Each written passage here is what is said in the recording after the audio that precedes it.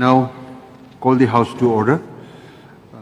We will take up question number 54, tabled by Sri Jim M. Sangma, Minister in charge, to reply, please.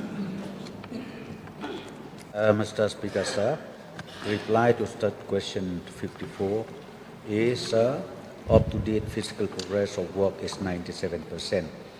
B, sir, the stipulated time for completion of the project is 24 months after issuing the final work order. Your supplementary question. Thank you, Speaker, sir. May I know the Minister in charge of PWD, the name of the contractor, and how many kilometers of this RMA covers?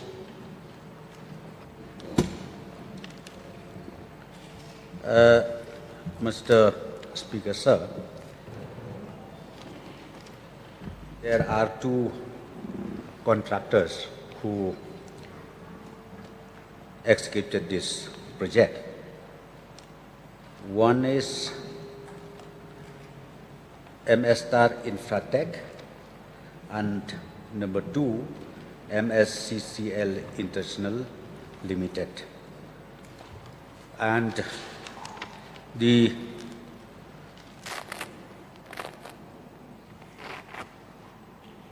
contractor number one, he completed 48 kilometers of work, and whereas the contractor number two, CCL, he is supposed to complete it within 22 kilometers. Speaker, sir, may I know the total amount has already been sanctioned for this road, RMA road?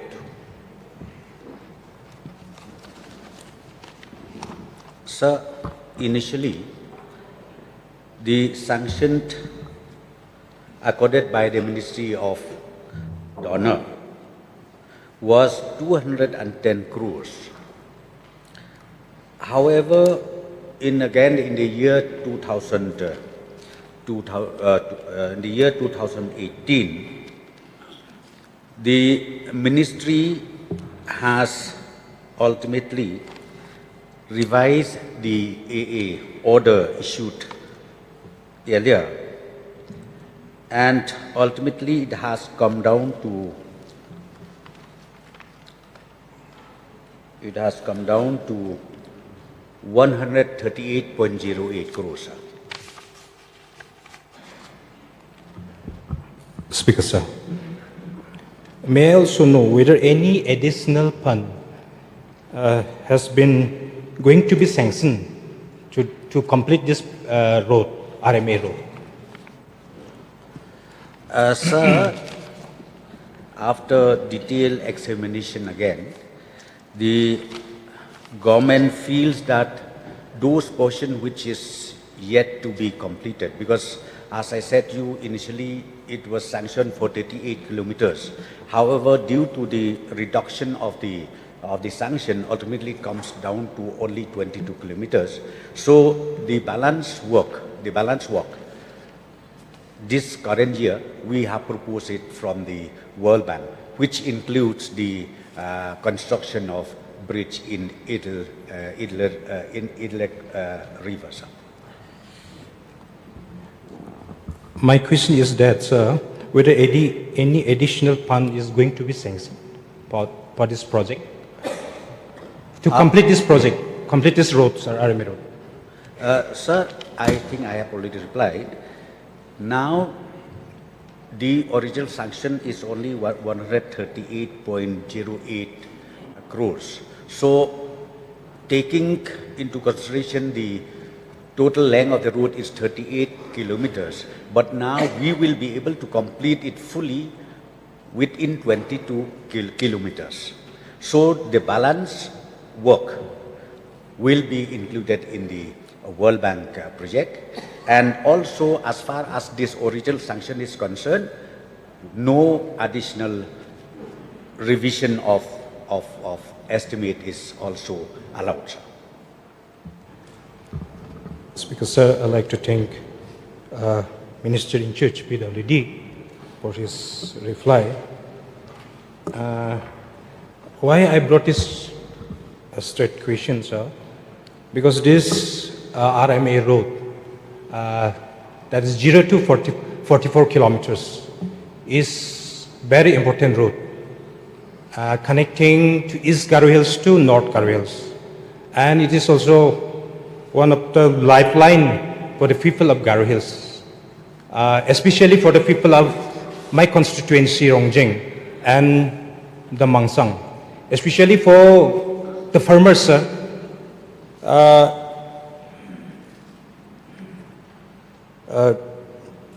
Because this road is connecting to Rongjeng, Adokre, and Assam also. So it would have been very much beneficial, sir, if we could expedite works of this construction, because it will be, especially it will be benefited for the farmers for transporting and supplying out their products also. So I'd like to request through you, sir, Minister in Charge of PWD, to expedite the work of this project, because it has been already nine years since this project has been sanctioned. During the time of Honorable LO's government, that is sometimes in 2017. So I'd like to request through you, sir, the Minister in Charge, to expedite this work of construction. Thank you, sir. Yes, sir. As I've already replied, the remaining portion which is yet to be covered under this project, we are going now to include it in the World Bank project, sir. Okay, we move on. Yes. May I know from the Deputy CM in charge of the department, the total source from, because as we sanctioned this program, I remember that this was a program which was formatted under a concept of convergence, pulling in resources and aggregating from both NLCPR and NEC. So over a period of time, whether this particular project as we implemented, there was some reduction in the scope of work, and thereby reduction in the cost actually that was incurred for the completion of the project. Sir, yes, in fact, I've already replied that reduction of the original sanction was changed, done by the Ministry of Donor. Because, sir, in fact,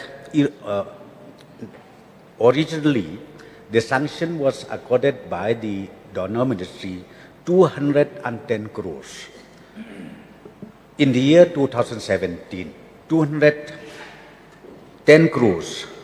But again, in the next meeting when they had, because these 210 crores has to be funded, one is by the Ministry of Donor, and number two is by the NEC. However, the component of the NEC that time, which is supposed to also add to this total sanction amount, then the ministry themselves, they had a meeting and then they asked the NEC to withdraw it. So ultimately, the total sanction came down from 210 crores to 138.08 crores. This is the status as of today.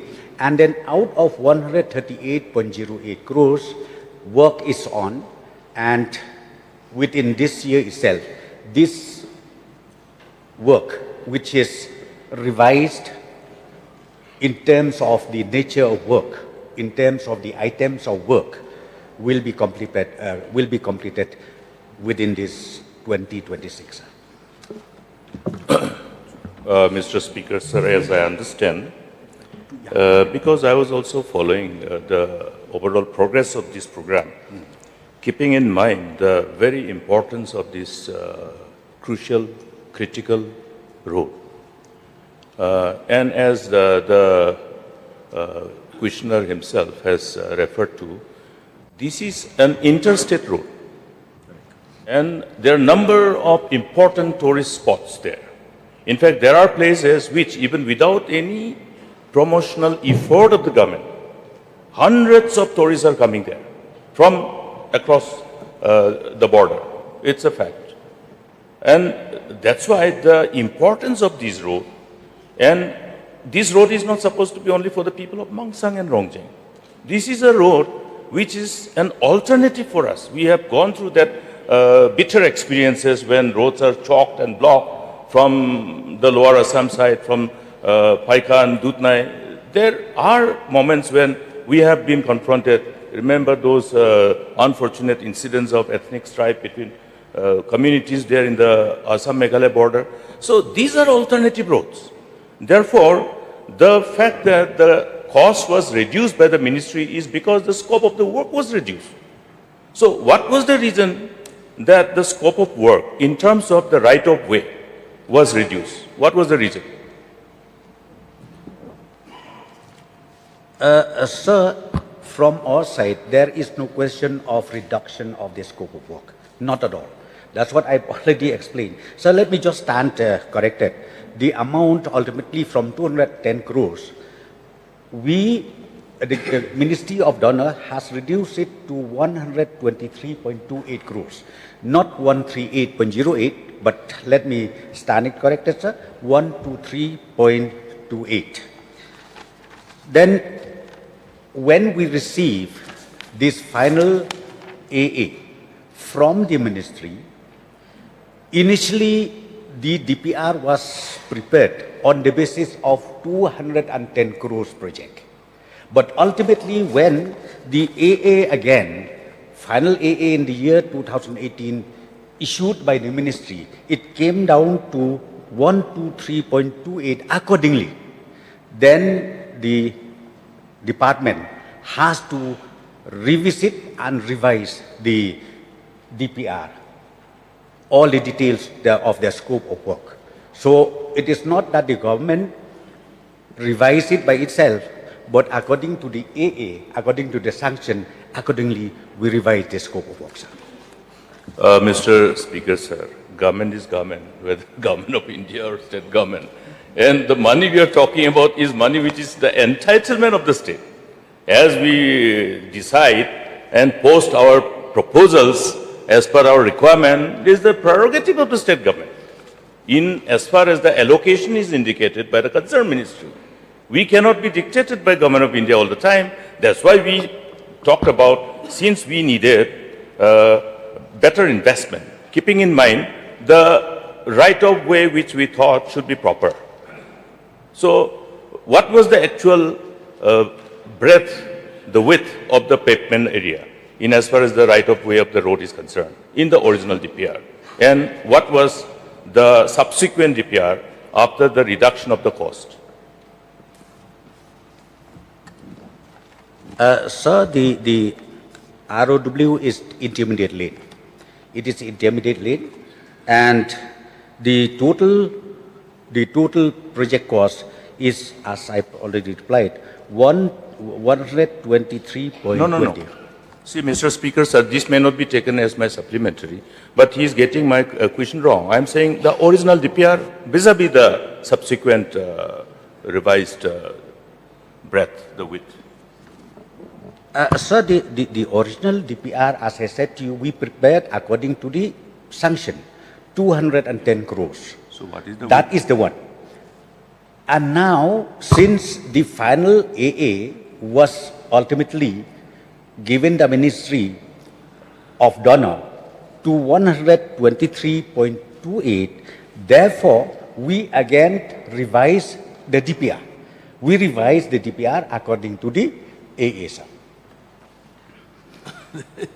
Reply is somehow not coming, Mr. Speaker, sir. I was asking the difference of the width of the pavement in terms of the width at the initial original DPR that was approved and based on the AA, the work was taken up and the subsequent post-reduction of the total projected cost. So this is not coming. Yes. No, okay, sir. Now I got, I got the question. Sir, in fact, the reduction of the DPR is in terms of length, not in terms of width. All the items are intact except we reduce, instead of 38 kilometers, it came down to 22 kilometers.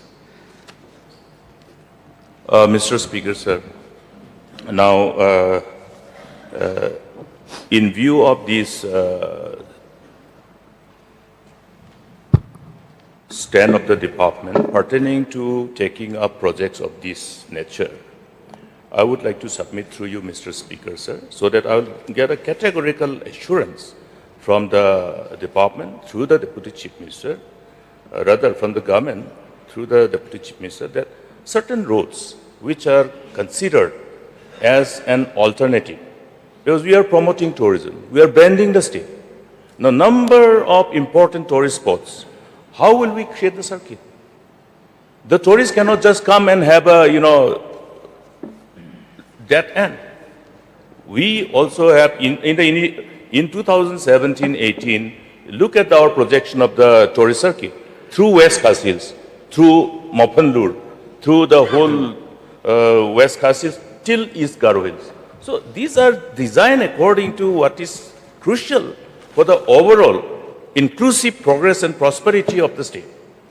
Now, therefore, my submission, Mr. Speaker, is that in view of this importance, can we expect that all the interstate roads which are connecting radially, that Shillong, Nongstoy and Tura Road, and other interstate roads, which are very crucial.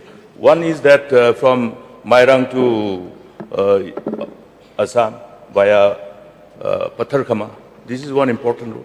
Then one is that through our, from Ryangdo, connecting to that Assam portion.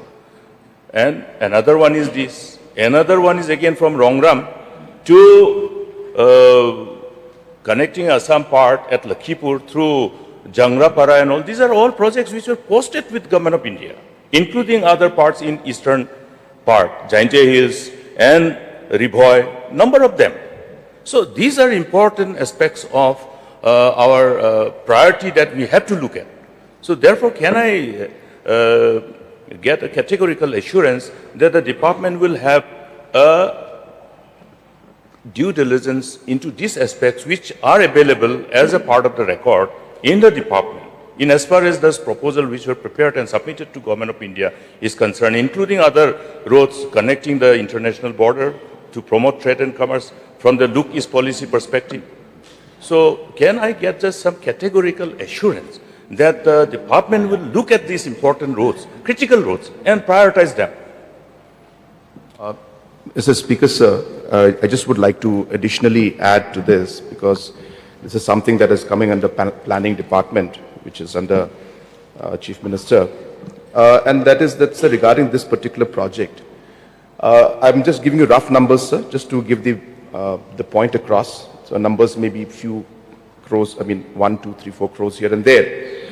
But the project that was proposed was 120 crores that was given through NLCPR, donor department, under the funding of the NLCPR. And 80 crores again was given as a funding through NEC component, which is again under donor ministry. The reason donor ministry then said that they cannot sanction both is because their argument was that we cannot sanction two projects or two amounts under separate funding for the same project. We argued with them saying that it's different length, this many kilometers is coming under 120 and this many is coming under 80 crores. But donor ministry stuck to their arguments, saying under donor ministry, for the same project, you're asking 120 crores from NLCPR and you're asking 80 crores from NEC. That we cannot do. And that is the reason why we had to take back the NEC component, the 80 crore part, and only the 120 crores was sanctioned through the NLCPR head. But we didn't lose the 80 crores. We had to submit other projects, but not the same Mangsang Adokri project could not be taken up. So that is the background because of which planning had to coordinate with donor. The proposals were sent, intention may have been correct, but administratively, the donor ministry did not agree, as I said, on funding two projects, same project under two heads. Mr. Speaker, sir, it's a little questionable, from the perspective of the fact that the same secretary, because any project posted to NEC above 5 crore has to go to Government of India, has to be approved by them. Post approval only and post AA only, these particular projects were started. That means they have done the U-turn in their decision. That was wrong, and I think we should put on record our protest against this kind of U-turn in respect of any decision once a decision is taken. Yes, sir. We did protest, but at the end of the day, Government of India, Donor Ministry did not agree. And that is why the project for the 80 crores of the NEC competent, whenever the secretaries most probably change, I'm pretty sure, I can't remember right now, sir, but the secretary changed, and when the new secretary for donor came, in their own, I guess, wisdom, in whatever way, they said, this is the same project, you're asking for the same project under two heads, we cannot give you. You choose one. And that's why from that two components of 120 and 80, we chose the 120. For the 80, we submitted other projects. We did not lose any money, but that's how things went, sir. But that's what happened, and that's the fact of the stories. Okay. Now we move on to the next question. Question number 55, tabled by coming on Imbon, and Minister in charge to reply, please. Questioner is absent. Oh, questioner is absent, sorry. Then we move on to the next question. Question number 56, tabled by Srimati Miyani Dishira. Honorable Deputy Chief Minister in charge to reply, please. Mr. Speaker, sir, reply to start question 56. Sir, the Airport Authority of India is presently preparing a revised master plan for the expansion of the Paljak-Stura Airport to facilitate the operations of the ATR 72/Q400s and A320 categories aircraft. An Airport Authority of India would undertake a leaders survey and feasibility assessment to determine the technical suitabilities and exact land requirement for the proposed expansions.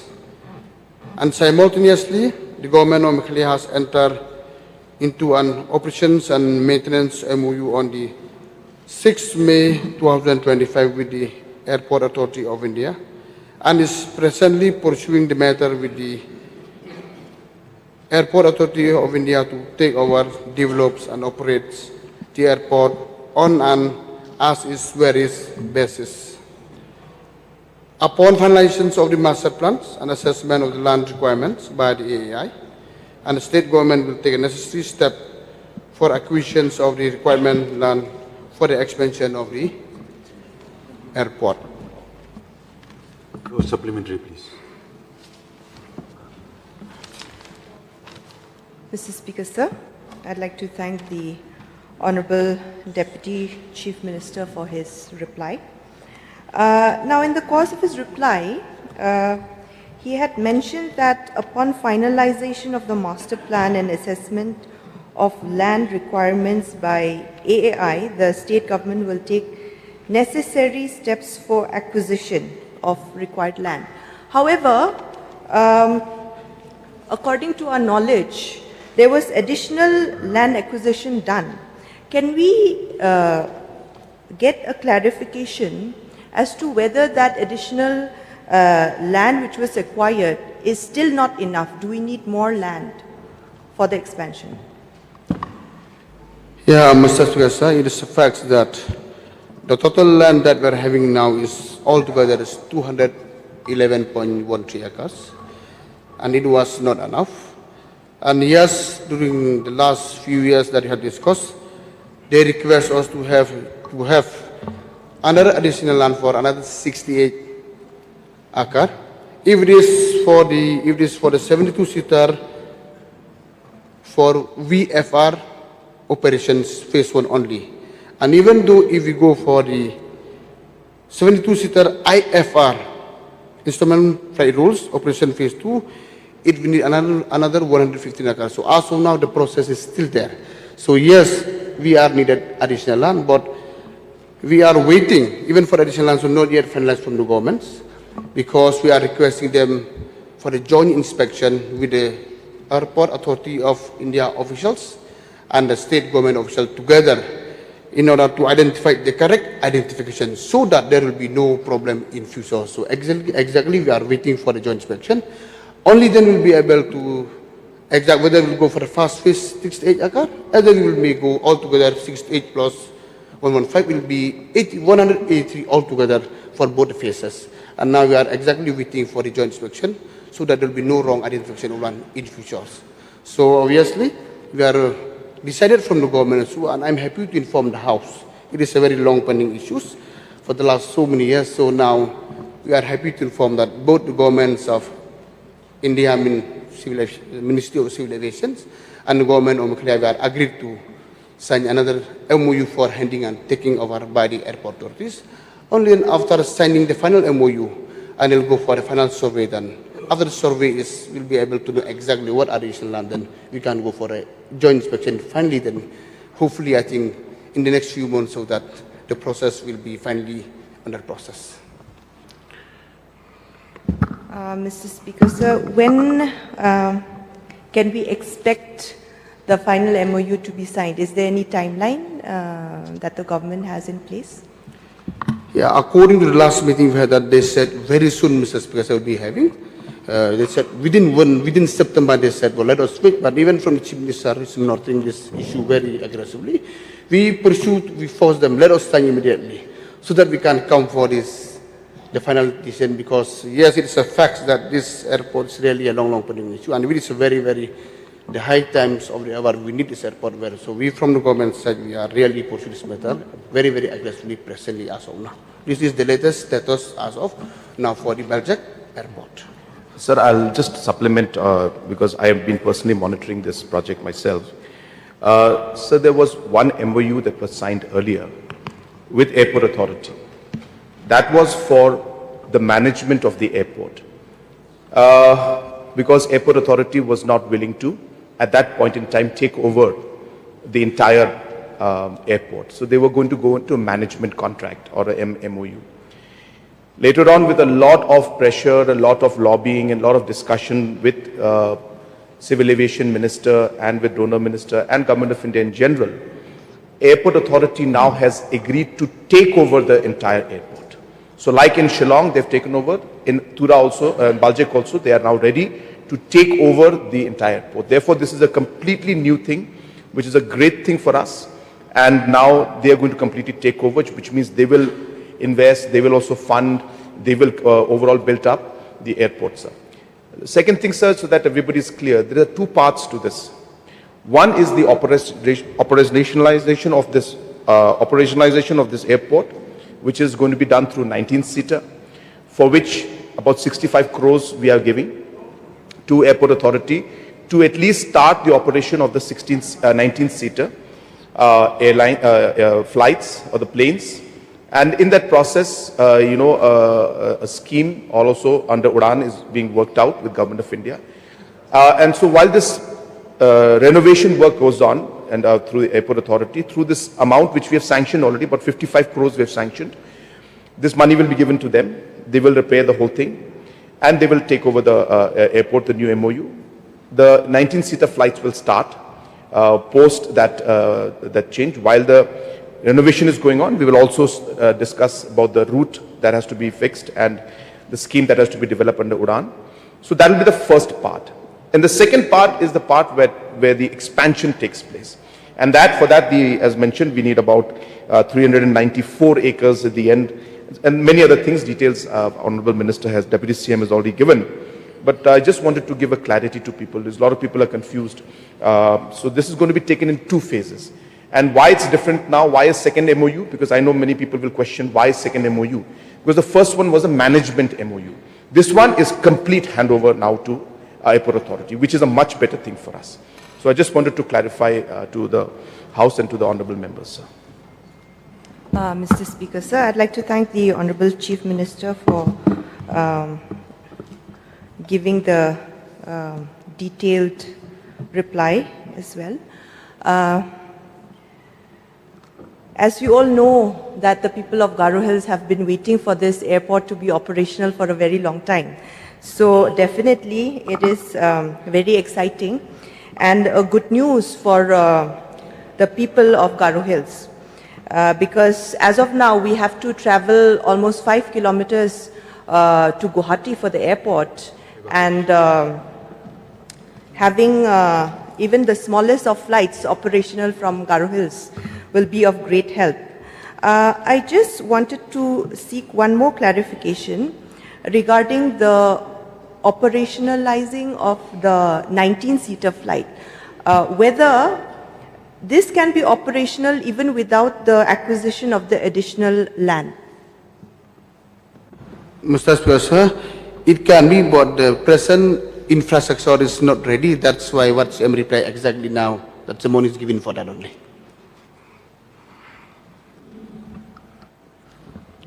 Mr. Speaker, sir, we are also reminded of the fact that this airport has been inaugurated by none other than the Honorable President of India. Now, there were challenges, and earlier land acquisition was based on the complete feasibility assessment and the technical viability done by AAI, and based on which the land was acquired, at least to operationalize. Now, there were some hiccup because the management contract and the expenditure involved to get the support of AAI was quite substantial. So, in the process of negotiation, it took time, of course. But then land acquisition has been completed for the initial part. So, therefore, as has been replied by Honorable Chief Minister as additional supplement, in addition to the reply of the Honorable Deputy CM. Now, therefore, I think we would like to know operationalization, the first part of the operationalization of this airport, how fast we can expect, having signed a management contract with the AAI. And I'm sure they must have been already paid quite substantial amount, because the annual charges were quite substantial that they were asking initially. Can we get the cost which was paid for the management of the airport without the component for operationalization, and what will be the cost along with operationalization, and how fast we can start? So those, of course, the details of how much the cost and all is not there.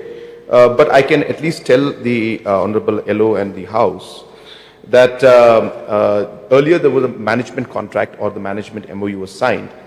At that point in time, there was a requirement of 55 crores to be given to improve the overall infrastructure out there, as I said, which we have already sanctioned to sanction. And now that the MOU for the handing over of the airport will be done, that we have decided, and once that is done, we will give that money to them. And for the operation part, roughly about, I don't have the exact numbers, sir, but roughly about 2 crores per year is what is there in the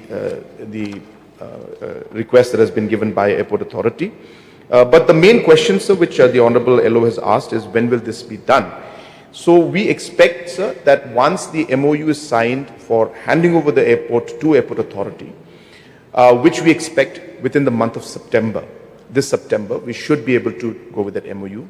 From that point, approximately 8 to 9 months is the requirement to renovate the old building and just redo the current runway and everything like that. And they will take anything between, as I say, 9 months to 10 months. So let me just put 10 months. Because again, as I said, it all depends, but roughly they have given us a commitment that anything around 9 months plus minus will be what they require. Second, sir, once that is done, sir, parallelly, we will be also going for the routes. So in this, Air Alliance has shown interest.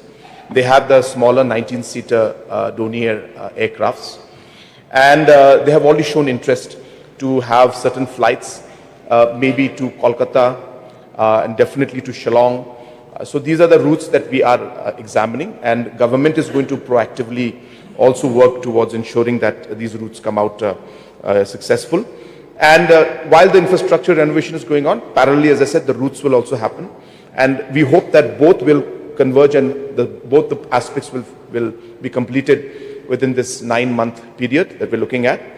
And I hope, sir, that around mid of next year, maybe July, August, September next year, we should be able to start, sir. But as already mentioned, we have seen so many challenges in this airport. So I really am keeping my fingers crossed also that no other surprises come. But we are working very hard. This is something that late P.S. Sangma ji had started this entire thing. So it's also very, very important project personally also to all of us, in fact, sir, to you also, to me also. So therefore, this is something that we are very, very, very aggressive. In fact, I'm sharing something personal, but I had a talk with the Honorable Civil Aviation Minister. He happens to be a very dear friend of mine because we were in Parliament, when I was in Parliament for a short period. We happened to sit together in the same row. And so he's now the Civil Aviation Minister, a very dear friend of mine. So I told him that this is one gift that you can give me, is you have to operationalize Paljik Airport. Shillong is already functioning, all the work is going on.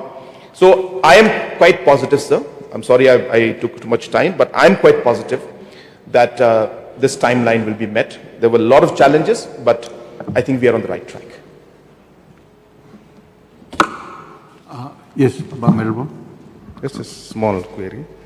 Even though it will deviate a little from the principal question, but this is with regard to the status of the airport at Umroi, whether the Honorable Deputy Chief Minister can enlighten the House with regards to the expansion of Umroi Airport, so that the August House will know, so that big aircraft can land, keeping in mind the incident happened like last week.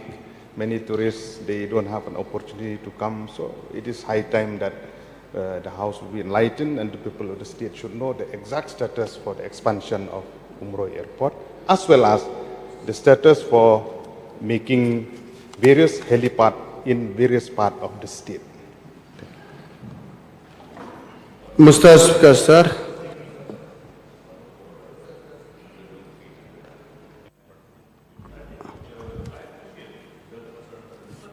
The mic, please. Oh, yeah. You'll become a president, Mr. Speaker, sir. Therefore, the supplementary has to be specific to the principal question, as per the rule.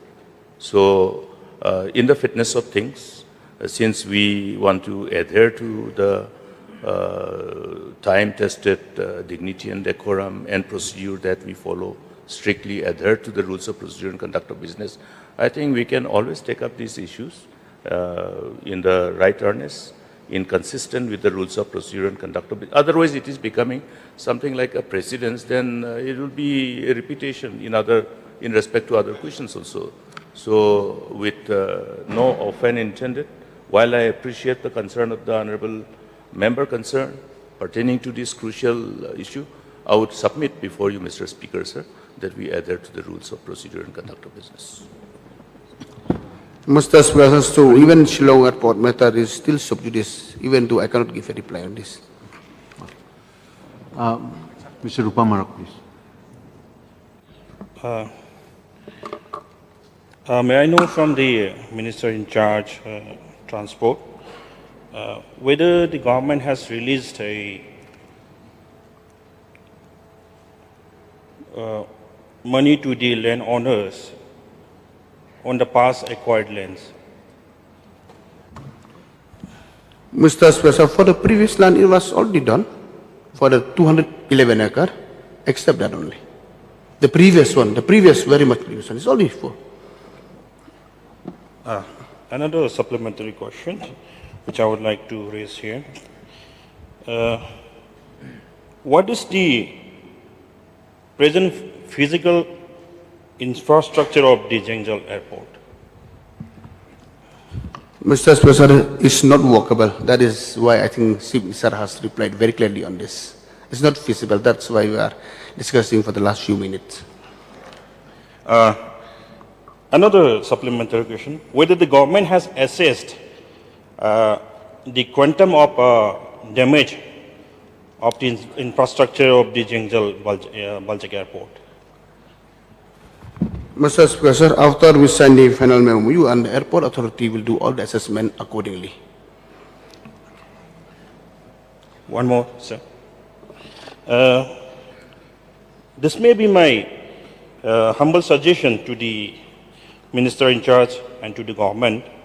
The Baljak Airport is in shambles. It has damage, maybe like 60% has already been damaged due to the negligence of the government or the administration, I would say. So I would like to suggest to deploy some security personnel or maybe the police to patrol that area, because it has been used as a hub for the antisocial elements or antisocial youths or whoever indulge in antisocial activities.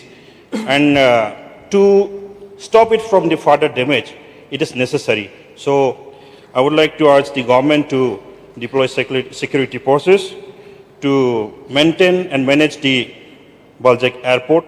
And just few months back only, I called up the SP of the West Garo Hills and asked him to send some patrolling team, like in the evening, twice in the daytime, to man the Baljak Airport. Thank you. Mr. Speaker, the suggestion made by the other member is well taken and noted by me. Yes, Vice Chair, please. Taking cue from the principal question raised by the Honourable Member, Srimati Miani Dishira, which deals with the airport. In fact, I've put the question before the Honourable Minister concerned with regards to the Umroi Airport. So I would like to stick, because we are talking about the airport, the principal question is with the airport. Recently there has been the expansion with regard to the runway with regards to Umroi Airport. And as we are all aware that there is a road because of the acquisition of land for the expansion of the runway at Umroi Airport. There is a road linking 5 villages in my constituency with Ribhoi district, passing through Umden village. So with the expansion of the Shillong Airport, this road won't exist anymore. And I would like to know, because the villagers from these nearby villages have come to me, and in fact I've met the officials from the airport authority, where they have assured that during the construction of the expansion of the runway, they will provide the road for these villages.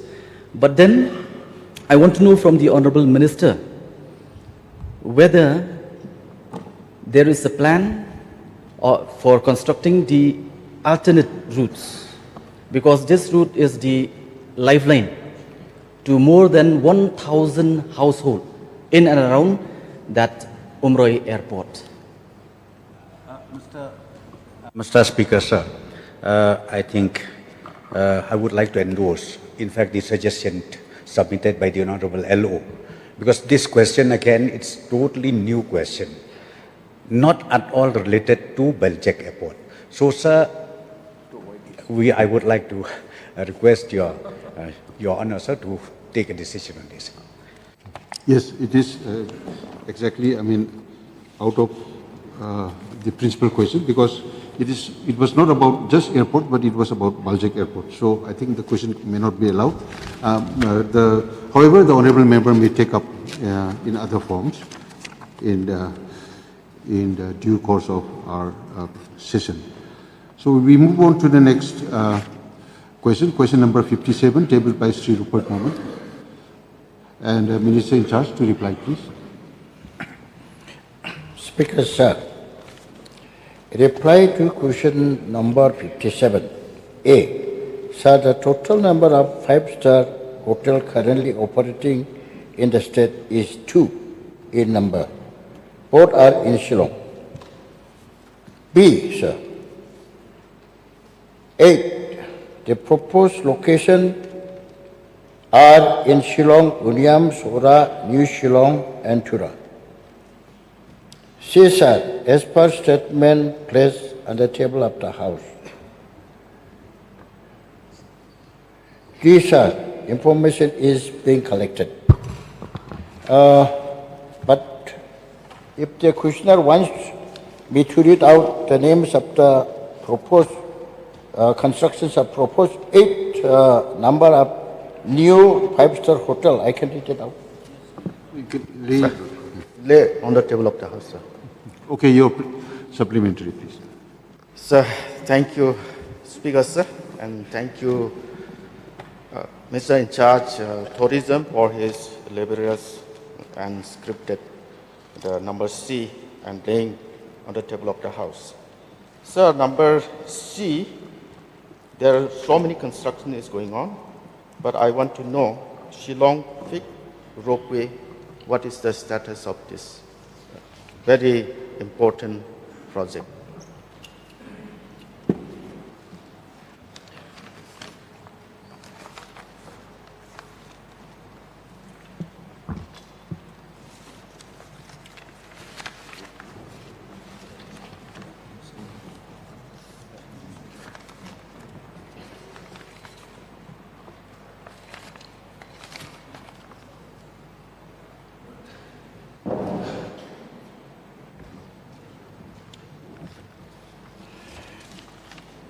Shillong ropeway construction is in the progress.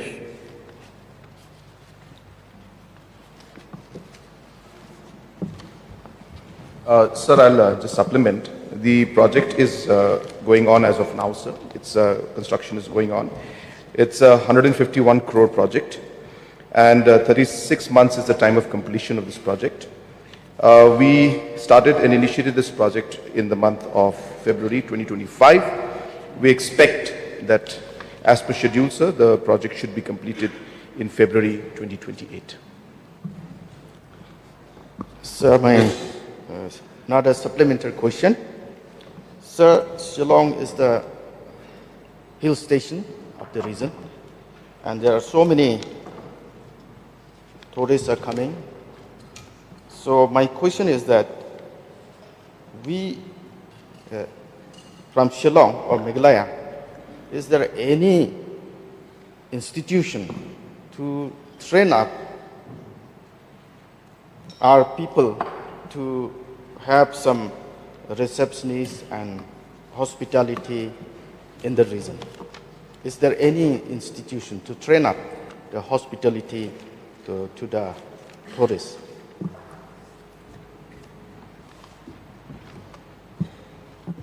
Sir, I'll just supplement because this is to do with skills. Sir, under the skills program, which is the Meghalaya skills mission that we have, sir, we have close to about 150 plus different agencies, again local agencies, sir, that are conducting different trainings. And I can also share with you, sir, that in the last 3 financial years, almost 6,196 people have been trained under this skilling program. And in fact, we have 2,186 who are being trained as we speak, but total 6,196 have been trained. And there are multiple agencies which have been certified by Government of Meghalaya through the skills department, the Labour and Skills Department, under the MSSDS, and they are giving the necessary training to the youth of our state for tourism, sir. Thank you, Mr. Speaker, sir, and thank our Honourable Chief Minister for his elaborate answer. Thank you.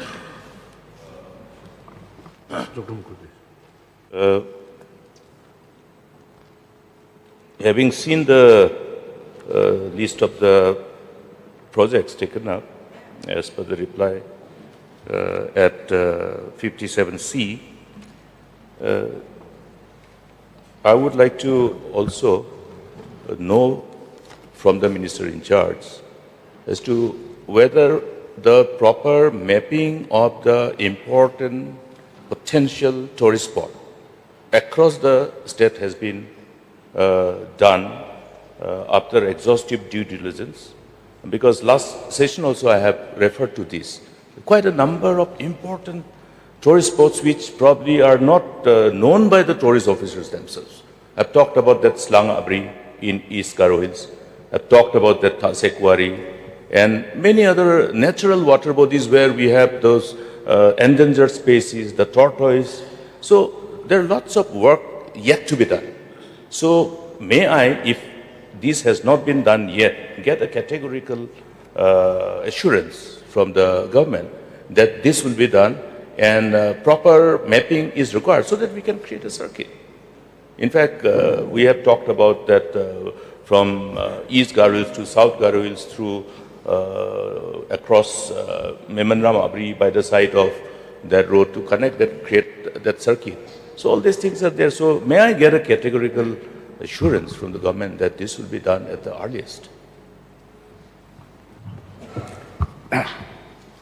Speaker, sir, many new projects from Garo Hills are yet to be taken up. And these new projects has not been shortlisted. But there are many applications, there are many projects proposed, but these proposed projects are yet to be shortlisted. Mr. Speaker, I'll just add, I'll supplement, sir. Sir, the Honorable Minister has already explained that many projects are in the pipeline, which is true, sir, which are not part of this list of 144 that are going on. But to answer the question that the Honorable LO has asked, that the mapping has been done, sir. So we have mapped, and it is based on this mapping only that these 144 projects were taken up, and the new projects that are coming up are being taken up. So there is, but it's an ongoing process, sir. One has to remember, because again, it's a question of how one sees a potential in an area. So therefore, these things keep coming up. And therefore, we are continuously adding the names. We are continuously, mapping more and more locations, because, as I said, our state is really beautiful, and there's so many hidden gems that many people don't know. So we have done an exercise, sir. It's only on the basis of that exercise that we created this whole system, the circuits, and the homestays. Now, for example, so the homestays that we're giving, we have, if people who have applied for it will know, that this is in a cluster form. And why is it in a cluster form is because not every block is in that homestay scheme. And the reason it is not there in the homestay scheme is because of this mapping. After we did the mapping, we said that, well, this block has got more potential, and hence the chances of the homestay to actually be successful is more in these clusters, because, as you know, the homestay scheme has component of loan also in it. So therefore, they have to ensure that they earn money. So we did this mapping. Based on this mapping only, homestay scheme has been approved, and we have been giving money only to those clusters as of now. And for that also, if there are proposals that come in from people saying that, no, our district, our block, our area also has potential, please include. Then we again map it, again study, and we say, if we come to conclusion that yes, it's true, we include that in that. So that's an ongoing process, sir. But we have to go in a planned way. If we just go randomly and just start putting one project here, one project there, and there is no coordination, no synchronization, and no planning, then obviously the outcome will not be as productive as we would want it. So to answer in short, sir, the mapping has been done. It's an ongoing process, and I would be very happy if honorable members can also give their inputs to the Tourism Department from their side in their particular constituencies also. Mr. Speaker, sir, precisely, I would like to thank the Honorable CM for further enlightening. But the moot question is, yes, we should not go piecemeal. It should not be that, okay, one mapping has been done, that's why it shall suffice. It is not. Because there are many, as I have said, many of these hidden treasures, the potential tourist spots are yet to be known by the department itself. That's why the mapping is required in a planned manner. So I hope this assurance is given fruition by the government. But at the same time, I would like to put one more supplementary, rather it's a area of concern pertaining to this scheme indicated in the statement at serial number 6, Shillong Peak Ropeway. Now this ropeway under consideration and already I believe it is in the process of implementation. I don't know the status, but whether before the project has been taken up, whether any environment impact assessment has been done, and if so, the details thereof. Sir, the project is going on, as mentioned, and this is a project that has been funded under the gap funding, as I said, has been done under the PM Divine, and so the project and projects like these cannot be done without doing the environment impact assessments. All of those things have been done multiple times, and we have looked into multiple aspects of it. I don't have the report. I'm sure both of us don't have the report of exact, because there were 144 projects. So we did not bring all the reports of all the projects that are there. But I'll be happy to make the information available to the Honorable LO if he so desires. But we don't have it, sir. But it was done, it is a part and a mandate of any of the large projects. In all these projects, we have to have the social impact assessments, the environmental impact assessments, all have to be done, sir. Mr. Speaker, sir, why I have put this supplementary is because we understand that in order to ensure eligibility of funding, we may be doing all this exercise, but it has to be done with utmost sincerity and keeping in mind the real impact. Now, we talk about all those scientific interpretation of various pandemic, various viruses, how they have been displaced and disturbed and have become a challenge for the health, whether it is COVID or any other disease. Now, there are lots of impact in as far as environment is concerned. It's not only the tree. It revolves around the whole biodiversity. So whether this environment impact assessment has been done in such a manner that it has taken cognizance of all this perspective, including the impact on wildlife, including impact on the flora and fauna, because this is a very important concern of the people. In fact, people have been asking me, and I'm not aware of any public hearing or anything. I don't know whether it was done properly or not. So I think we should have a complete clarity on this. The findings of the environment impact assessment, and it has not been done properly, how we would like to address those environmental concerns.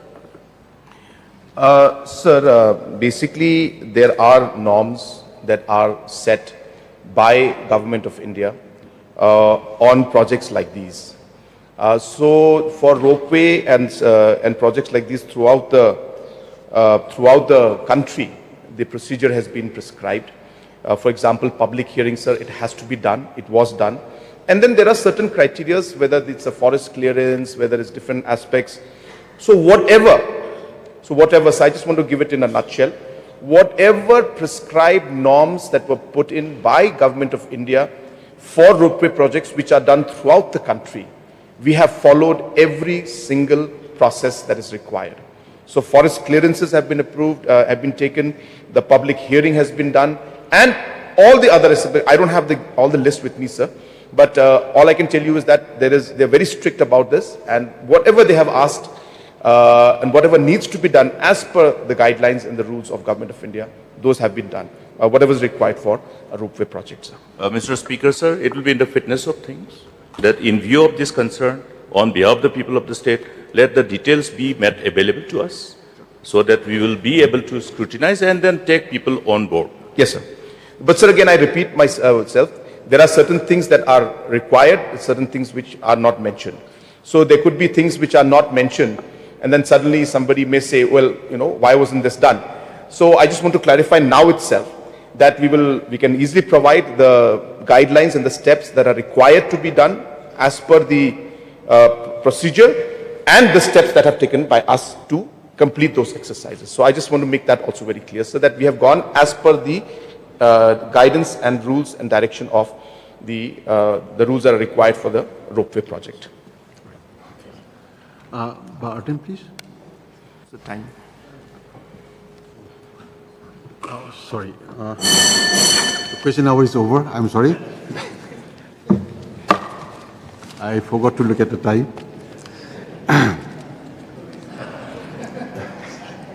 Now we come to the next item, item number 2. Before we take up this, let me read out the message from the Governor.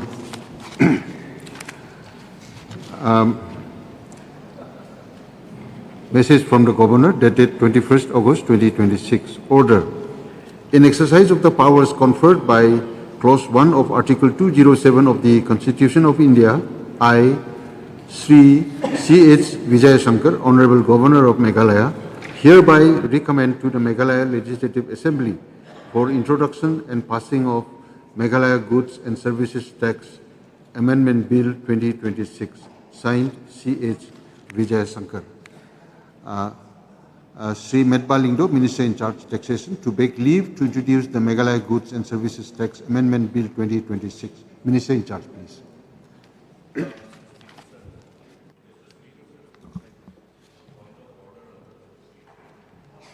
To refer to Rule 144(2) of the Rules of Procedure and Conduct of Business.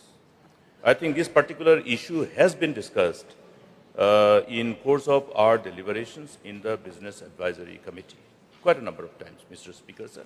And we have taken note of this provision in the Rules of Procedure and Conduct of Business. And having seen the list of business for the day, it is contrary to the provision of this Rule 144(2) of the Rules of Procedure and Conduct of Business. And in this regard, I would like to submit, see, when the Business Advisory Committee is sitting, it is incumbent upon the government to indicate as to how much of the government business are there to be taken up. Is it only SDs or otherwise other subjects? Now, the government business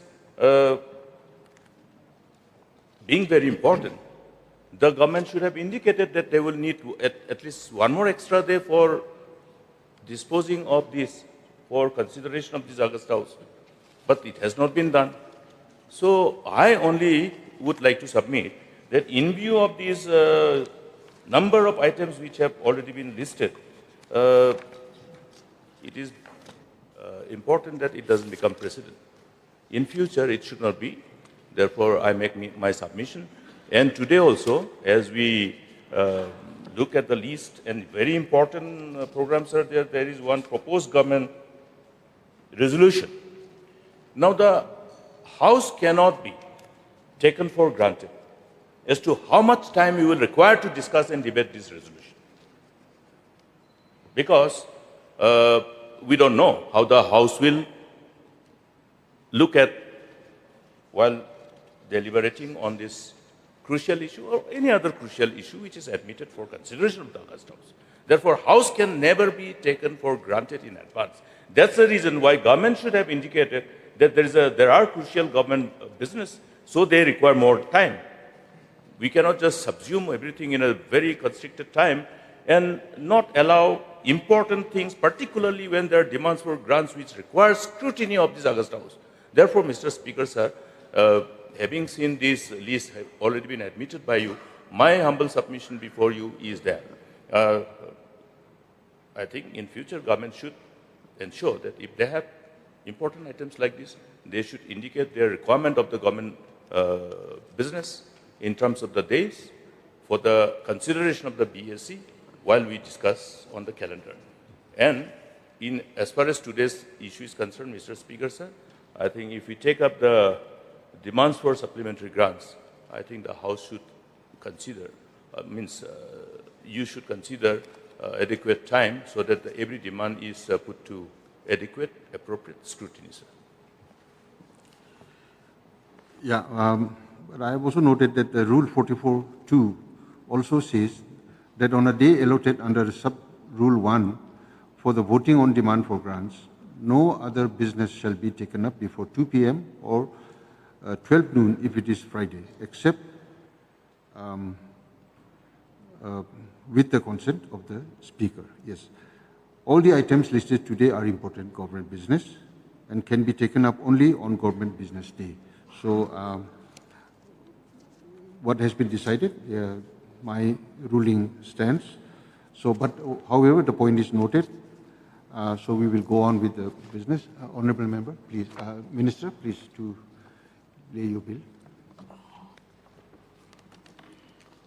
Speaker, sir, I beg leave to introduce the Meghalaya Goods and Services Tax Amendment Bill 2026. The question is that leave be granted to introduce the bill. Those who are in favour say aye. Those who are against say no. The ayes have it, the ayes have it. And leave is granted to introduce the bill. Minister in charge to introduce the bill, please.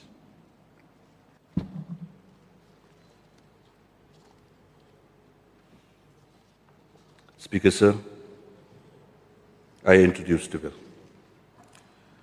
Secretary to read out the title of the bill, please.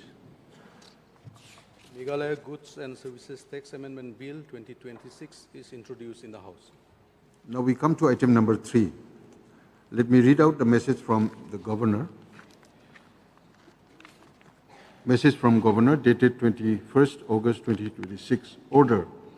In exercise of the powers conferred by Clause 1 of Article 207 of the Constitution of India, I, Sri C.H. Vijayasankar, Honorable Governor of Meghalaya, hereby recommend to the Meghalaya Legislative Assembly for the introduction and passing of the Meghalaya Value Added Tax Amendment Bill 2026, signed C.H. Vijayasankar.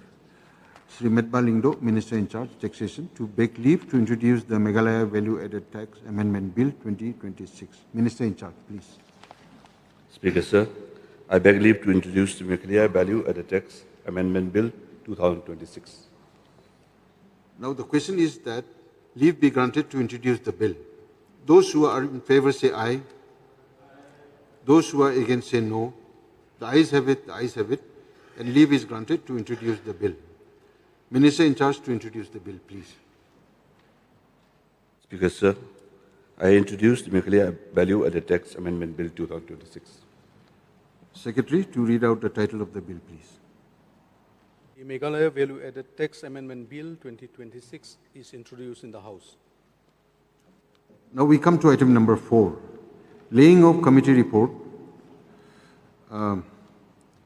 Dr. Celestine Lingdo, Government Chief Whip and Member, Rules Committee, to lay the report of the Rules Committee pertaining to proposed Rule 209, Rule 275 12, Rule 275 13, and Rule 260 of the Rules on Procedure of and Conduct of Business in the Meghalaya Legislative Assembly.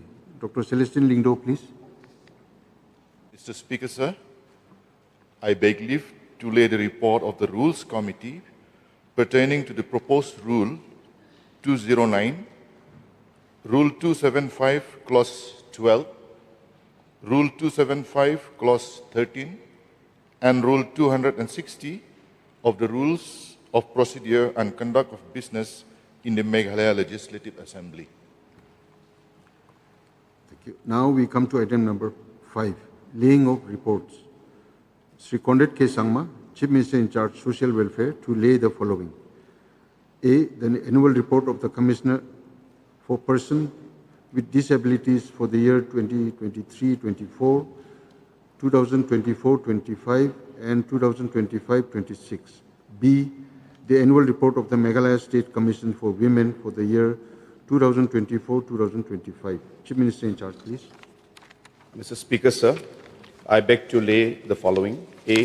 The annual report of the Commissioner for Persons with Disabilities for the year 2023, 24, 24, 25, and 25, 26. B. The annual report of the Meghalaya State Commission for Women for the year 24, 25. Now we come to item number 6. Sri Conrad K. Sangma, Chief Minister in charge, Planning, Investment, Promotion and Sustainable Development, to lay the annual report of the Meghalaya Age Limited for the year 2020-21, 2021-22, and 2022-23. Chief Minister in charge, please. Mr. Speaker, sir, I beg to lay the annual report of the Meghalaya Age Limited for the year 2021, 21-22, 22-23. Now we come to item number 7.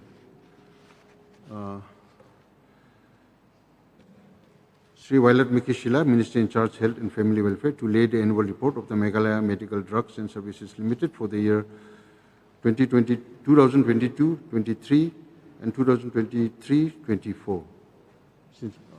Mr. Speaker, sir, I beg to lay the report of the Meghalayan Medical Drugs and Services Limited for the year 22-23 and 23-24.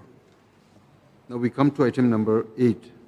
Sri Conrad K. Sangma, Chief Minister in charge, Personnel and AR, to lay the 20th annual report of the Meghalaya State Information Commission for the year 2025. Chief Minister, please. Mr. Speaker, sir, I beg to lay the 20th annual report of the Meghalaya State Information Commission for the year 25. Now we come to item number 9, a government resolution. Sri Conrad K. Sangma, Chief Minister in charge, Mining and Geology, to move a government resolution against the mining of uranium in the state of Meghalaya. Chief Minister, please. So do I? Yes, please. You can. Mr. Speaker, sir, I beg to move a government resolution against the mining of uranium in the state of Meghalaya. Whereas the tribal areas of the state of Meghalaya are administered under the 6th schedule of the Constitution of India, land within the autonomous districts is held predominantly under community, clan and individual customary tenure. The allotment, occupation and use of such land falls within the legislative competence of the autonomous district councils under para 3 of the 6th schedule. The transfer of land is regulated by the Meghalaya Transfer of Land Regulation Act 1971. And whereas the Honorable Supreme Court of India in Civil Appeal number 10720 of 2018 in state of Meghalaya versus all Dimasa Students' Union, Dima Hasao District Committee and others wide their judgment dated 3rd of July 2019 have clearly held that in Meghalaya, the private owners of the land as well as community owners have both the surface right as well as subsoil right, and thus the tribals in the state owned the land and also owned the minerals. Whereas uranium-bearing minerals have been identified in Domasiat, Wakin and Lostoin areas of West Khasi Hills and Southwest Khasi Hills district, and the Kelang,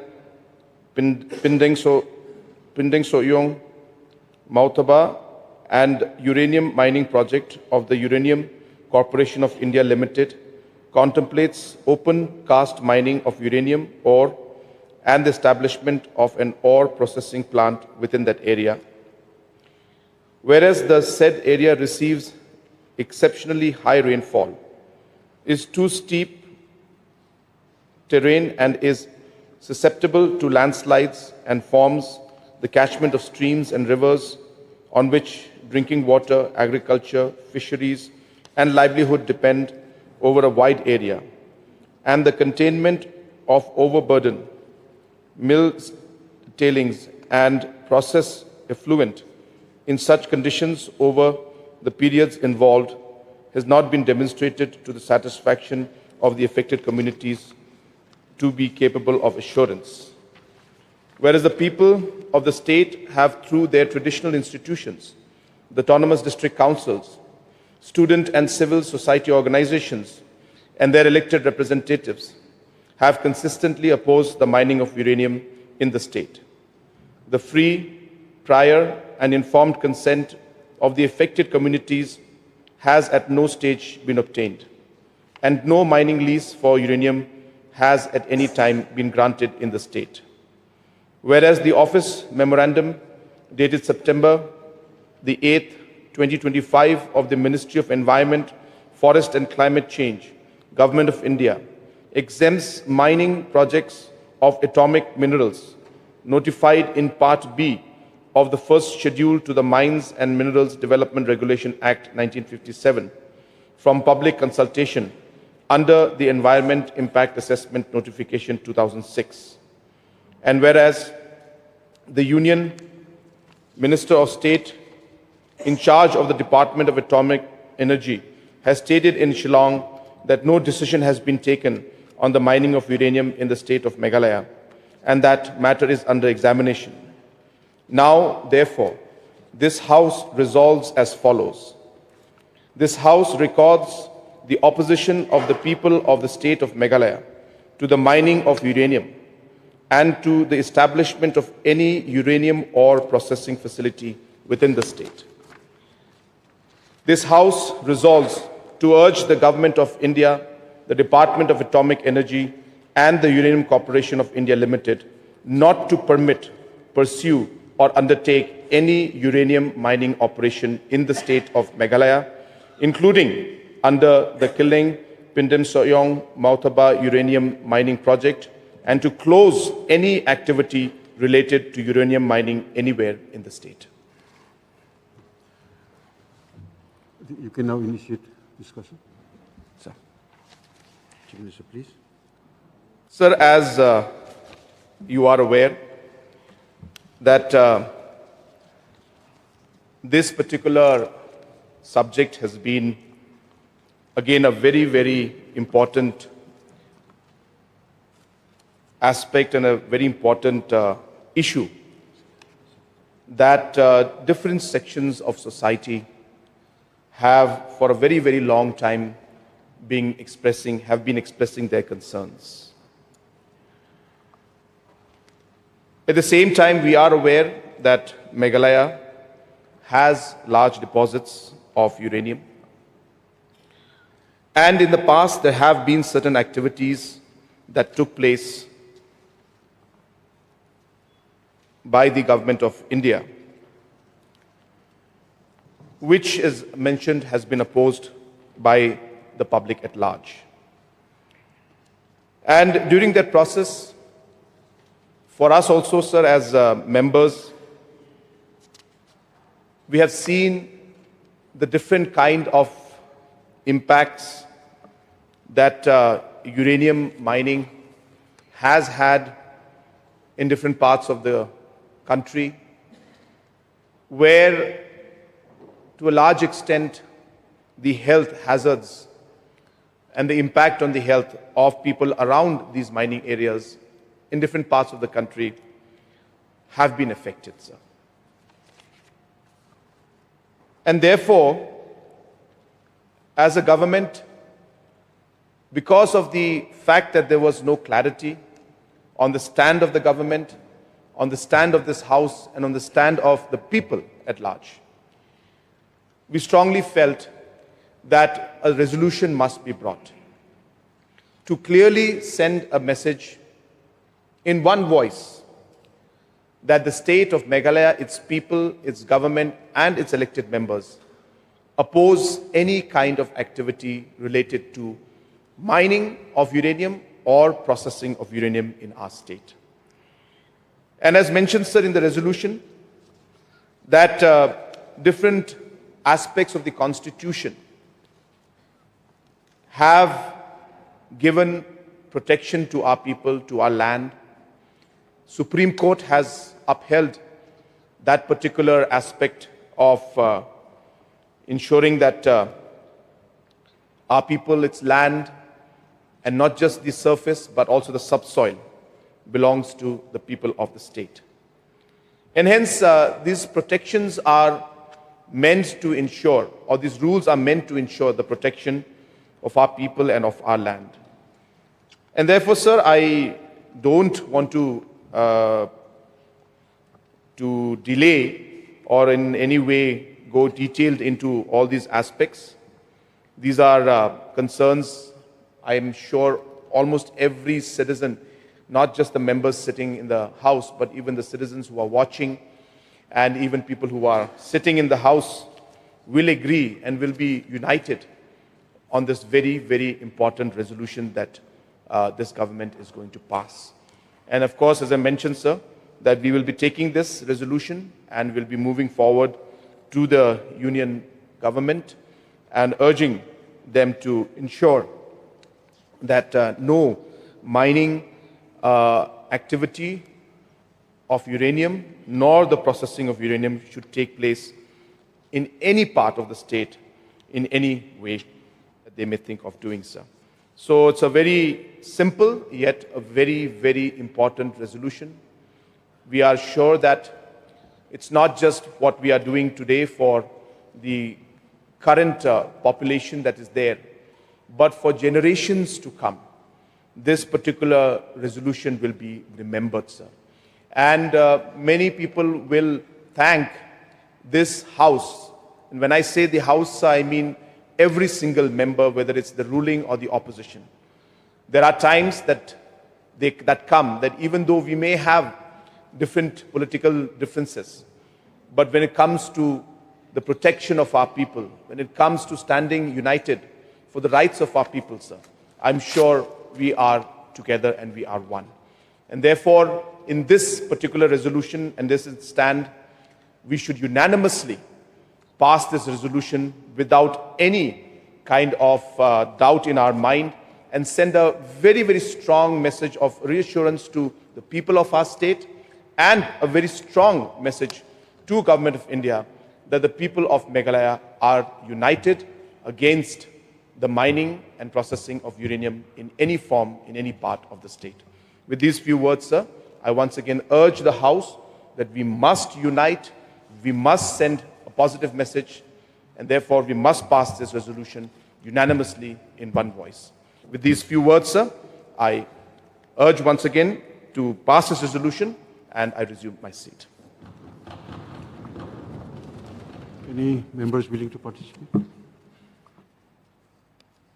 Yes, Dr. Mukul Sangma. Mr. Speaker, sir, I would like to submit in brief while appreciating the endeavor of the government to bring it to this August House, to get the unanimity of the members of this August House towards the direction as reflected in the intent of the proposed resolution. Mr. Speaker, sir, this issue has been, the overall proposed uranium mining in the state has been opposed tooth and nail by the people of the state. Ever since this proposal was embarked upon by Government of India, for whatever reason, we don't want to elaborate on that. And it has been very difficult to navigate for many of the government because of the pressure that was forthcoming to agree to this proposed mining of uranium. And we have seen many unfortunate incidents of misgiving, mistrust, lack of trust pertaining to this. And it became also a political tool for many political parties also. And many political parties obviously will weaponize anything that is connected with the sentiment of the people. And nevertheless, having said this, I'm also happy. I would like to put on record my sincere thanks to the then Government of India. When our illustrious late Prime Minister Manmohan Singh ji was in office, we took cognizance of the sentiments of the state, the people, and elaborately discussed it a number of times. Because even before I took charge in 2010, the pressure was so much. And being part of the government then, I could see and to be able to withstand. So I had to have quite a number of sittings, but there was a magnanimity from the side of the then Prime Minister. He personally was pursuing this. In fact, number of letters are all on record. How many letters used to come? But then, with utmost sense of sincerity, when we articulate the sentiments of the people, keeping in mind various factors, these also have been factored in this resolution. The size of the state, the terrain, the environment, how we are considered as the state receiving the highest rainfall. So it has to be seen from genuine concern, not as, something which is being surrendered only because of the other reasons. It is not. It is a reality. In the state of Meghalaya, any mining of uranium can have serious impact on the overall well-being of our people without having to elaborate on the ramification on the health hazards. We all know. It's all well documented. And having said this, because Government of India today, I think with the advent of and an advancement of technology, many alternatives. That's a good thing. Our scientific community have come up with number of alternatives and number of technologies which can enable the nation to leverage upon those knowledge, technology, and also the other alternative minerals. Therefore, it is only befitting for me to place on record my sincere thanks to the then Government of India under the illustrious leadership of late Dr. Manmohan Singh ji, and we were never disturbed any further. And that particular, I must say, that understanding continued till now. And I think this is the right time, given the, considering the given situation at this moment, when there is that understanding, it is only appropriate to arrive at a collective decision, and therefore we would like to, with utmost sense of responsibility, support this resolution tabled by the government. And rightly, I would urge upon all the members to see that we show our unanimity and our connect with the sentiments of our people. It's not based on anything, any unfounded scare or other unscientific reason. It is a scientific reason. Therefore, I think we hope that the House will be adopting this resolution with unanimity, sending a strong message. And I would like to only put one rider, one very important rider. This rider is, again, based on the rich deposit. If you look at the deposits, and these deposits are all along, across the western part and eastern part, we have the detail of the deposits. And this crucial information about the deposit is very important for the government to put the people, the community, the landowners in the loop as to how we will utilize the land. Because with all these other mining activities, any area where we have the deposits, if people are not aware, then what can happen, we understand. There are many other areas which are already known to have the deposits, but the landowners don't know. That's the fact. Therefore, there will be quite a substantial amount of work to be done by the concerned department with a complete scientific application of knowledge and technology to take cognizance of those concerns and ensure that the landowners are aware of this fact, and based on that, how they should be guided scientifically, and how they should be, to that extent, help to have that kind of power of comprehension for appropriate and optimum utilization of their land resources in future. That should be kept in mind by the government, by the state government, as the honors of responsibility, Mr. Speaker, sir. Because otherwise, it will have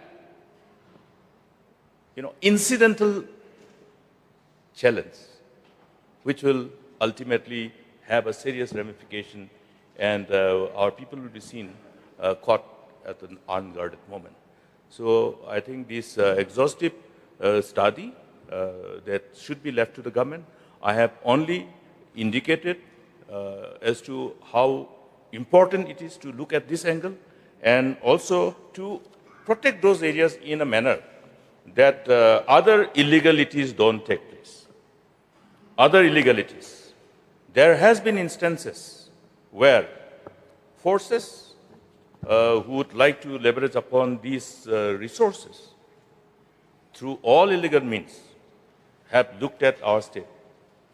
It is on record and it is available as part of the inputs.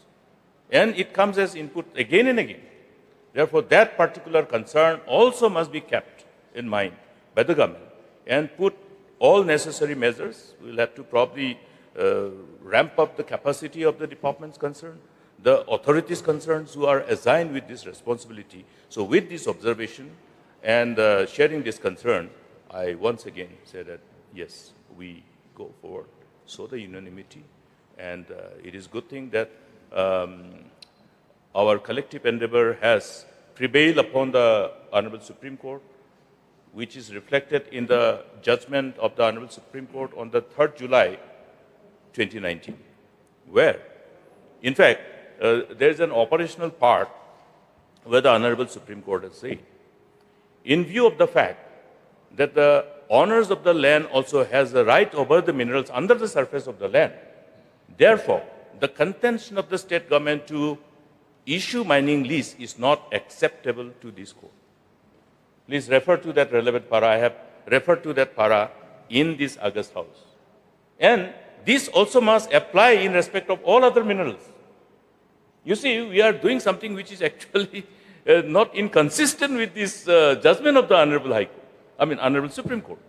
Because this particular interpretation cannot be interpreted in isolation only for coal. Yes. Therefore, the right over the minerals under the surface of the land, whether it is stone, whether it is any other mineral, see, the things have to change. Therefore, when we know the truth of the ownership and our responsibility to pass on that power to the people, I think government has to be ready to see that we let go certain regulation which otherwise is contrary to the judgment of the Honorable Supreme Court. So I believe, though I take this advantage to refer to, that Honorable Supreme Court judgment is the weapon, the anchor for all of us, even to adopt this resolution. Therefore, having said this, let us also ensure that the right which was taken away from the people is transferred back to the people. It's like a redemption. Let's give back what has been taken back, what has been taken from the people. And it will go a long way in creating that kind of enabling environment for the people of the state, for the owners of the land. Today, owners of the land, the Nokmas, the landowners seems to be so poor, whereas they have the ownership over all these rich resources. Because by default, we have taken their power. That must be restored.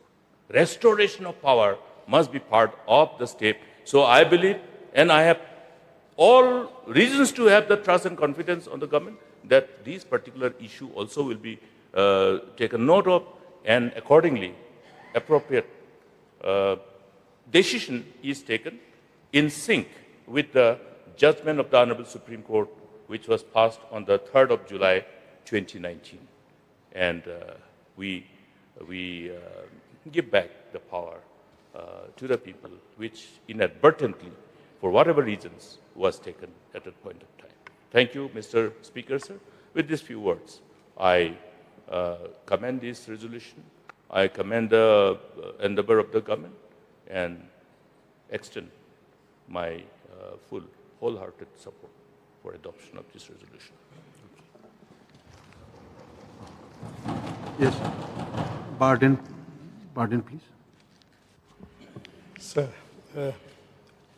I want to thank you for giving me this opportunity to also participate in this resolution brought by the leader of the House. And at the outset, I would like to express my sincere thanks to the government. I would like to appreciate the government for bringing this resolution as a government resolution. And I would also like to make a mention in a very categorical term that we stand in support with this resolution of brought by the government. So,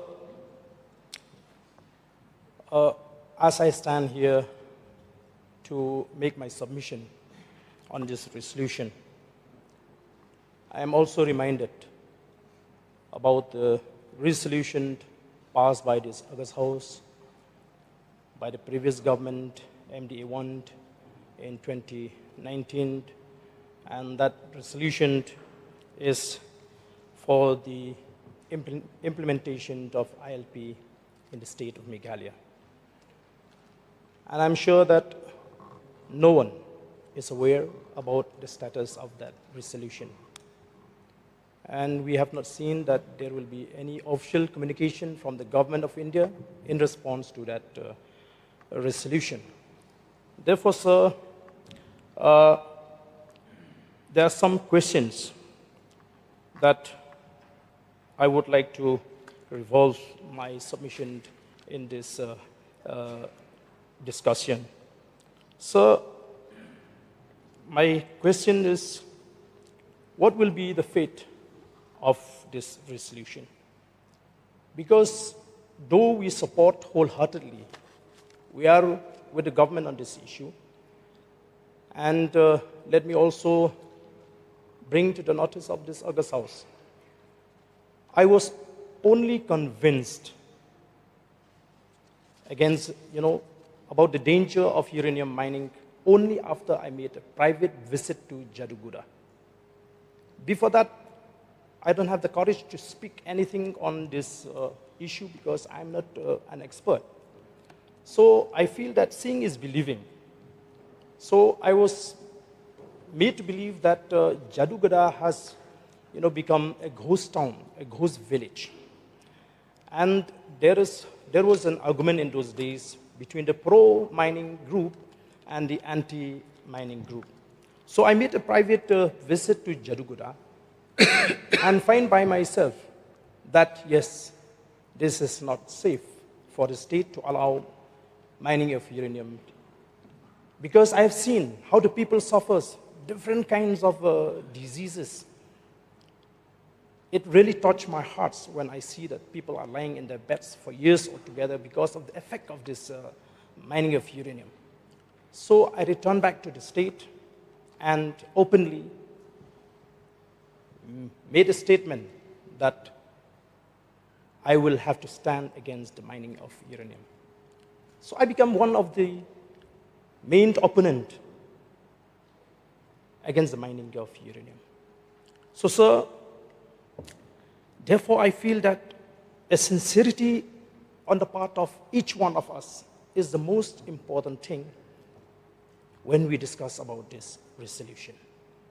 As I said, I don't know, coincidentally, that when the government of Meghalaya, MDA1, adopted a resolution to demand from the government of India to extend the implementation of ILP, it was on the same day that a presidential order also came up, where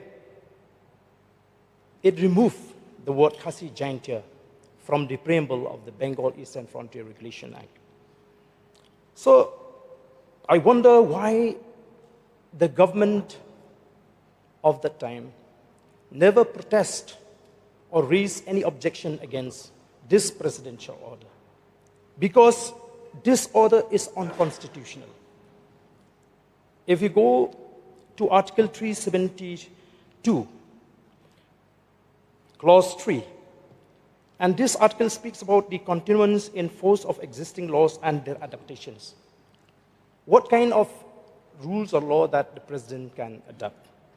3, it mentioned that nothing in clause 2 shall be deemed. Let me read the clause 2 first, sir. For the purpose of bringing the provisions of any law in force in the territory of India into accord with the provisions of this constitution, the President may by order make such adaptations and modifications of such law, whether by way of repeal or amendment as may be necessary or expedient, and provide that law shall, as from such date, as may be specified in the order, have effect subject to the adaptations and modifications so made, and any such adaptations or modifications shall not be questioned in any court of law. That is clause 2. And clause 3, nothing in clause 2 shall be deemed A, to empower the President to make any adaptation or modification of any law after the expiration of 3 years from the commencement of this Constitution. And B, it also gives us, empower the state to prevent any competent legislature or other competent authority from repealing or amending any law adopted or modified by the President under the said clause. So, till today, I have not seen any attempt on the part of the government to challenge or to repeal this presidential order. So, which is why, sir, I feel that when we are discussing about issues that really concern the state, such as this, first, we need to be sincere as members of this august House. Which is why I have a question. What will be the fate of this resolution? And another question, is the government of India really need the uranium from Meghalaya? How serious is the need for uranium by the government of India?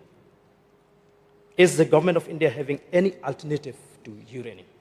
So I want to revolve my submission around these questions, sir, because I feel that we need to look at this issue from a wider perspective. Why India needs uranium very badly. So we all know that the Prime Minister of India had launched the Viksit Bharat 2047 on December 11, 2023, which is the country's long-term national vision to transform India into a fully developed nation by 2047, marking the 100th anniversary of its independence. This vision spells out the core vision and goals, such as economic growth, aiming at a $30 trillion to $40 trillion economy, zero poverty, eradicating extreme poverty and ensuring inclusive social progress, quality living standard, providing 100% quality education and affordable high-quality healthcare of all. Another core vision and goal which is relevant with this debate today is technological leadership, driving growth through a tech-driven knowledge economy, artificial intelligence, and innovation. So, as we are aware of the fact that human progress has always been shaped by technology. Electricity transforms how we live and work. Computers change how we process information. Internet connected the world, and mobile phones brought technology into the hands of everyone. Each phase reshaped the society.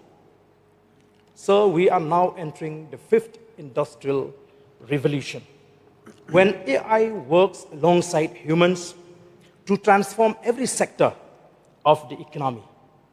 It focuses on human and machine working together, using AI to improve the lives of the people and address challenges in agriculture, health, climate change, and a host of other sectors.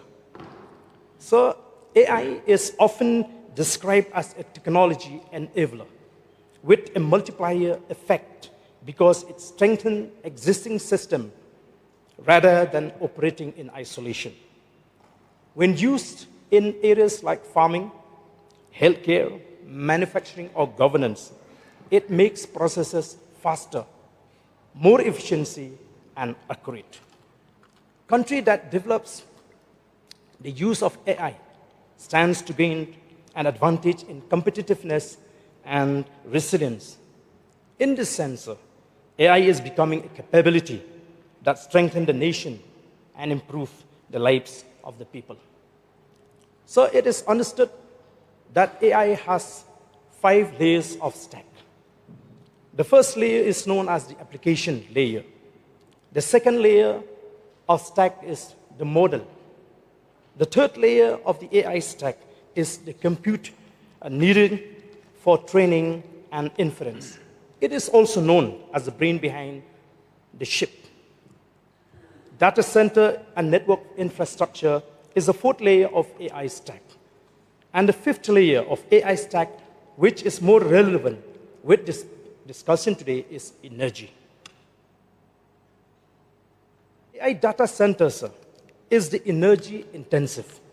As AI adoption grows, the need for more data centers and high capacity power will increase. The electricity demand for data centers is expected to increase significantly. This makes sustainable and reliable power solution critical. Solar and wind energy are central to India's clean energy transition. However, sir, they are intermittent and cannot by themselves meet the round-the-clock power needs of large AI systems and data centers. Nuclear energy therefore becomes an important energy source, providing clean, stable, continuous power for AI infrastructure. So, as India is aiming at becoming a global player in technology, it has to invest heavily on technology development. The United States and China are rapidly shaping the technology standards, global value chains, energy grid, and capital flows that will define the next era of global competition. If India does not keep up, it runs the risk of being fully dependent on foreign technology, equipment, and capital. So let me bring to the notice of this August House. In AI alone, the United States is committing $5 billion, which is equal to rupees 45 lakh crore annually across public and private channels to artificial intelligence, advanced computing infrastructure, data centers, clean power, and associated supply chain. China is investing $100 million, which is equal to 9 lakh crore or more annually in AI and adjacent frontier technology alongside sustained investment in clean energy. So India can reach the global competitiveness frontier without massively hiking investment in frontier technologies. And AI is one part of the picture. India must also invest in quantum computing, biosciences, space technologies, advanced materials, and both fusion and fission energy. So, sir, with the enactment of the Sustainable Harnessing and Advancement of Nuclear Energy for Transforming India, Shanti Act, on December 18, 2025, India is sending a very clear message, a message loud and clear, that it is serious and determined to become a global leading player in technology. So, moreover, the recent amendment brought by the central government on the Mines and Minerals Development and Regulation Act 1957, where a new clause has been inserted in Section 3, which reads, mineral-bearing land. This has further indicated its seriousness. So, I want to read out the statement of objects and reasons of this amendment. Minerals constitute an important national resources which are of great geopolitical importance and are critical to infrastructure, including digital infrastructure, manufacturing, energy security, and the overall economic development of the country. Sustainable and uniform development of minerals across the country is an important pillar to subserve the public interest. Hence, in view of the larger public interest, the Union has taken under its control the regulation of mines and the development of minerals under Section 2 of the Mines and Minerals Development and Regulation Act 1957. And in page 4 of this bill, sir, the Union, I would like to read out this para. The Union will take under the control the regulation of mineral-bearing lands having the mineral contents in accordance with the parameters prescribed by the central government under the MMDR Act. This is in addition to the existing provision which declares the Union's control over the regulation of mines and development of minerals. So here are the few concerns that I would like to revolve in my submission. First, I think we need to know the minds of the government of India.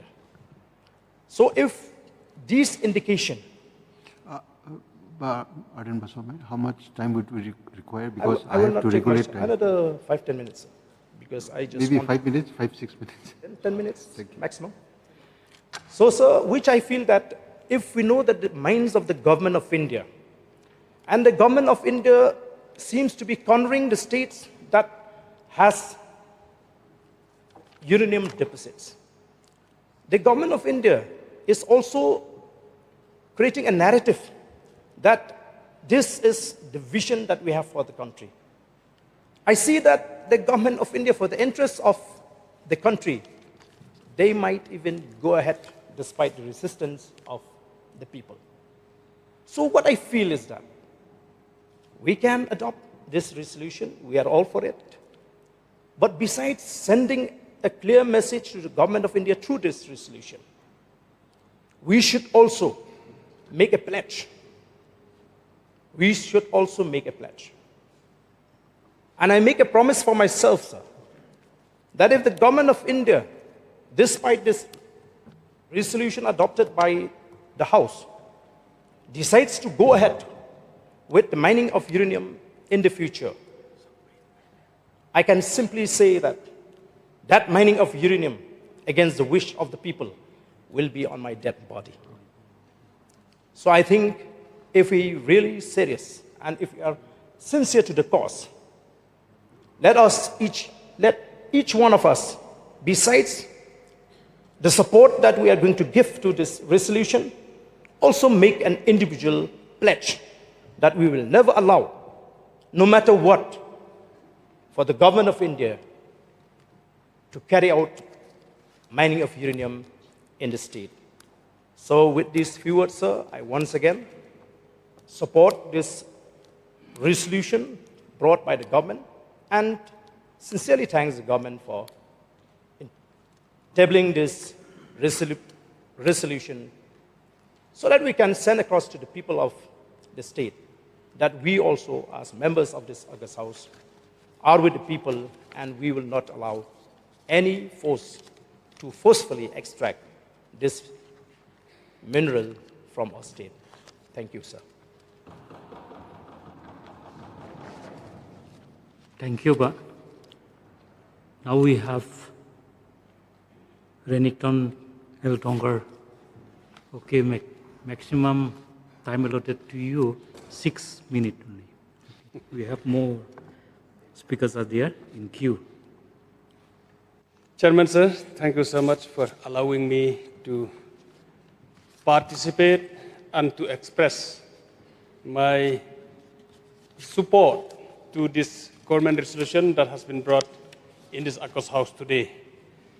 I want to congratulate the government MDA2 on the leadership of the able Chief Minister Sri Konrad K. Sangma, who have the courage to bring this resolution in this August House.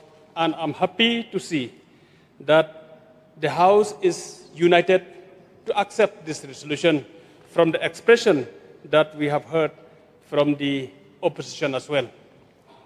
Sir, I must thank the government of India that they have done the survey, even though during the survey itself, when they determined the deposit of uranium, there was lots of agitation, but at least we come to know, as a state of Meghalaya, that we are rich, and we have this uranium deposit in the state of Meghalaya.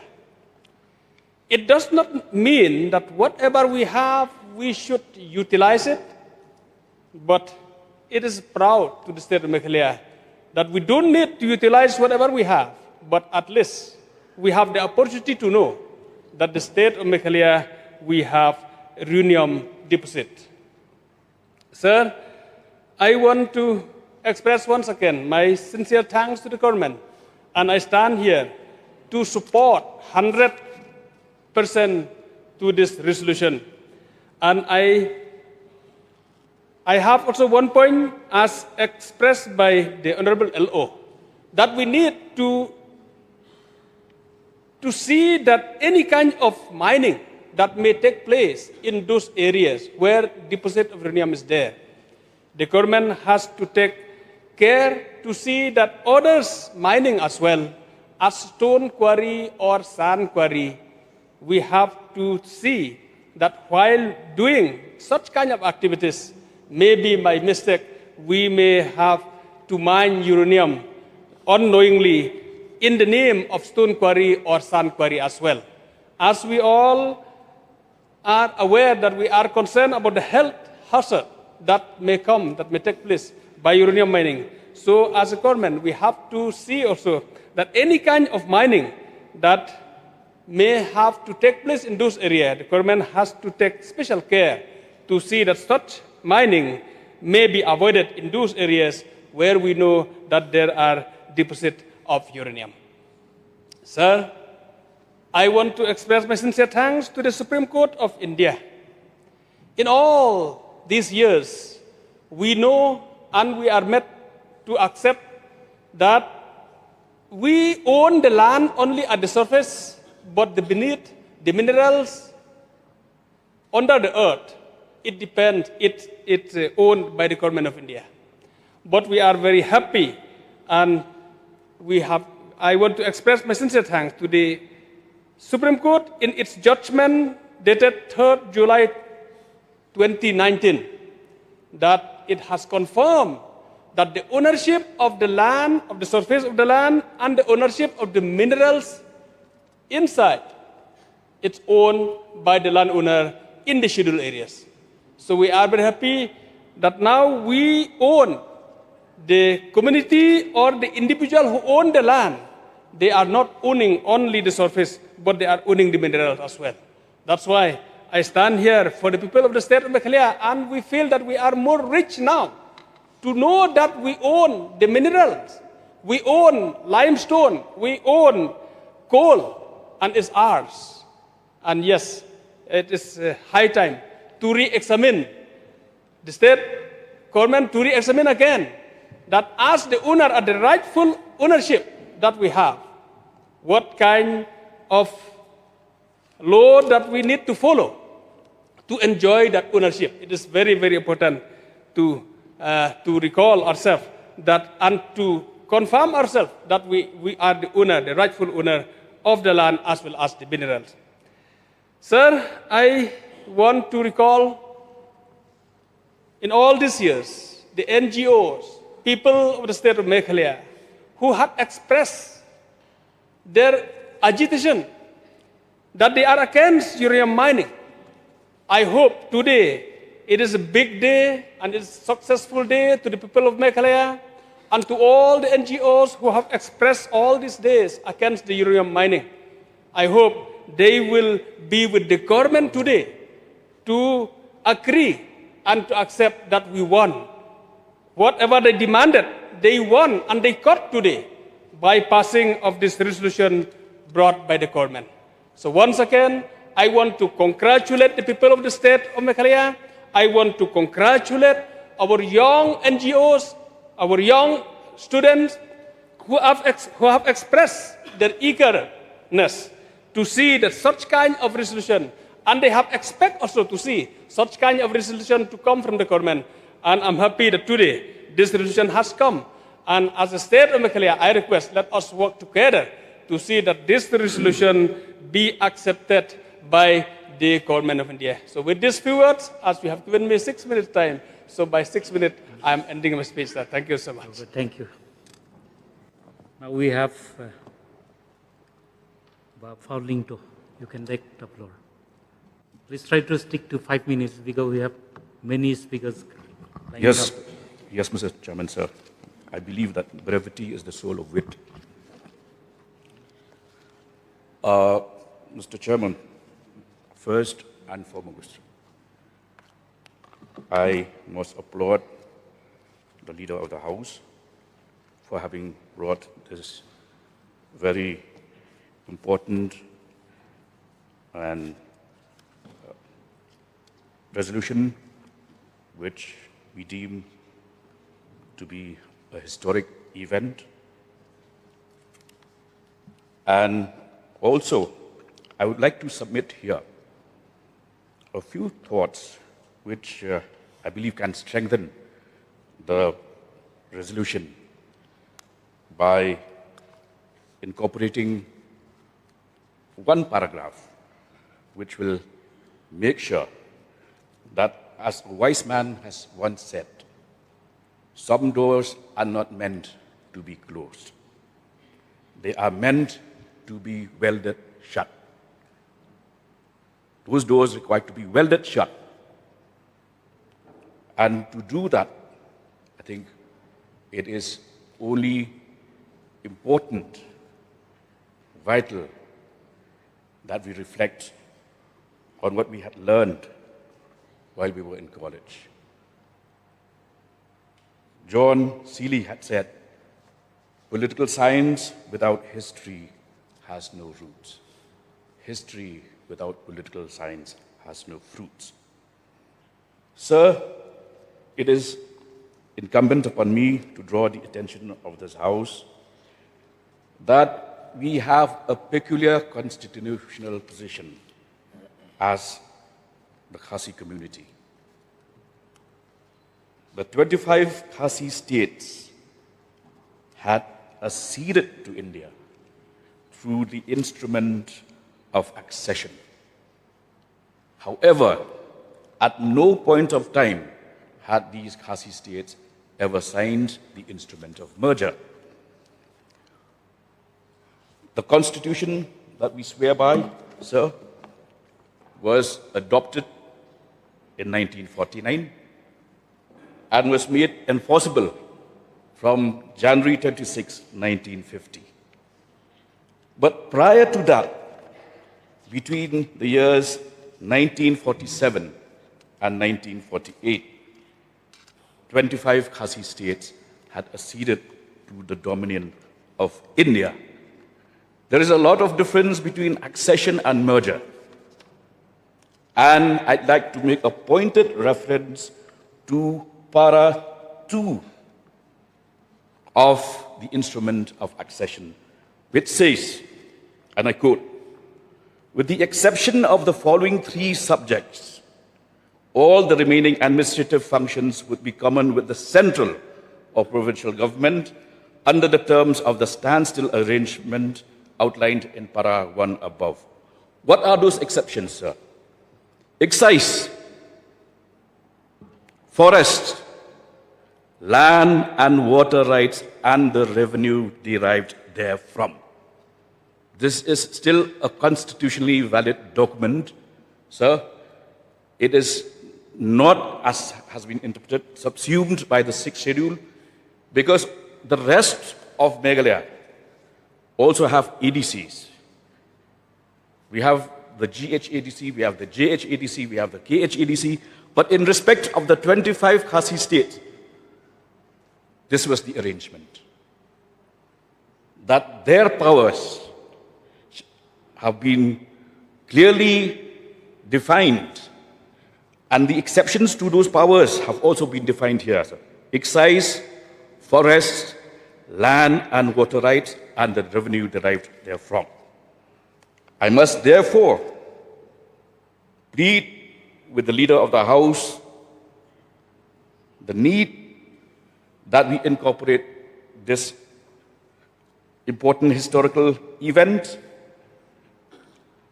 by incorporating the words, whereas the Khasi states had individually and collectively acceded to the dominion of India by signing the instrument of accession, which stated explicitly inter alia that certain rights shall be retained with them, including excise, forest, and land and water rights, and the revenue derived therefrom. Sir, not even the British had annexed the 25 Khasi states. They had administered these himas, never annexed them. I must also make a reference here, sir, to the fact that the Khasi states were also not princely states. We had 565 princely states across the country who enjoyed financial benefit through the privy purse till 1971, when it was abolished by the government led by Indira Gandhi. The Khasi states were not princely states. The Khasi states never signed the instrument of merger. The Khasi states only agreed to the instrument of accession. And these 25 states, if you look at the list, they also include, the last to sign was Nongstoin in 1948. Sir, between 1947 and 48, we had signed the instrument of accession, meaning the Constitution of India came later than the instrument of accession. And to say that this is, as leaders from the opposition have expressed, fear about force being applied, I would like to say here that this is a valid document which protects the rights of the people. In 2004, sir, a matter had been brought to the cabinet to consider experimental mining of uranium. As a member of the cabinet at that point of time, I and Ba Alambor Malyang at that point of time had written to the then chief minister, suggesting and demanding that instead of considering experimental mining, the government should organize a study tour of the areas where mining had taken place. And that team was led by the then health minister, Mrs. Deborah Marak. I remember Saidul Anungrum was part of it. And student representatives of the KSU, led by Samuel Jerwa and Hamlet Dorling, had traveled to Jaduguda to see for themselves the conditions of people in and around that area. So I don't wish to prolong my submission, but let me say this, that while we might adopt this resolution, I still feel that we need to ingrain historical events that were part of our journey in becoming part of India. And that is, as I must stress, to make sure that we do not just close the door, we weld it properly, shut it forever. And that can only happen when the people realize that their forefathers had already executed an agreement which today should form the basis of, apart from the submissions made by the leader of the House and the leader of the opposition, let us incorporate these historical factors, because these are immutable truths that cannot be replaced, cannot be demolished, and will stand the test of time. We have stood firm on this matter for many, many years, I can only say that let us take the matter to its logical end by ensuring that we have a watertight case where we do not allow the exploitation of these mineral resources based, more importantly, on the history of the people and the land. Thank you. Thank you, Pak. Now we have other speaker, Mayani Disira. You can take the floor now. Mr. Chairman, sir, I also rise to support this resolution brought in by the government in opposition of the uranium mining in the state of Meghalaya.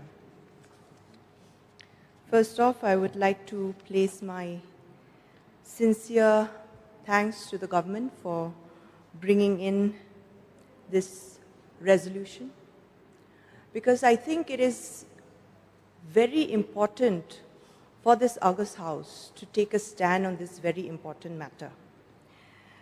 This has been a long and contentious issue. The local people residing in the areas where the rich uranium deposits have been identified have long resisted the efforts of the Government of India to mine the uranium from these areas. If we look at the locals who have resided in these areas, we see that many have encountered different side effects. The dangers of unsafe mining of uranium is visible if we see the plight of the locals. Therefore, it is only right for the government to bring in this resolution at this time, because I think that is what the public, the general public of the state of Meghalaya wants. At the same time, we have to see that over these many years, there have been people with vested interest who have tried to enable the illegal ways and means of mining uranium, which is a very, very dangerous, a dangerous trend, so to say. So therefore, I would like to urge the government to be very vigilant in this matter, because if the government is not vigilant enough, then it will give rise to freelancers or people who, with vested interests, would take advantage of the landowners or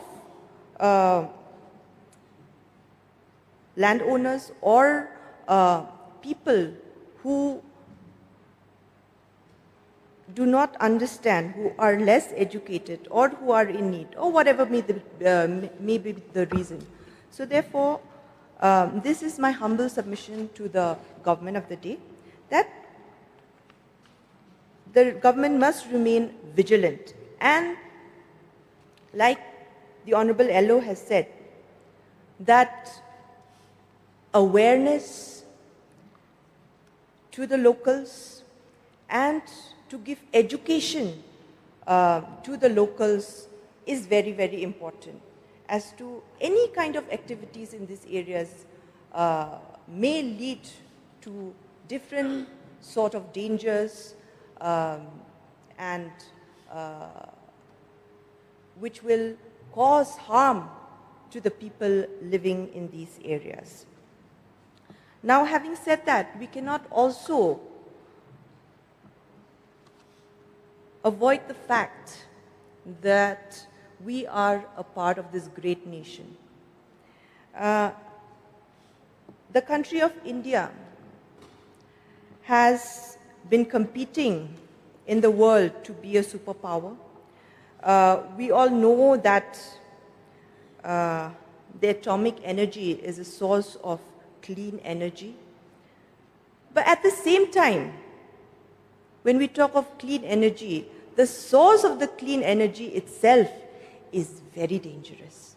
And the effects of the locals, effects that it will have on the locals and the surrounding areas is very, very dangerous. Now, we have to understand the fact that if Government of India wants to pursue mining of these atomic minerals, be it in Meghalaya, be it in other parts of the country, they have to come up with a safer solution. I remember interacting with one of the representatives from Jharkhand, where there has been long mining of uranium. It has been a source of uranium for our country. But the effects of the mining in that region has been heartbreaking. So, therefore, I would like to take this opportunity to request the Government of India to come up with a solution for safer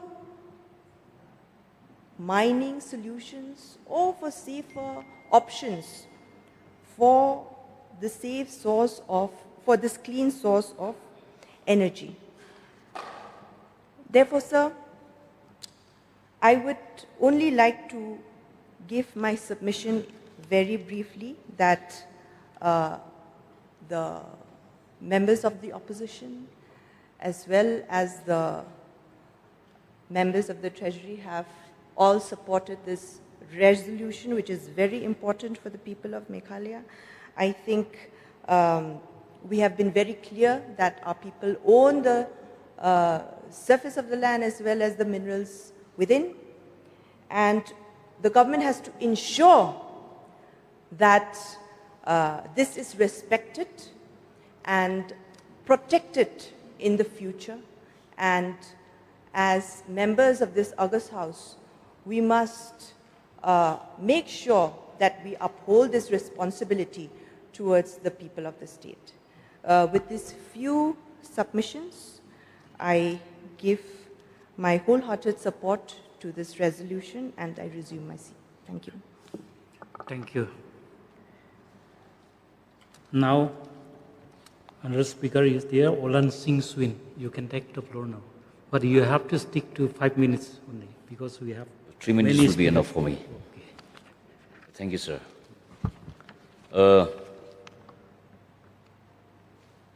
I am very happy to, not only happy, I'm really exhilarated to join the chorus of the leader of the House while passing this resolution against mining of uranium.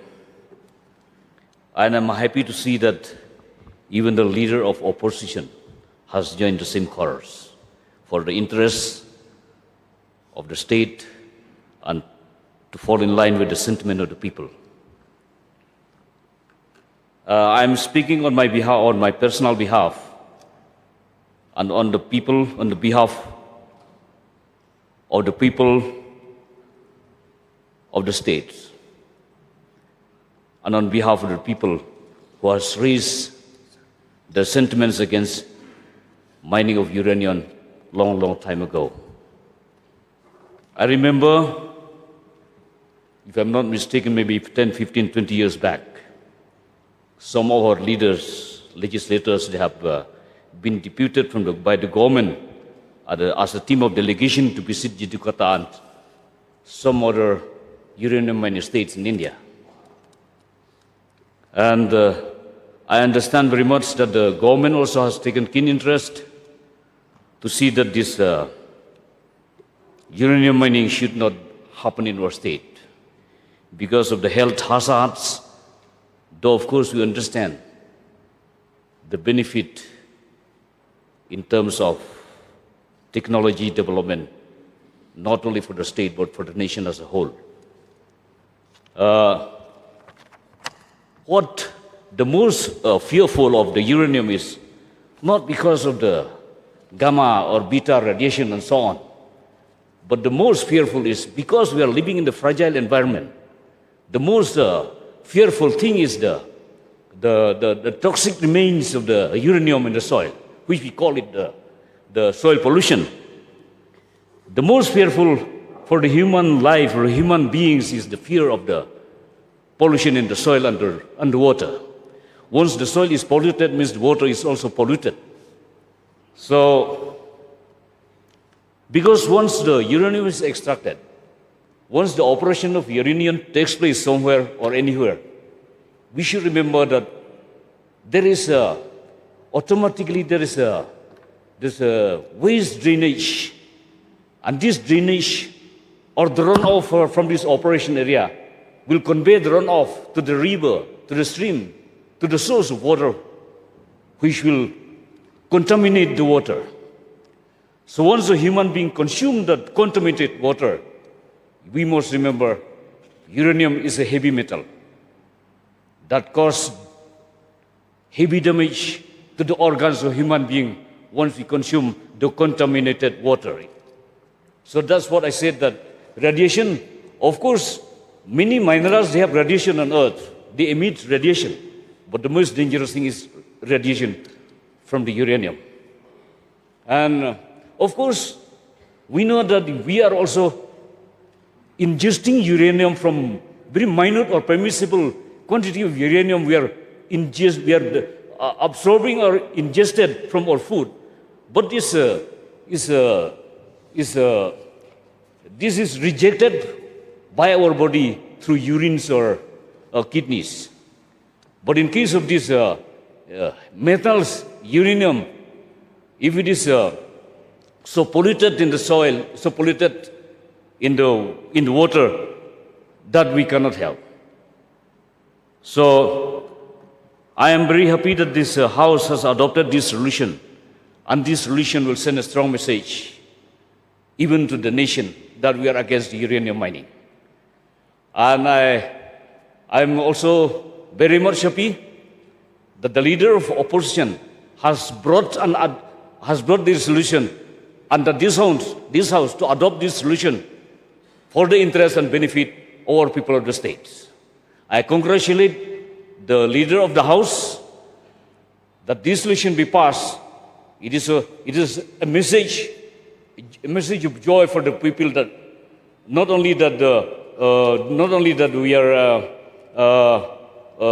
It is only the House that is against the uranium. It is a message that we are also with the sentiment of the people of the whole state, because long time they were agitating that the states or people are against the uranium mining. I remember long time, 15 years back, the USIL team, they came to the uranium site, uranium deposit site at this Pendeng Senyong, something like that. And they were convinced the people that this uranium will be taken in raw form until the yellow cake stage. They are not processing till the final stage. They will be taken back to some other place. Not that they will do the whole finishing product in the site, but still then, I do not know, because some of the people, they say that they have already extracted some of the uranium from the site. I do not know, I'm not very sure. But people, there were reports from that area that there was some effect from the uranium. So I feel that we should. I appeal one thing. Just one thing. I feel that I appeal to the government to see that these landowners, where there is deposit of uranium in the subsoil, people or in the generation to come, maybe the company or somebody will go to allure them, take this money, will take over your land. So we'll take care of this, so that developmental activities should also take place in that area, so that the extraction of uranium will no more be a dream. So with these few words, thank you so much, sir. Thank you so much. Next speaker is Mr. Will Marbanian. I would like to thank the Chairman for allowing me to take part in this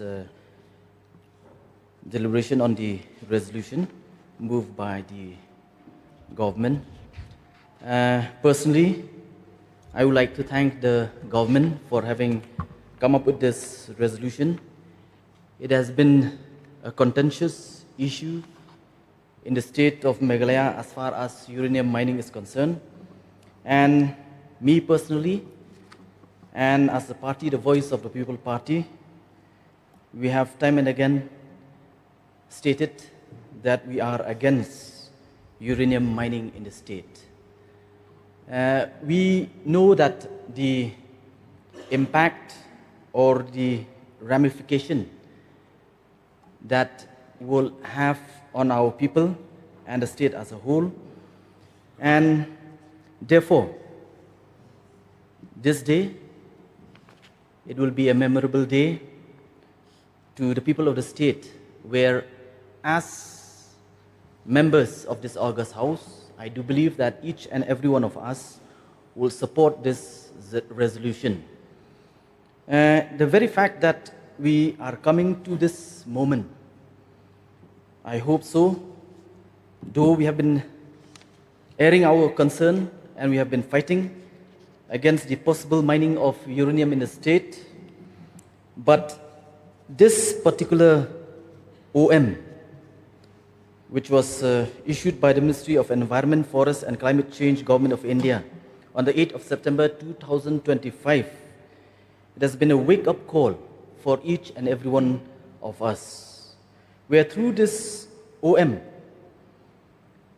it whereby exempt mining projects of autonomic minerals notified in Part B of the first schedule to the Mines and Minerals Development and Regulation Act 1957 from public consultation under the Environment Impact Assessment Notification 2006.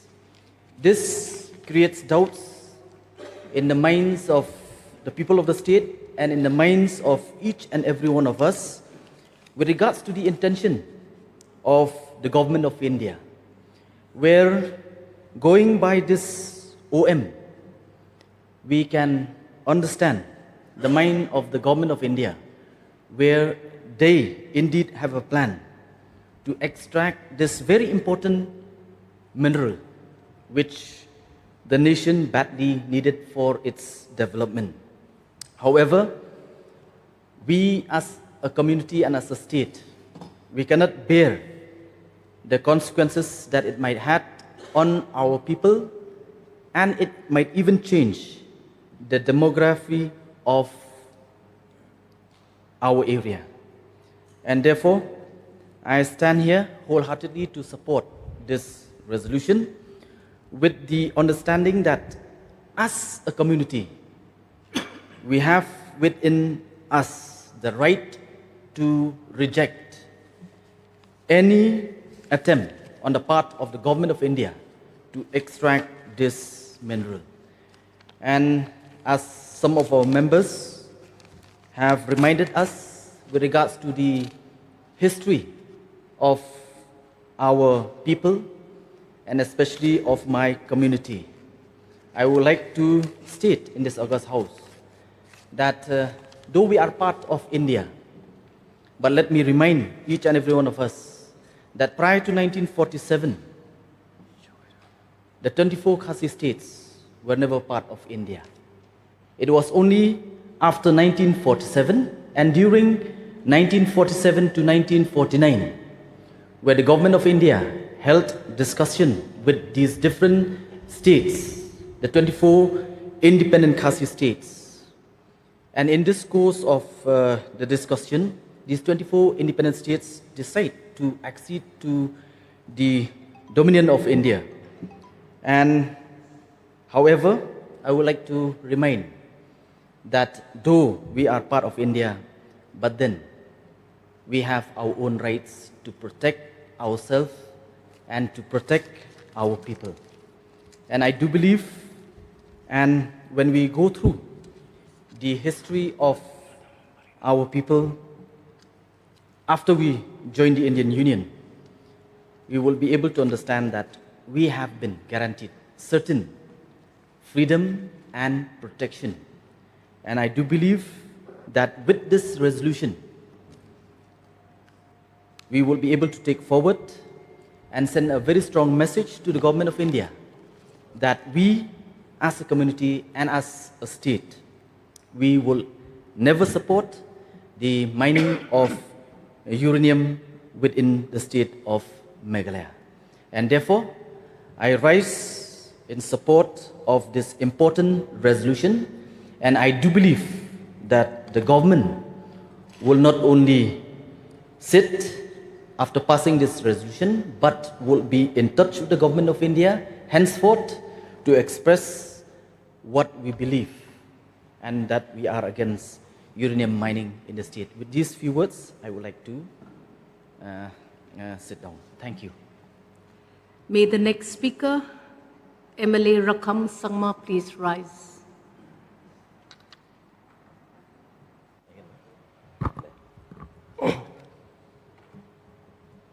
Madam Chairperson,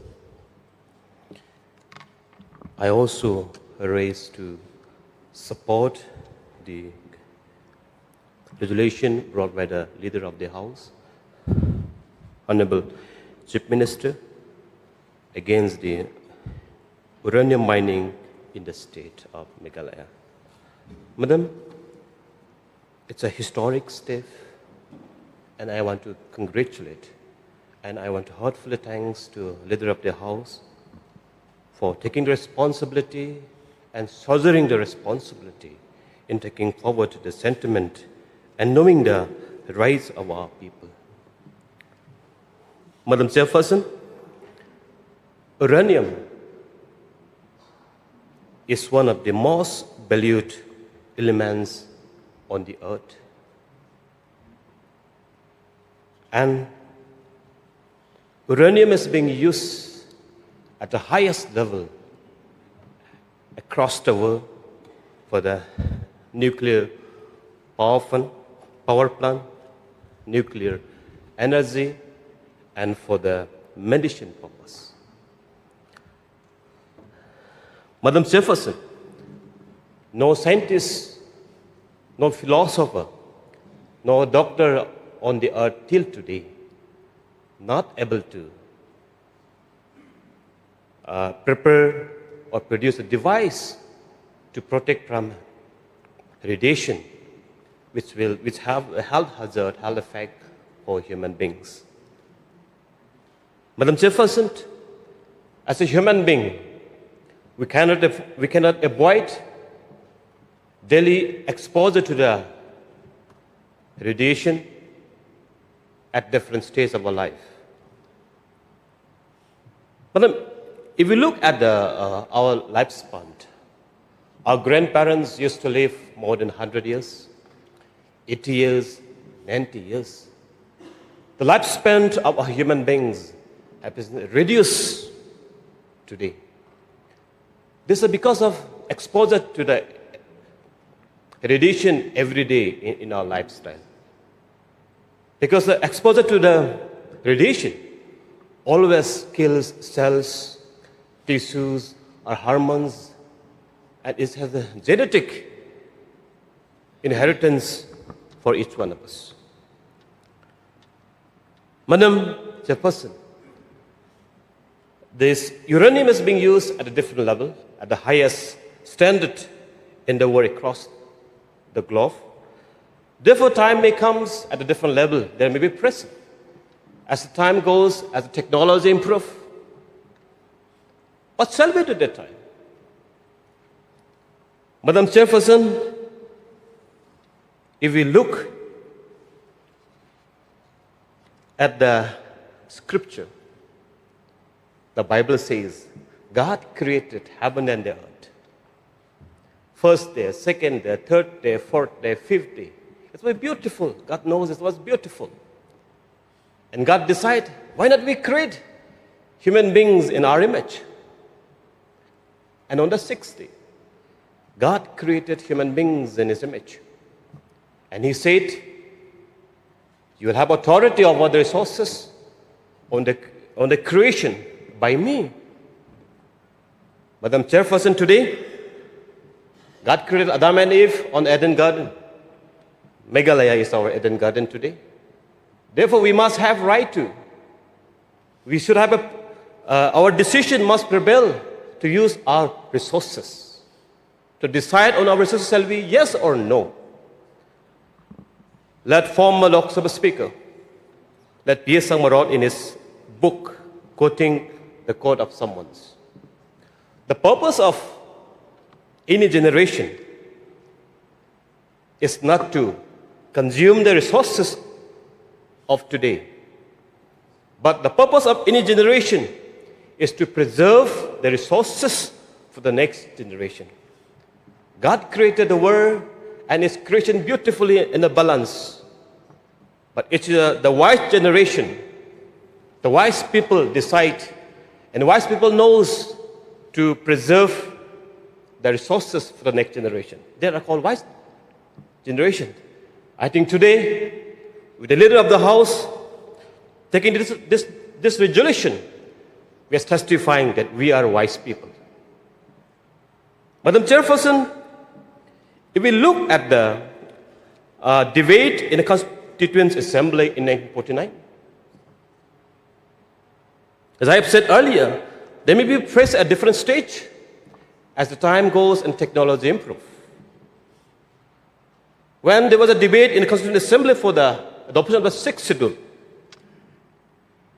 former Member of Parliament Lok Sabha from Assam, Sri Kaladhar Chalia, said in High Court, even the Act of Parliament could not be made applicable to the tribal areas unless the tribal consented to it. And root of 6th schedule was the consent of tribal people. Madam Speaker, the Constitution of India, the 6th schedule, is not been forced designed by the Government of India or parliaments. No. It is just the codification, the written documents of what we are already practicing with the tribal people. Therefore, Madam, in the years to come, any decision must be aligned with the willingness of our own people. Yes, Madam, because physics is my subject and nuclear was my optional paper during my postgraduate. At this, I can practice what I have written knowledge on the physics today. But the Newton's third law of motion says, every action has equal and opposite direction. Yes, the uranium is one of the most high-valued elements on Earth today. And also its destruction will be in the equal measure. Madam, if we recall the history back for more than 100, almost 78 years, the Hiroshima and Nagasaki, where the first atom bomb was dropped by the US on Japan, where more than 246,000 people lost their life directly or indirectly. It is because of radiation, where the uranium atoms, uranium isotopes was used. Madam, we have many history across the world. Carnival disaster in Ukraine, where thousands of people lost. Madam, the exposure to the radiation is very, very dangerous for us. Not only for the human, for our environment. There are many consequences on exposure to the radioactivities, radiation at different level. Therefore, Madam, yes, it is indeed fittest to say that today we are anonymous saying no mining in uranium in our state. May I request the honourable member to kindly wrap up? 6 minutes was given to each speaker, please. In next 1.5 minutes. Madam, today in our government resolution, we specifically mention about the cashless reason. As our Honorable LO has already stated. There may be more location where deposit of uranium may be there. So, Madam, there is unconfirmed report that even in my constituency, there are 2 locations where there is an unconfirmed report that there is a deposit of uranium. One is near west northern part of my constituency, that is at Chokpot in between Tolegre area, and one is near Barparam National Park. If the state, if the government can study better for the precaution, for the management, because some illegality may happen any point of time. So therefore, I would also request a government to kindly take note of all this. And today, it's a historic for all of us that we are anonymous. And the desire of our people, stakeholders, has been converted at the right forum, that we are from the street to the assembly today. Therefore, this resolution brought by this government, led by the Sir Conrad K. Sangma and the NPP party, will written a golden history in the coming generation of our people. Therefore, Madam, I support this resolution. And at the same time, I want to thank this government and the leader of the House and all the members who are standing tall together with a bonding, with a strong bonds in standing against standing together with this resolution. Madam, with these few words, I resume. I say thank you. Honorable Member Adalbert Nongrum may kindly take the floor.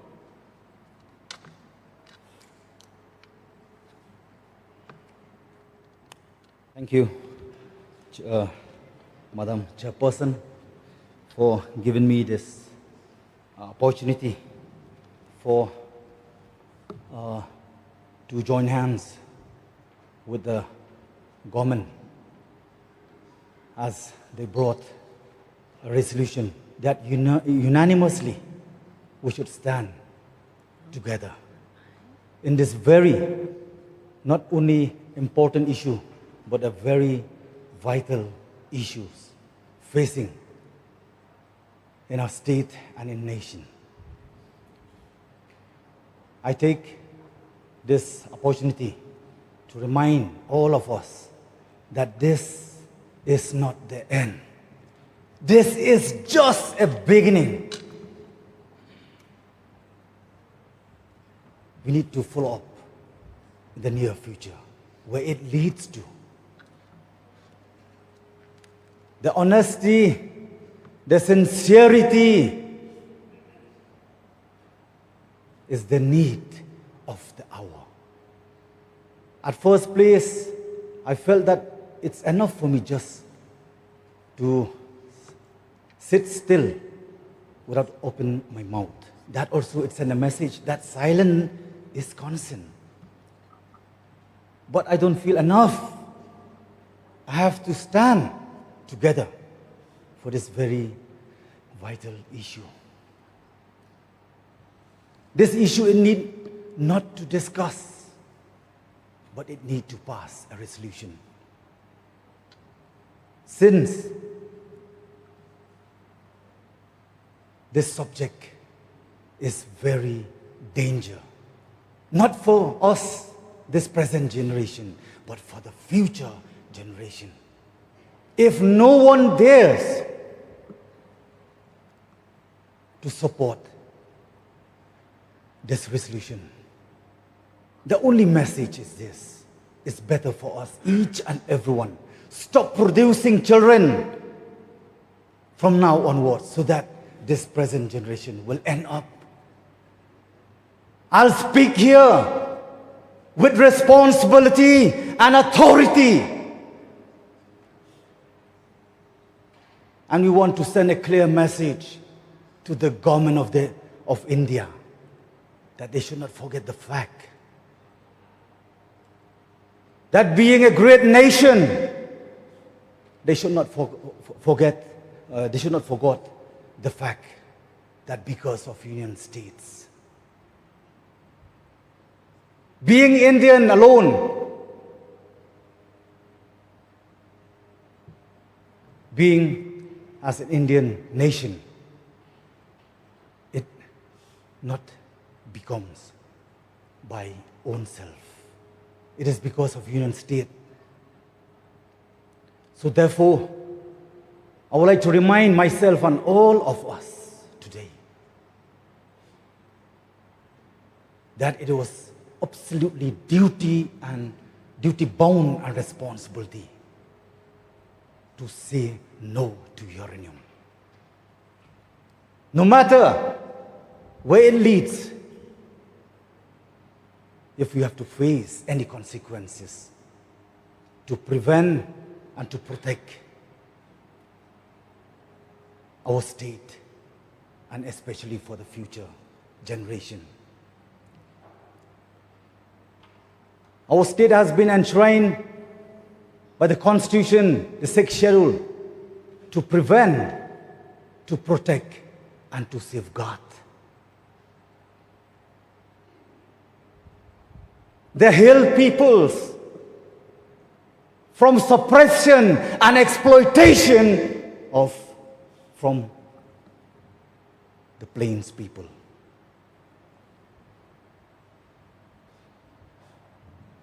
Therefore, I love to remind, the past belongs to the present, but we do not belong to the past.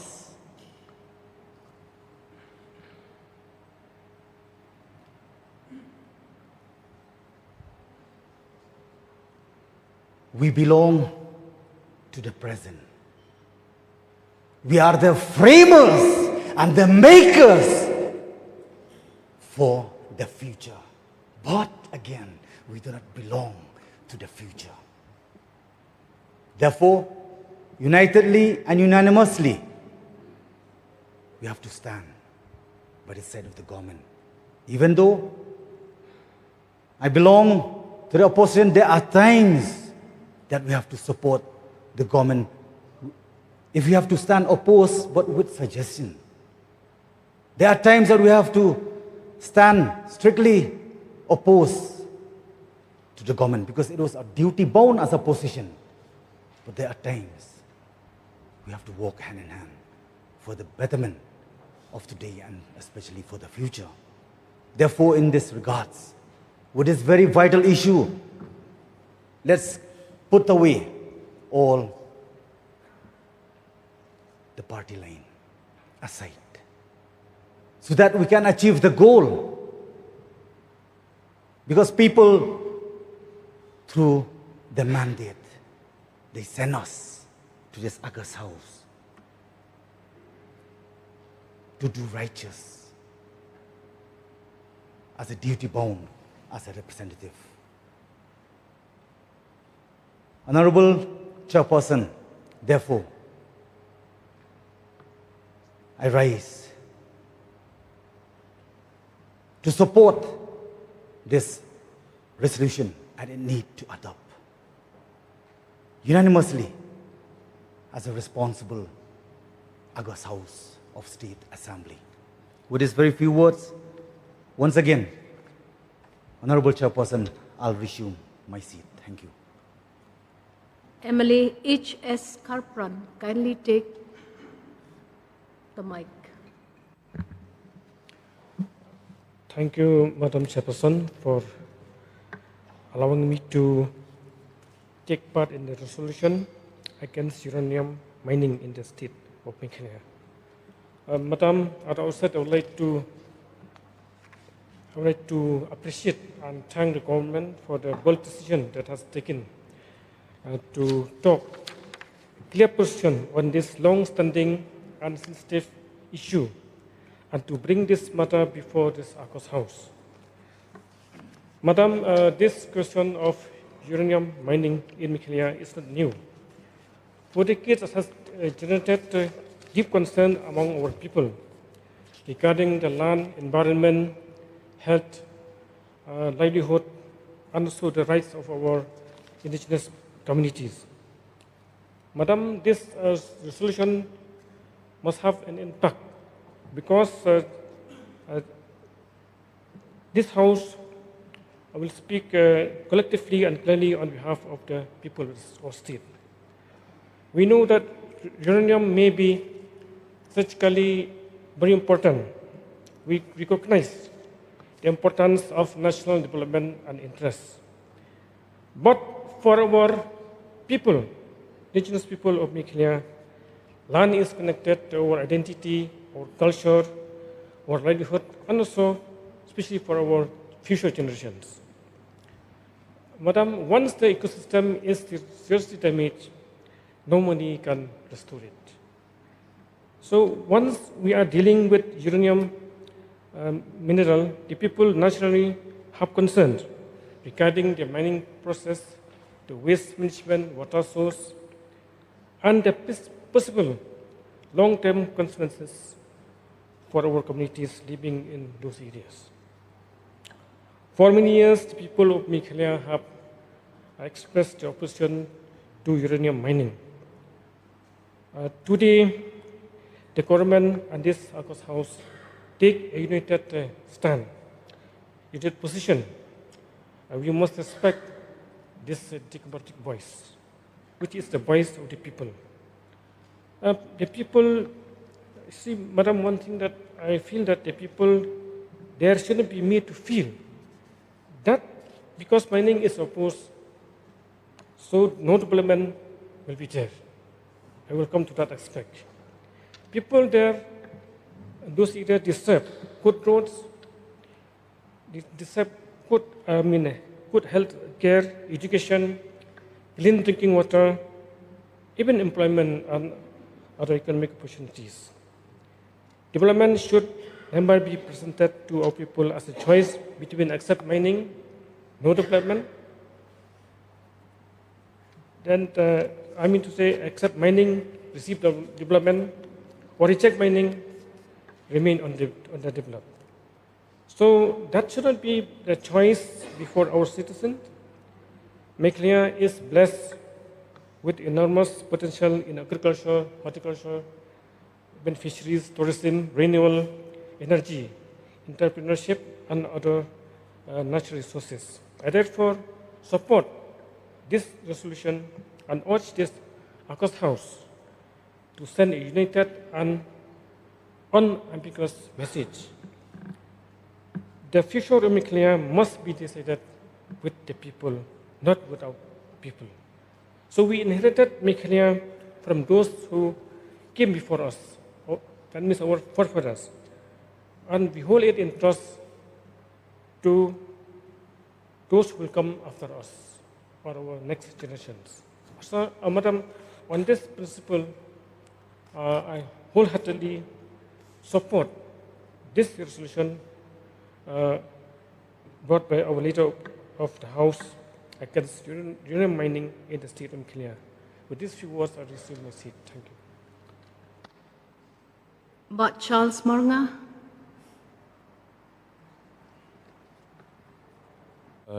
Thank you, Madam Chairperson.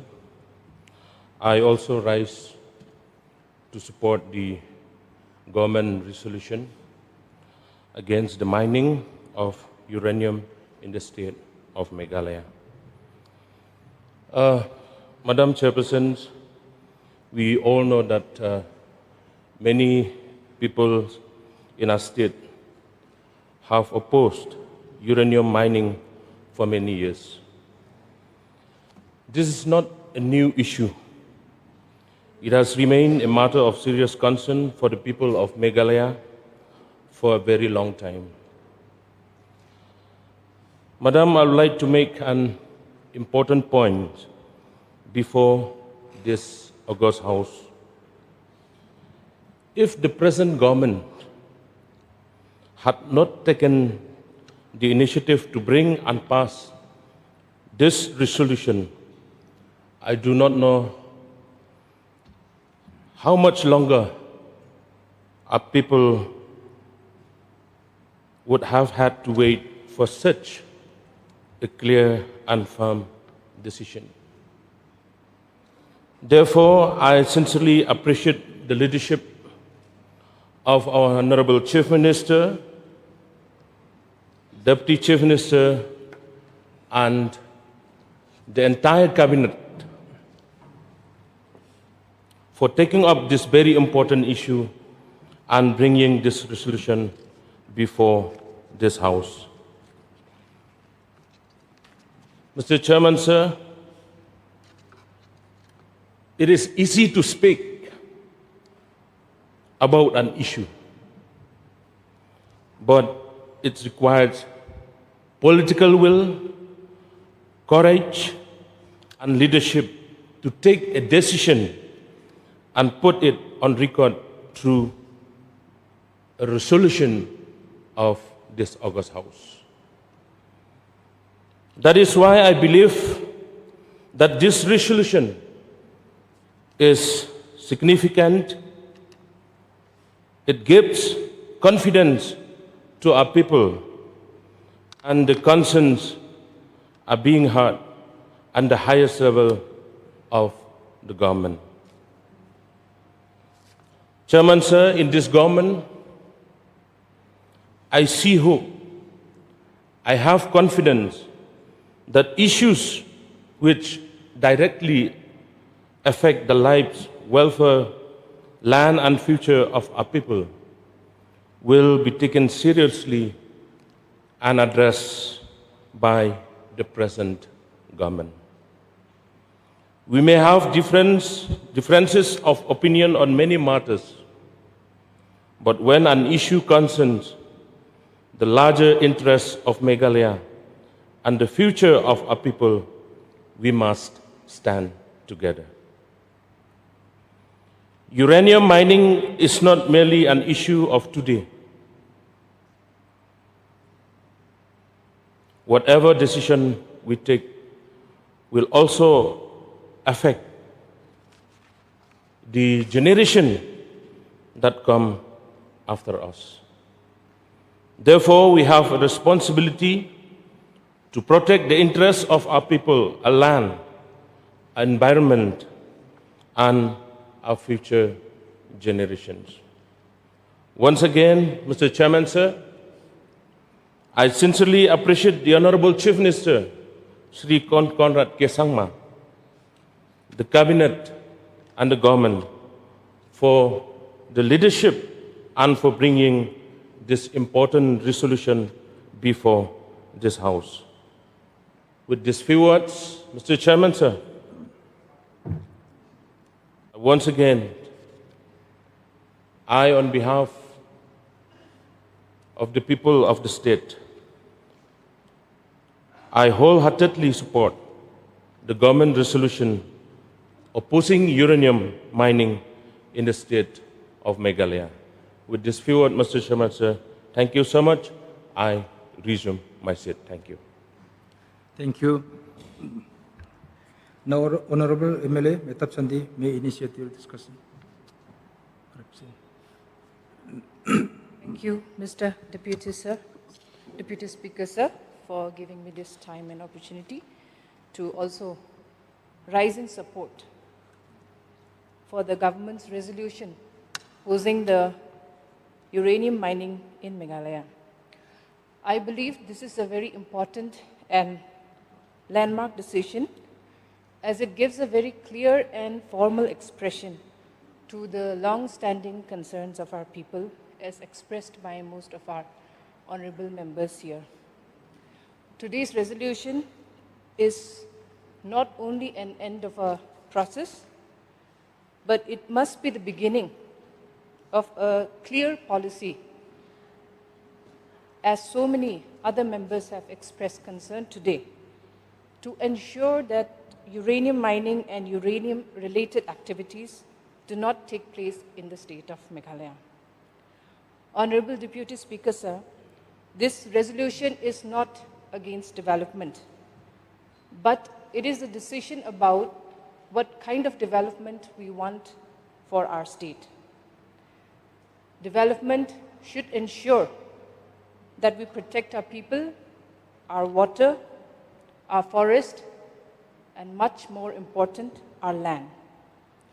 Uranium today must be a strategic resource for the nation, but Meghalaya also have its own rights to say no to certain resources and must remain untouched, especially when the perceived risk to our environment, communities, and future generations are too great and much at risk. I therefore wholeheartedly support the government's resolution, and I'm happy that this August House has been unanimous in its decision to take this resolution. With these few words, I resume my seat. Thank you. Thank you, Madam. Now, Honorable MLA, Dr. Mirjanur Kaji may initiate your speech.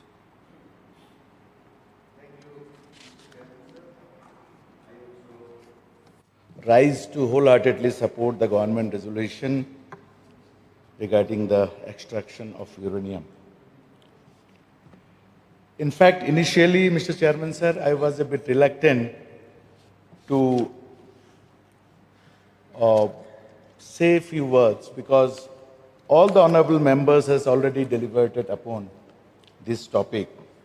But then I could not resist the temptation of being a testament to this extraordinary resolution which has been brought about by the Honorable Leader of the House to protect the generations of our state. When we take a resolution resisting the extraction of uranium in our state, it is not that we are against development. Yes, we are pro-development, but not at the cost of our land rights, not at the cost of our environment, not at the cost of the safety of our people. As a doctor, I could say in this August House, Mr. Chairman, Mr. Speaker, sir, that there are hundreds of studies regarding the ill effects of uranium. It not only affects the present generation, but it affects the generations that are yet to come. And I don't think that we have the right to put the future generations, our future generations, in the lives of our future generations in danger. As you all aware of the fact that uranium causes unexpected genetic mutation. Uranium causes reproductive toxicity. And as we all know that Meghalaya is already having almost, it's one of the highest states having the highest number of maternal mortality rate, then neonatal mortality rate, infant mortality rate. So by allowing this uranium extraction, we are going to add a significant increase in those already increased mortality rates. And the area concerned, the proposed area where the extraction is supposed to be there, the geographical location also has an important, significant role to play. As we all know, it's in the high terrain, it receives very heavy rainfall. So there are risks of landslide risk. So the catchments from these areas, they fall into the streams and rivers on which thousands depends on drinking water, agriculture, fisheries, and their daily livelihood. So considering all these facts, considering the safety of our future generations, I once again wholeheartedly support this resolution brought about by the Honorable Leader of the House. And with these few words, I resume my seat. Thank you, Mr. Speaker. Thank you.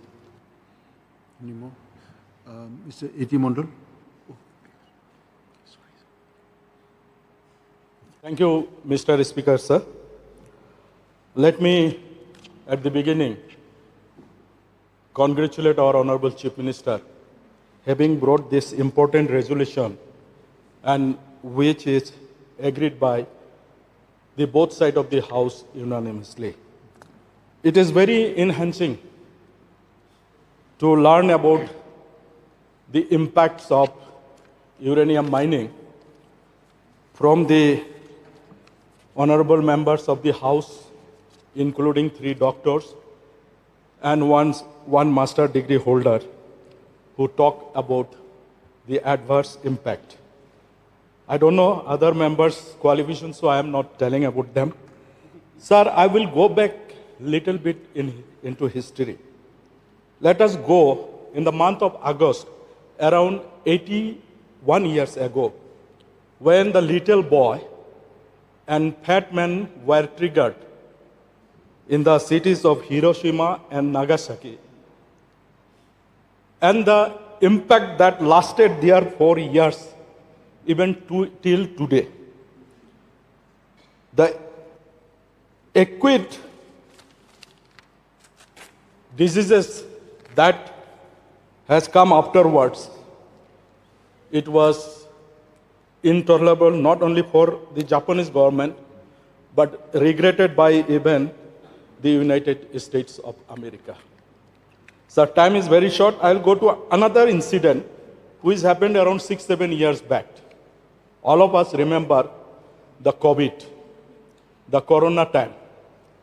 So our entire street was deserted because there was a virus which was carried by the people, so people were locked down inside the house.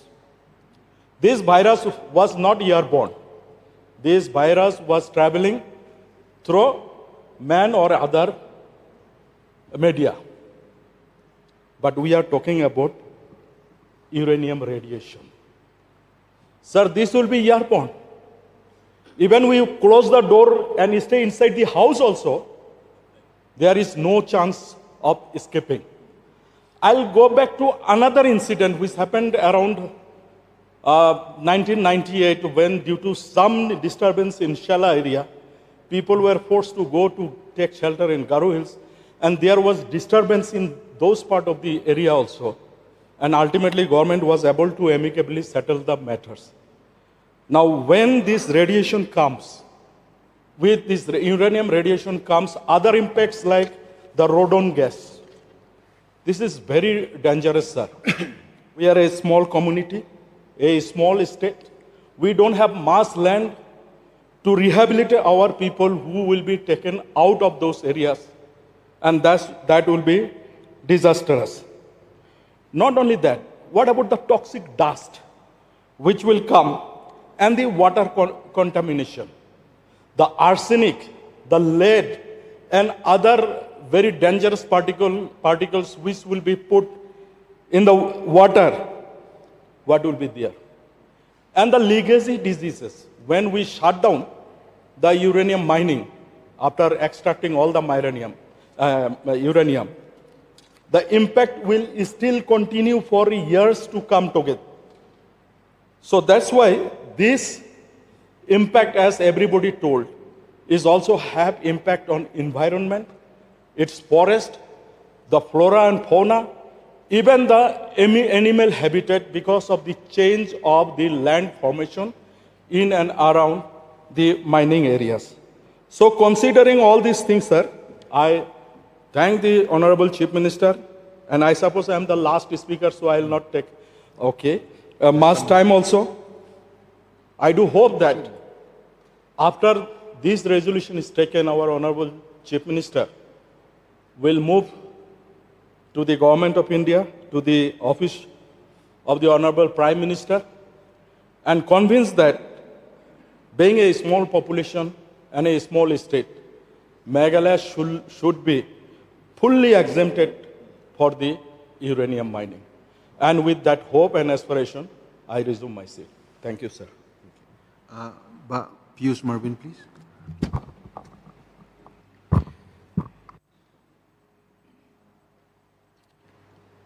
Thank you, Honorable Speaker, sir, for allowing me to speak in this important issue of the state. I would also like to extend my full support to stand taken by the government against uranium mining. I would also like to participate in this resolution to express my firm and unwavering opposition to uranium mining. Through this resolution, I would like to make all stakeholders, concerned authorities, and the public aware of my clear stance of this important issue. I remain my steadfast in my commitments to protecting the interests of the people and safeguarding our land, environment, and future generation. My commitment in this cause is not only in my capacity as the member of Legislative Assembly representing the area, but also stem from my involvement as a member of NGOs, where I have had the opportunity to considering the welfare, rights, and oppression of the people. Therefore, I stand firmly with the people, the government, and the concerned stakeholder in opposing uranium mining. I strongly believe that the concern and various of the local communities must be heard and respected, particularly when decisions of such significance may have long-term implications of our land, environment, and future generations. Once again, sir, before I receive my seat, I full support again the uranium mining in the state of Meghalaya. Thank you, sir. Mayor Bonsim, please.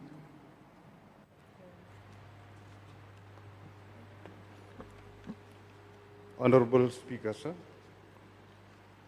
I join hand the Leader of the House and all the honorable member in supporting the very important resolution that has been brought by the government, which is against mining uranium in the state. I hope I am the last speaker. No. Oh, destiny. Allow me to quote from the Bible, the book of Ecclesiastes, chapter 1, verse 4. It says like this: one generation passed away, and another generation comes, but the earth abides forever. This is the land that has been gifted to us. God has been kind. The air we breathe, the sunlight, the water we drink, the spring, all the resources that we have, it's a God's gift.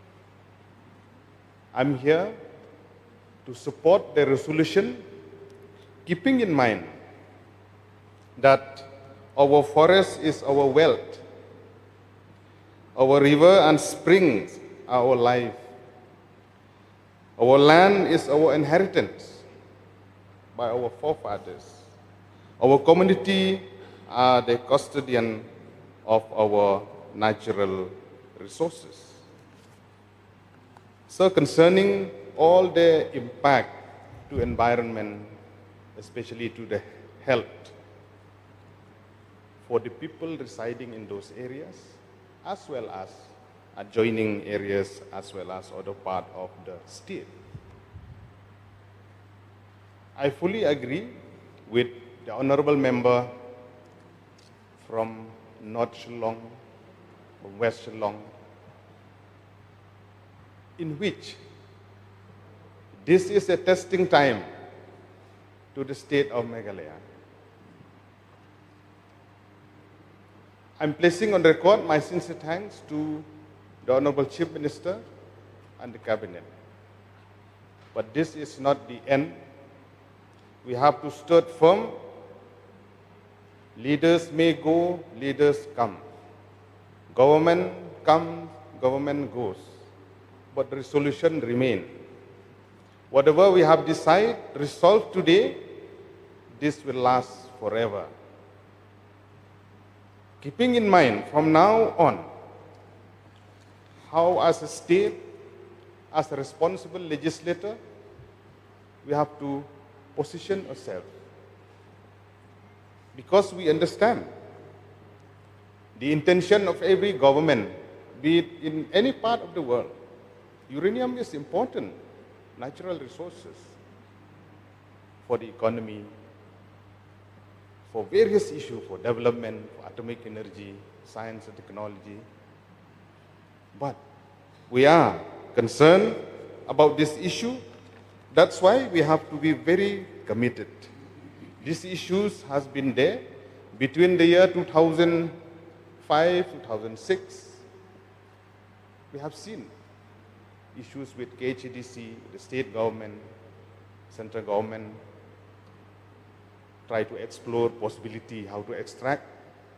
But I must place on record my sincere thanks to the then government also for listening to the voice of the people and to ensure that our generation should be saved. A strong message has to go to the people of the state and the generation to come also. That as a present legislator, present August House, we take full responsibility that we are committed and we are against uranium mining in the state. There are 2 points, sir, before I resume. Number one, not only on this resolution against uranium, we have passed resolution for Khasi and Garo language, resolution for ILP, even though it's still pending. The present resolution that we are going to pass unanimously in this August House, it has to go with full commitment for the present government as well as for the next generation government who are going to take responsibility for the future of our state. So the power of listening to the voice of the people is very important. Even though Constitution gives us institution, but Meghalaya have a distinctive system, a community ownership, the land holding system, the traditional land management that we have. We must abide, we must follow, and we must ensure that all the constitutional protection that we have has been mentioned by MLA from West Shillong. That is the weapon in our hand to protect ourselves. Even though subject to verification, even though if there are forces who are trying to force for this issue, we have to stand united and to be committed. And I'm very optimistic that the present government, keeping in mind, taking everybody on board, I hope that the people of the state will understand, civil society, NGO, traditional leaders from various sections, that we are together in this. I stand here, sir, once again, before I resume my seat, that I fully endorse and with my strong support for this resolution. And I sincerely support that we should pass unanimously for the benefit of the people of the state. Thank you, sir. Thank you. Mr. Rupa Marak, please.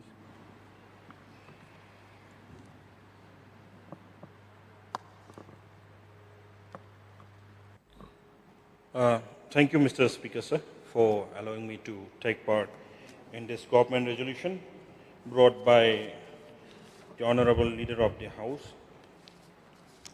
Today, I also rise here to support this resolution. In many times we have disagreements, arguments, and debates on different issues. But today I feel so proud to be standing here and to be part of this August House that this very issue, uranium, has brought both the opposition and the Treasury bench together in one boat. This has brought me back to my student union days when we used to protest and oppose this uranium exploration in Balpakram National Park.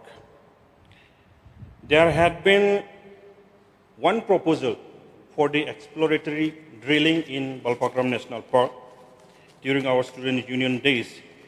And there was one organization which fought against it very strongly, Garo Hills Anti-Mining Forum. And I still remember our Rongara Siju MLA, he was also part of that organization. And during those times, we had a collaboration with KSU also in this issue, because in Khasi Hills also there were opposition against this uranium mining. And I still remember when I visited the present NESO chairman, Mr. Samuel Jirwa's residence, he showed me one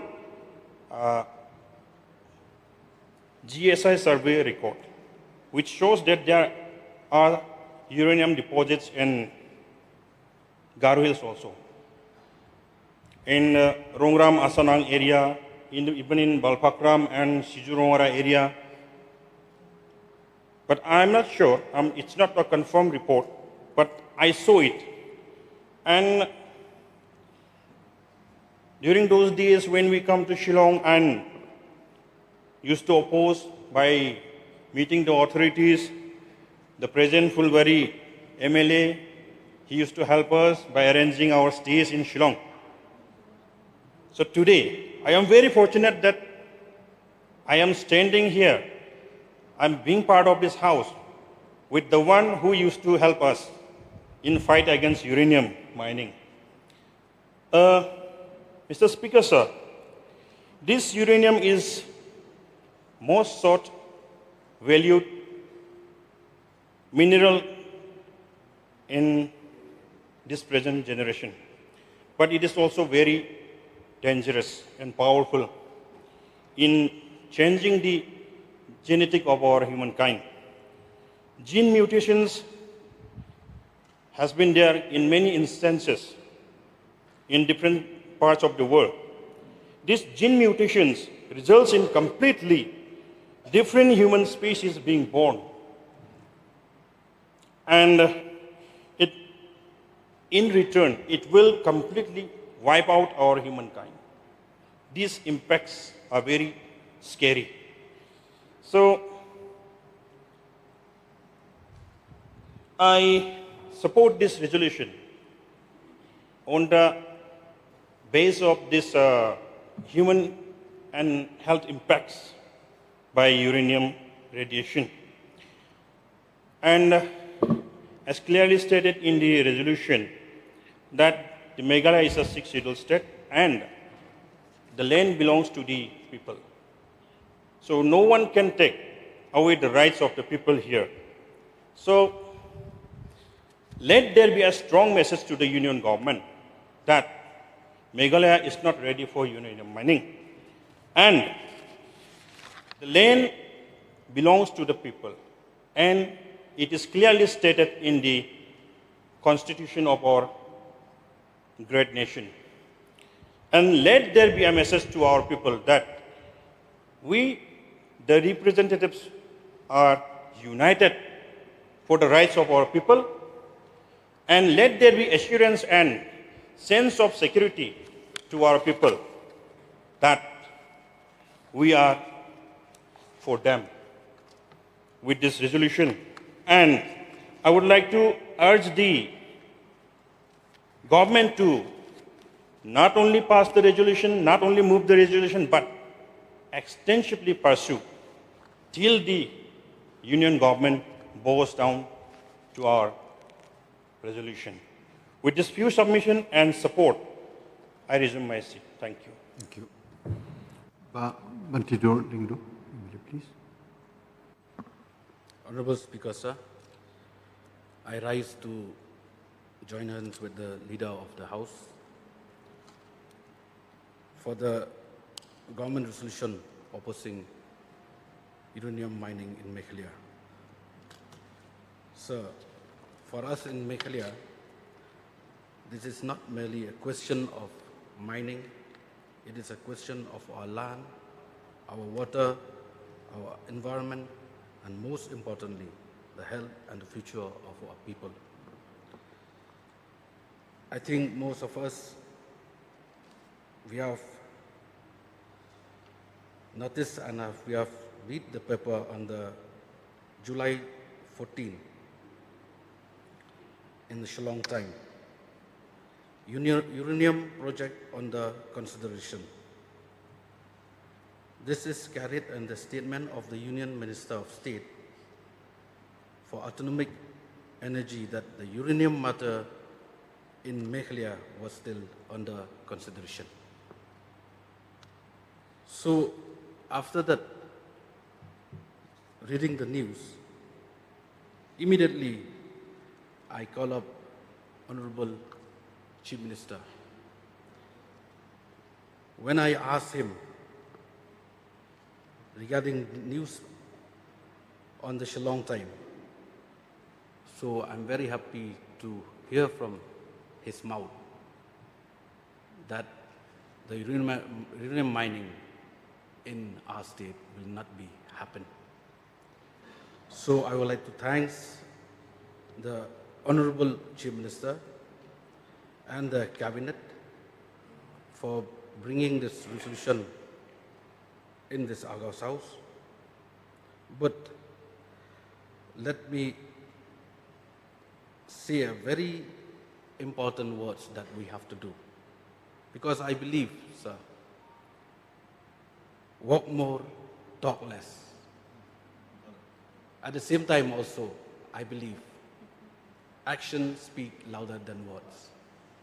Not only this resolution, but if anything come up from the government of India, I think we have to stand firm among us. I remember last few years back, as a MDC in KHADC, we have visited that site in Damasyat. And I've come across also so many residents in that area. And I've asked them. So everyone, they have opposing if anything come out for the mining. And I remember those days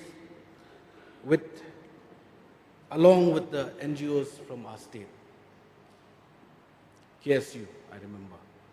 We have been together on that site. And I remember the leaders of that particular time, at that point of time, they said, we will not allow, if anything happen also, for the uranium mining in our state. And whatever I heard from honorable member of this August House, the same language has come out. But I want that to reflect in action when the time comes, if anything happen. This is just a submission, Honorable Speaker, and I sincerely thanks and support the government resolution to oppose the uranium mining in our state. Thank you. Thank you.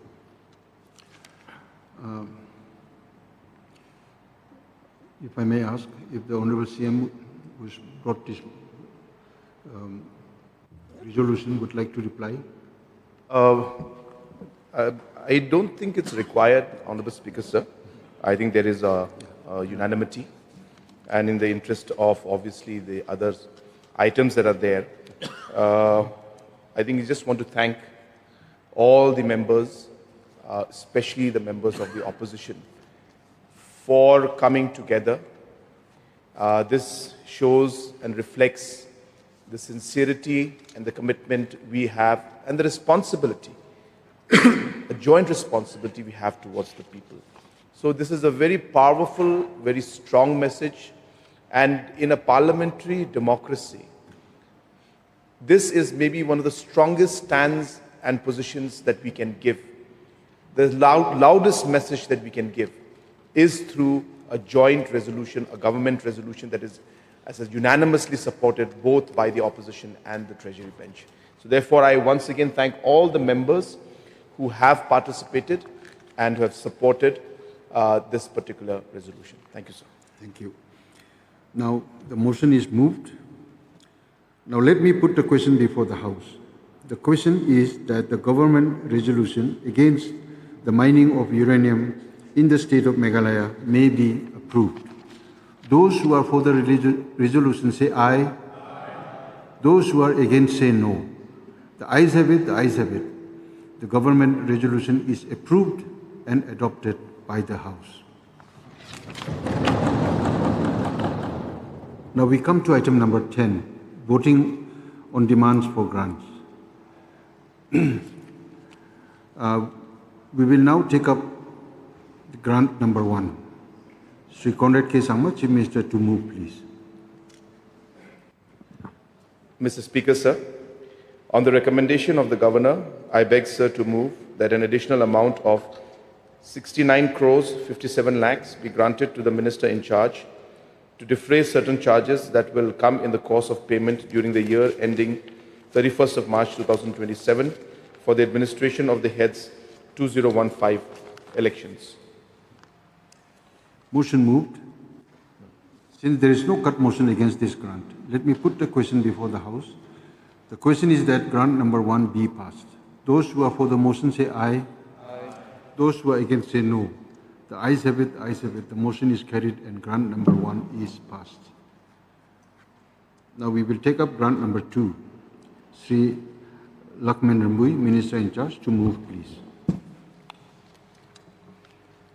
Speaker, sir, on the recommendation of the Governor, I beg, sir, to move that an additional amount of rupees 26 crore 86 lakh 8,000 be granted to the Minister in charge to defray certain charges which will come in the course of payment during the year ending 31st March 2027 for administration of the head 2029 land revenue, 2245 relief on account of natural calamities, 2250 other social services, 2552 Northeastern area, 3475 other general economic services, 4250 capital outlay on other social services, 6225 loans for welfare of SC, ST and OBC, 6250 loans for other social services, 6401 loans for crops husbandry.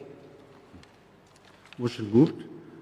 Now there is one cut motion against this grant, tabled jointly by Srimati Miani Deshira, MLA, and Dr. Mizanur R. Khazi, MLA.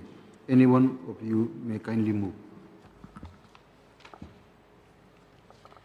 Mr. Speaker, sir, I beg to move that the total provision of 26,8658,000 supplementary demand number 2 head 2245 relief on account of natural calamities at page 4 to 6 of list of supplementary demands be reduced by rupees 100, that is the amount of the whole supplementary demand of rupees 26,8658,000 do stand reduced by rupees 100.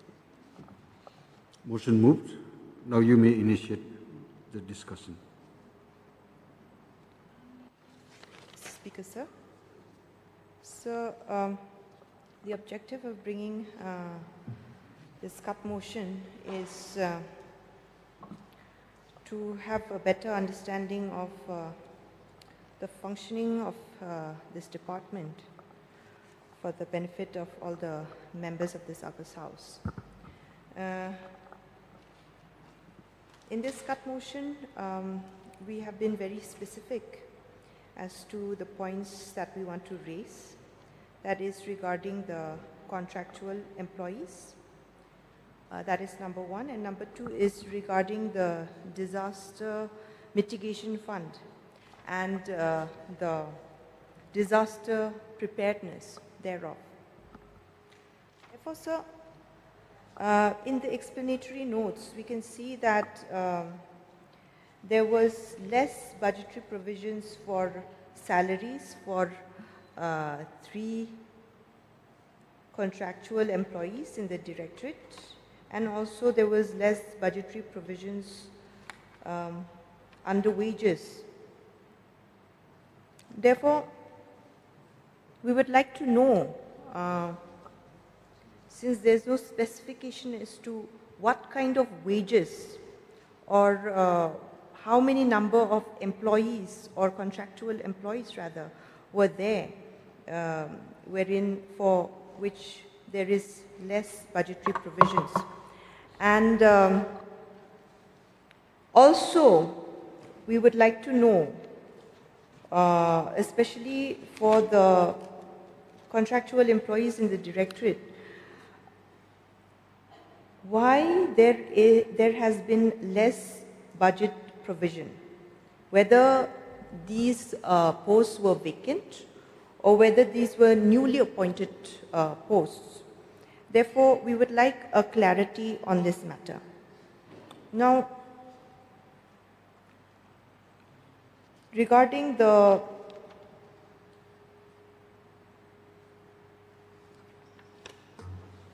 STMF funds, we know that once the Government of India releases its central share, the state also has to give its state share from its own resources. Therefore, the main concern for this fund is that we all know that it is a very important fund for the people of the state. Now, of late, we have been seeing that with the climate change, with the different kind of natural disasters that we are seeing time and again, so much more frequently than we used to before. I think I will not be wrong in saying that it has been more frequent of late, the different kind of natural disasters that we are facing. As a state, not just as a state, but across the world, we can see that how climate change is affecting all of that. Therefore, it is only right for us to be prepared in terms of mitigating these disasters. So therefore, Mr. Speaker, sir, through you, I would like to know what are the kind of schemes or what are the kind of projects that are being proposed through these funds. Whether all of the different districts are proposing projects through this fund, what are the priorities, what kind of projects are the priorities through which the projects are funded through this fund, and also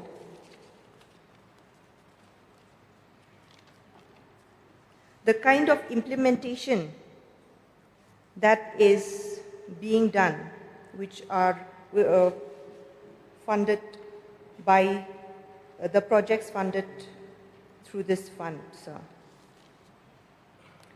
Sir, and also in the explanatory notes, it is also mentioned regarding the preparedness, the natural calamities preparedness, the capacity building. Therefore, sir, through you, I'd also like to know whether the capacity building for the natural disaster preparedness, whether it is being done only for the officers, for the public, for the villagers. I would like to know the kind of different activities that is being taken up through these capacity building activities. Sir, we are confronted with so many challenges regarding natural disasters. I think even within this year, even in a span of 7 to 8 months, we have seen so many cyclones, hailstorms. Thankfully, we have not seen severe floods this year, but so many landslides we've had. And I think it is only right for us to make proper use of this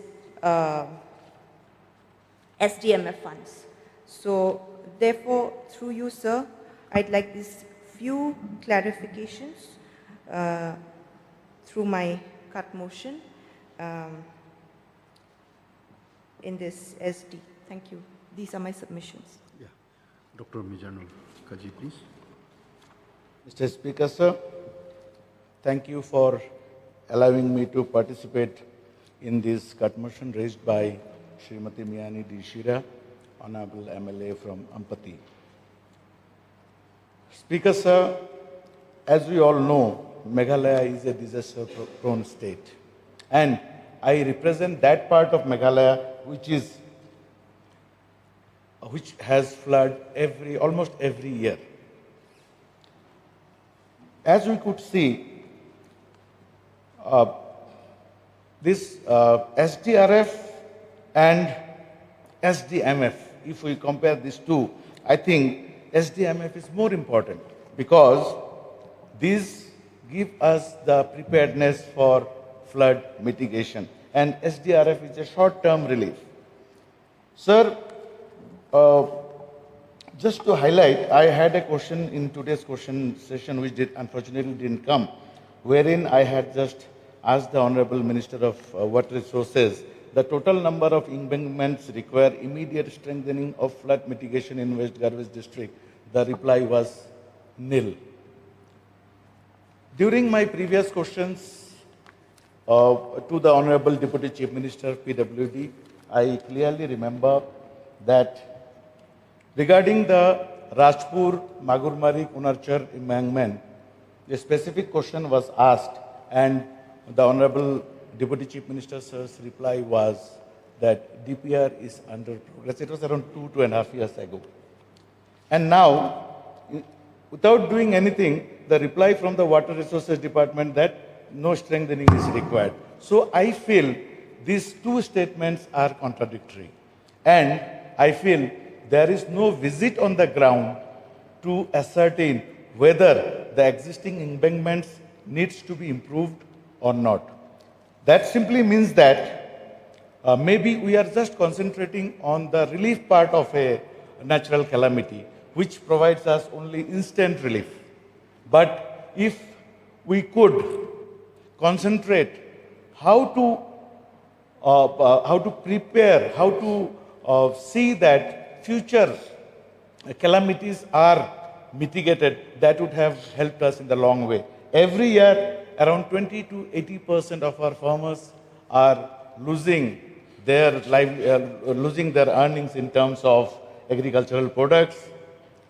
Lots of roads are being damaged, infrastructures are being damaged because of these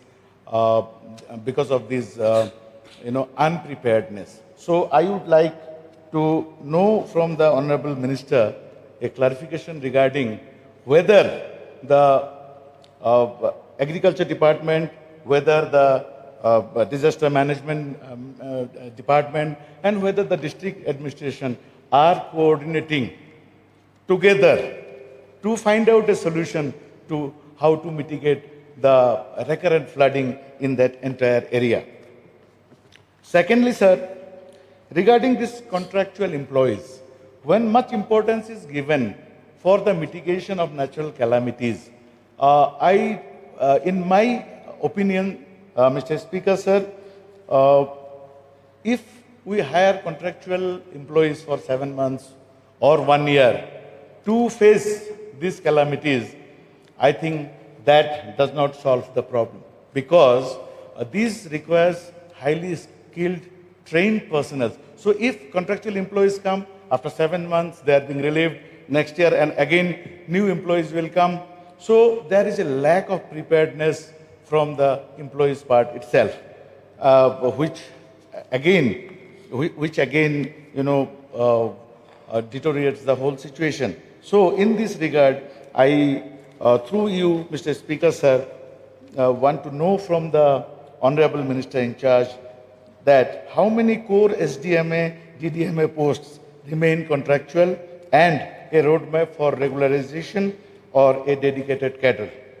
Number two, what is the district-wise and project-wise utilization of SDMF and NDMF with specific sanction for flood mitigation works in West Garoville's plain belt, including that Rajpur, Magurmari, Kunarchar embankment alignment? And then, number three, joint action by revenue and disaster management, water resource and agriculture, so that relief, river training and protection are not maintained separately. And finally, Mr. Speaker, sir, through you, I want to know from the Honorable Minister that time-bound implementation of floodplain zoning and community preparedness of the entire area should be done before the next monsoon. With these few submissions, supporting the cut motion raised by my colleague, I resume my seat. Thank you, Mr. Speaker, sir. Yes, Dr. Mukulem Sangma, please. Mr. Speaker, sir, I rise to support the cut motion tabled by Honorable Member from Ampatigiri, my earlier constituency. And I would like to be specific to a few points, obviously, since it's a cut motion against the proposed supplementary demand. Mr. Speaker, sir, number one, the concern is about contractual appointments, irrespective of the number and the quantum of the expenditure proposed to be spent. This approach of the government to resort to contractual appointment is not confined only to this particular department, almost across. And it is something which is not acceptable, because the employees become a victim of a situation and circumstance. We know what can happen. We have seen what has happened to also others who were employed on a similar contractual appointment. And it goes against the principle of natural justice. It goes against the principle of equality and social security. Therefore, my earnest submission before the August House is, with utmost sense of seriousness, let us do away with this contractual appointment. Let it be a regular appointment. Contractual appointments should be interim for a certain period of time, for a few months, 6 months at the most, not as a system which goes on in perpetuity. Therefore, I would like to therefore urge upon the government to take cognizance of this concern. This concern is on behalf of the youth of the state. Youth of the state. All who are waiting for the job. But the job which is so insecure, not supported with social security. So it is not acceptable and we must do away. Then every appointment should be based on the perception that most of these job seekers are first generation educated youth. Many of the parents with such a hope and dreams have, by putting no stone unturned, tried to educate their children, many children. Master degree holder, PhD degree holder, BTech, MTech, all are being appointed on contractual basis, So I think the government take cognizance of this concern and do justice to the youth of the state. Then another point that I would like to share is disaster management, and every action required to be taken by the authorities are statutory responsibility. The Disaster Management Act 2005. We have a robust state disaster management plan, which has been an offshoot of exhaustive due diligence and engagement of all the concerned line departments, including involvement of the various line ministries, Government of India. But nevertheless, the challenges that unfold and confront us are they always have element of surprise. We keep on seeing how, despite all our exhaustive due diligence, we still are confronted by so many unforeseen element of surprises. Things which we were not expecting to witness during our time, we are already witnessing. I mean, the whole informations are available for everybody today. Therefore, this proposed mitigation scheme, now how this whole exercise is being done. We have the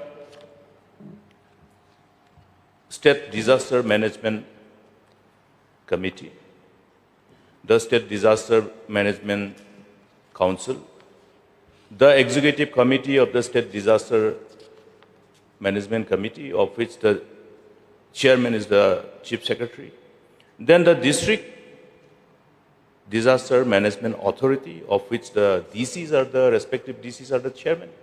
And every district is required to draw up their mitigation plan. Mitigation plan is to create that kind of preparedness. I have taken time to also have lots of interaction with the respective district disaster management authorities. And I have found that the mitigation part is always missing. It's more of a disaster response, but not mitigation. Now, we have so many assets, and because of lack of this comprehensive mitigation plan, the departments are not able to respond to protect the assets. One glaring example is the most important crucial roads. So the department doesn't have the money for disaster mitigation. I visited these few of the roads. Go to Purakhasya, Adugri Purakhasya road, before reaching the market. This road is completely eroded, taken away by the Darong River. Similarly, we will see whether it is that Dimapara Ruga road. It's very scary to travel. We don't know when the road will be completely taken away, swept away by the river. No mitigation effort. What will happen to the asset created? Similarly, Beta Singh Melam Road. We are investing substantial amount of money for upgradation. But at almost 6 places, 6 stretches, the road is being eroded by one river, Dalni. Similarly, Ampati Melam Road, very crucial. The whole connect to the main market in the western part. The lifeline for the farmers. Similar victim of lack of mitigation plan by the PWD. The roads built are being washed away on a regular basis. When we travel from Ampati to just Ampati village, on the left side we will see, next to the PWD office, the road is almost being washed away. Whose job it is? Mr. Speaker, sir, the whole situation is because of lack of mitigation plan. The district disaster management authorities are not doing their job. It is a statutory responsibility, Mr. Speaker, sir. Therefore, I think it's only appropriate that the government and state level, the chairman of the State Disaster Management Authority, the chairman is the Honorable Chief Minister himself. I have tabled number of meetings during my time. During my time, at least we could come up with a state disaster management plan, which took time. But the fact is that these are all statutory responsibility, and the Chief Secretary being the chairman of the Executive Committee, there seems to be dereliction of responsibility. One thing, in responding, the departments who require money for expeditiously release on the response fund to the victims also are still pending. In fact, I have put the question in last session, Mr. Speaker, sir, about the victims of fire accident. Till now, they have not received. Is it a joke? Whose money are we holding? These are not acceptable. These are crimes. Because, as I have said, it's a statutory responsibility. And the school buildings. I have number of photographs here. Too many. Whose job it is? Why does it take time? So it will be appropriate to know what is the SDRF fund available now with the state government, current amount of money. Because it is binding on the government to always earmark fund under SDRF. It's a binding responsibility. The Finance Commission award will always have a separate allocation on an annual basis. So the quantum of money that is usually accumulated over the years is substantial. Now, in addition to that, because of the new challenges of forest fire, now it will be pertinent for us to know that whether any comprehensive mitigation plan to deal with this forest fire has been embarked upon at the level of the district disaster management authorities or not. If not, when will they start initiating this? And specific to this mitigation related comprehensive plan to deal with these fire accidents, I'm painful to share that East Garo Hills is one of the areas where forest fire keeps on happening, affecting the very, I must say, the endangered species of wildlife. I tried to talk to the wildlife division. Wildlife division is only one. The whole Garo Hills region is only one wildlife division. I remember reviewing and then saying that we should have some more wildlife divisions in the state. I couldn't do during my time because I thought post 18 I will still have the government. The people's mandate is different. But then I think it is necessary. Let us take cognizance of. It may be quite surprising for people to know that the wildlife division for the whole Garo Hills operates from Balpakram, from South Garo Hills, and the conflict between man and animal conflict. So these are related things now, forest, wildfire. Then the impact on the precious endangered species. These are crucial. Therefore, the comprehensive plan to deal with this challenge, mitigation, specific to forest fire, I think every district disaster management authority should have specific timelines, inform all the stakeholders, and sensitize all other, because below the district disaster management authority we have at the block level, then we have the village level. Village Disaster Management Committee. After the initial sensitization and mobilization of the communities to have this Village Disaster Management Committee, now there is a long lag. Somehow or other people have even forgotten about the existence and the statutory role and responsibility of these statutory committees at the village level. It is very crucial because the first responders will be always our neighbors. The first responders will be only the members of the community, then the other responders. Therefore, to have the complete involvement of those at the grassroots level, resensitizing them, carrying out the whole mitigation plan with a complete understanding of the role that is required to be played by all those stakeholders is indispensable. And therefore, I would like to get an assurance from the Honorable Minister in charge that this part will be taken note of and that every district disaster management authorities will be looking at this whole comprehensive disaster mitigation plan specific to dealing with the forest fire, and also revamp and resensitize all the district village disaster management committees.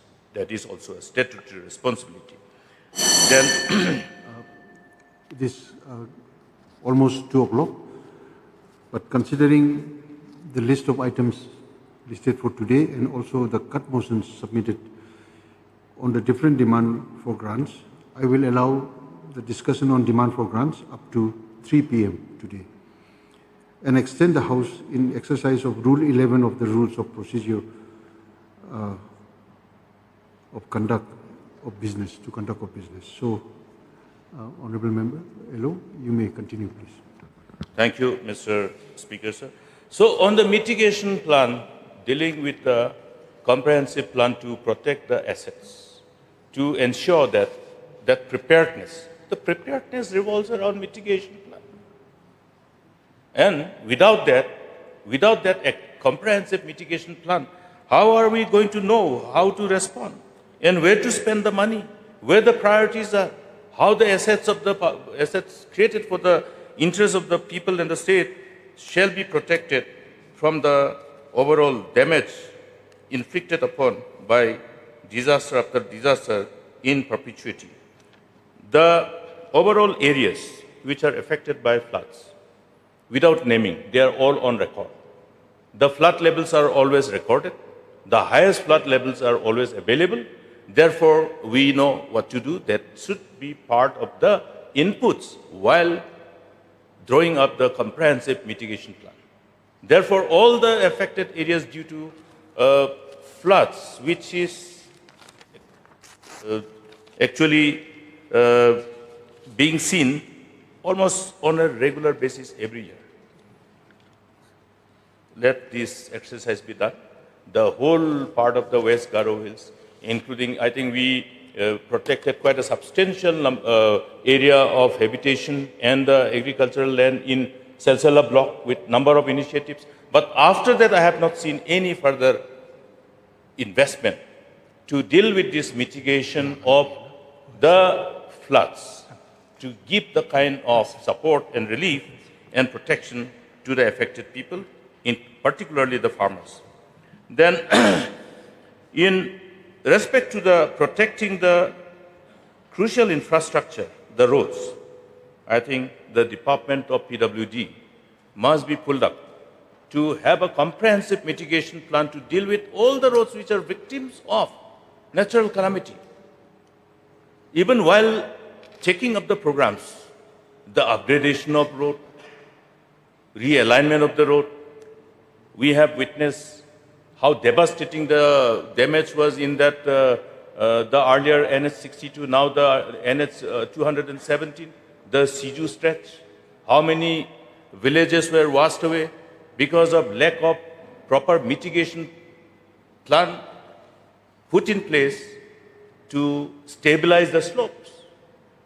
Now also the roads are similar. I think recently we have seen that Shillong Dauki, how. Therefore, at the time of construction of the road, depending on the type of geological surprises that we may be confronted by, the whole design has to be done. That is what we did about that, our Silchar road, which was continuously giving us that problem with the dislocation of road with every monsoon. Therefore, scientific approach. There are many interventions which have shown us that they can withstand the test of time to deal with the slope stabilization and other measures. Therefore, these things can happen only if the mitigation plans are in place by those responsible line departments. And they put those things, and then we look at the availability of funds, based on which we can ask from Government of India, based on which we can actually post it before the Finance Commission. There was a time when somebody was saying, how is it that Meghalaya did not get any extra support during the year 2014 flash floods? Massive flash flood, damage everywhere. When you have still money in the SDRF account, Government of India cannot give us money. We have money, but how to utilize them is to be determined by comprehensive mitigation plan. So money has accumulated over the years, fortunately. I don't know what exactly is the amount now, current balance, so it will be only in the fitness of things. Because I see that this component which is released by Government of India is specific to dealing with forest fire risk management, and therefore I am sure as we proceed ahead with the proposed spending, the comprehensive mitigation plan must be there. And on the lightning safety, I don't know, so many lightning incidents across the country, across the globe. I saw one very scary report which was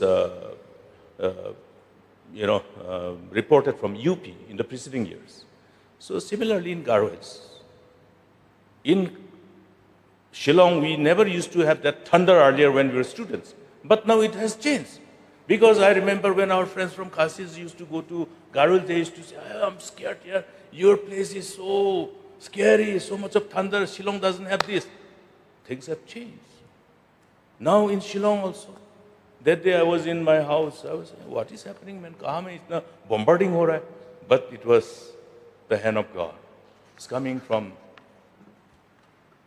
the usual lightning and thunder which was not seen in Shillong in the preceding decades, but it is not anymore. So therefore, how to create that enabling environment to sensitize people, how to ensure that the people take care of their safety during this lightning, I think these are very crucial things. I remember one day, very unfortunate thing happened in Dobu, in East Garhwais. The rain has not started, but the thundering, the person concerned, the head of the family, was sitting in the veranda. He got knocked down, spot dead by the lightning. And we tried to find out what was the reason. Then somebody, one elderly person said, you know, this particular tree, if this particular tree is around, then usually lightning strikes. I think there may be many traditional knowledge which we need to really explore and articulate in the course of discussion. If we have the access to those traditional wisdom and knowledge, I think it is necessary to also have some more scientific studies done. Why there are some lightning all the time in some places, excessively. It's a fact. I have seen some places, lightning after lightning, lightning after lightning, located in some places only. So naturally, the certain,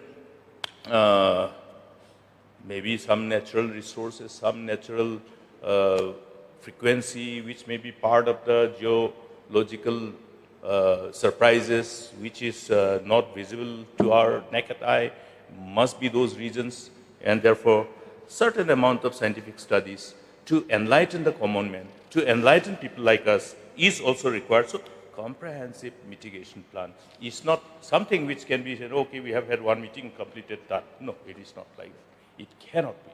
Therefore, with these few submissions, Mr. Chairman, sir, I think there are plenty of things to be done.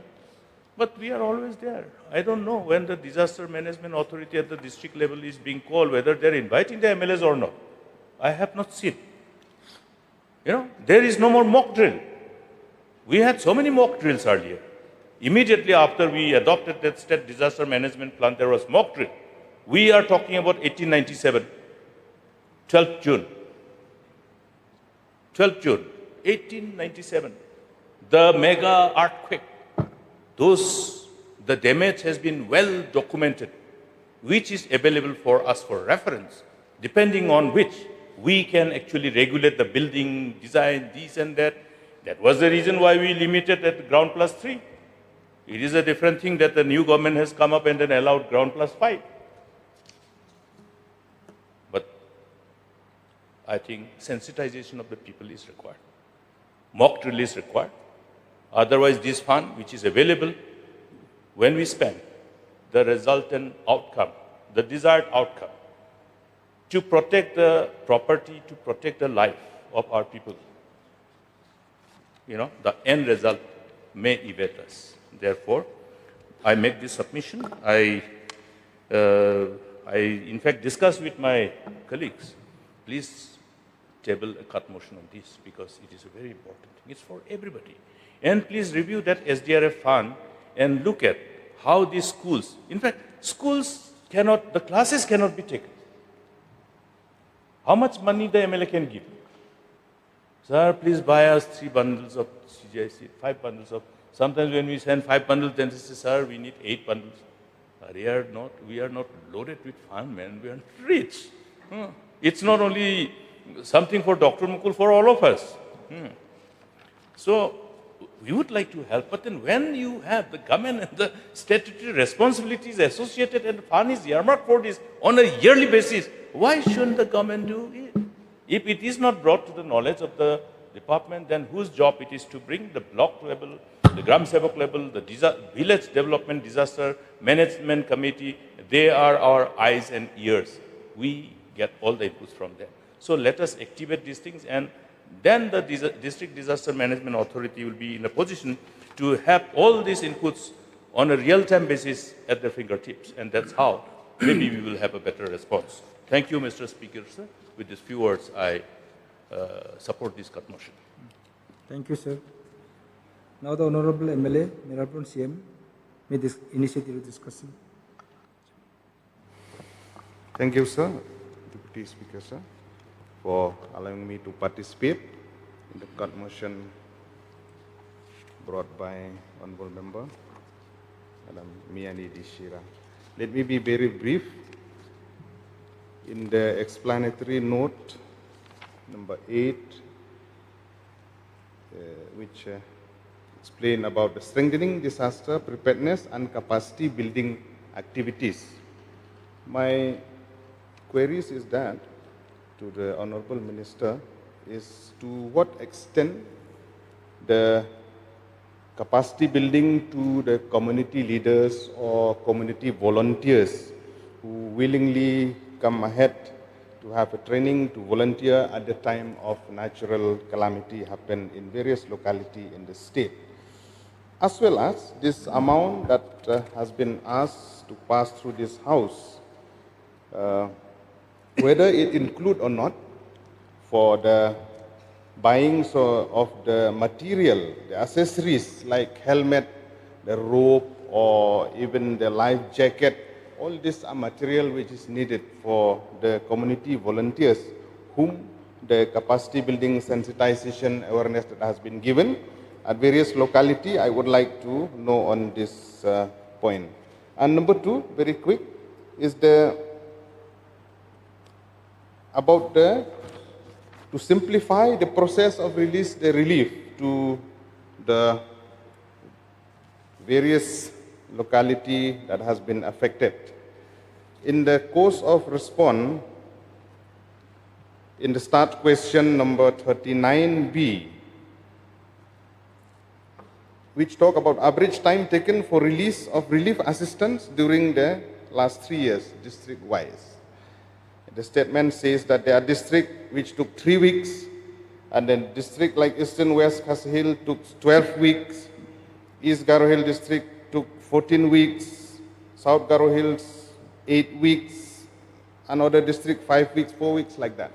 So at the time of the crisis to the family, especially where they need immediate relief, my point to you, Honorable Deputy Speaker, sir, is that the department, through various agencies, the DDMA, SDMA, to discharge as soon as possible and to relax even the guidelines as well for releasing of the relief, because just recently that excessive rain on the morning of 28th of July, in which one of the villages in my constituency also, Umling village, where there's a huge flood and waterlogging, where students have lost their books, they have lost their shoes, belonging. So those are the in which we have to understand that not only ration and blanket will help, we need some financial assistance also. If guidelines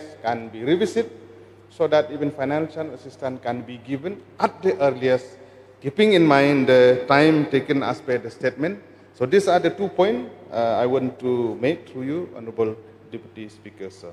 Thank you so much. Thank you. Now the Honorable MLA Timandol may initiate the discussion. Honorable MLA Timandol. Thank you, Honorable Deputy Speaker, sir. I rise to oppose the card motion moved by the honorable members from Ampati and Rajabala, but at the same time I thank them that they have brought a very pertinent issue which also concerns to my department, and I feel that this is an opportunity to flag some issues. Sir, prevention is better than cure. We are seeing that in constituencies like Tikrigala, Hulbari, Rajabola, and Shalshala, they are prone to perennial flooding problem. And when these floods come, officers are directed, and I thank all those officers also who take pain to visit the areas and help people. But at the same time, what happened?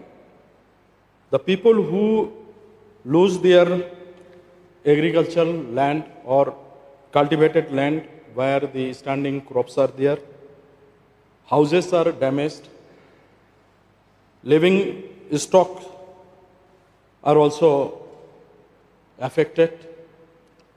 So there is one way that immediately relief materials to be provided to them. And at the same time, they got to be very careful to pick the right people who were affected. And it is done in a time-bound manner. So by the meantime, the relief comes, suddenly we found that wrong people received the compensation.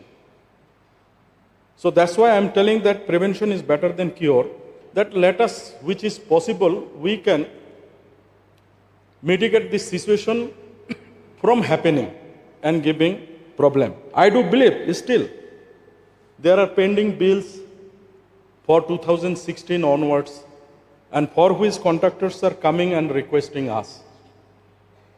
There are multiple departments which are involved in the relief system. And it is, I understand that very difficult for the disaster management department to compile all these things immediately and release the fund. But by the meantime they compiled, it is already late, it is overrun, and contractors are not getting the bill. Then when the next things again happen, the similar issues come. Sometimes the contractor refused to supply the materials because their bills were not paid in the last year. So why not we prevent the flood at the first point? I remember, sir, certain villages which are now in Rajabala constituency and also Fulbari township. These two places were almost on the verge of elimination because of the river Brahmaputra. I am thankful to late P.S. Sangmaji that he helped the people of Fulbari to get fund for the protection of Fulbari township and other villages nearby.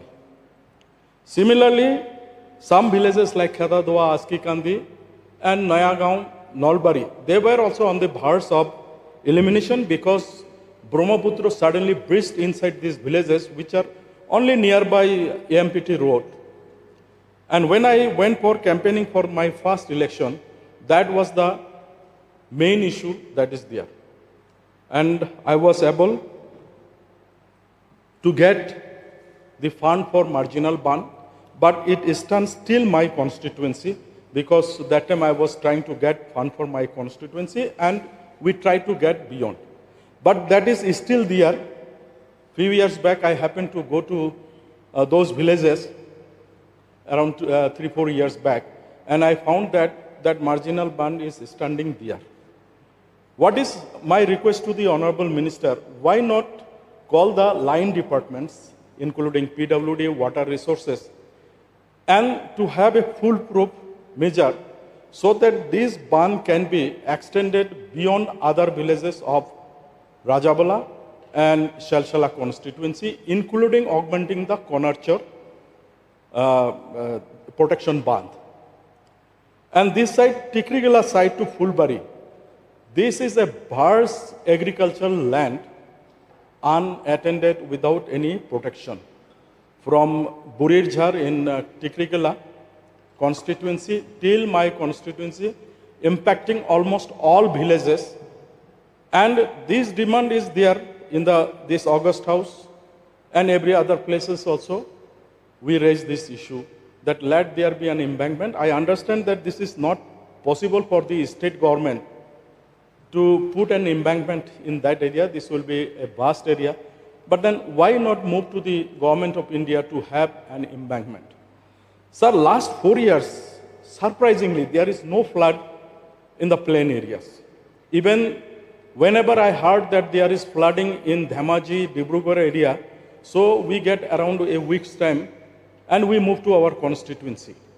But this time it is a devastating flood in Upper Assam, but still flood is not coming to our area.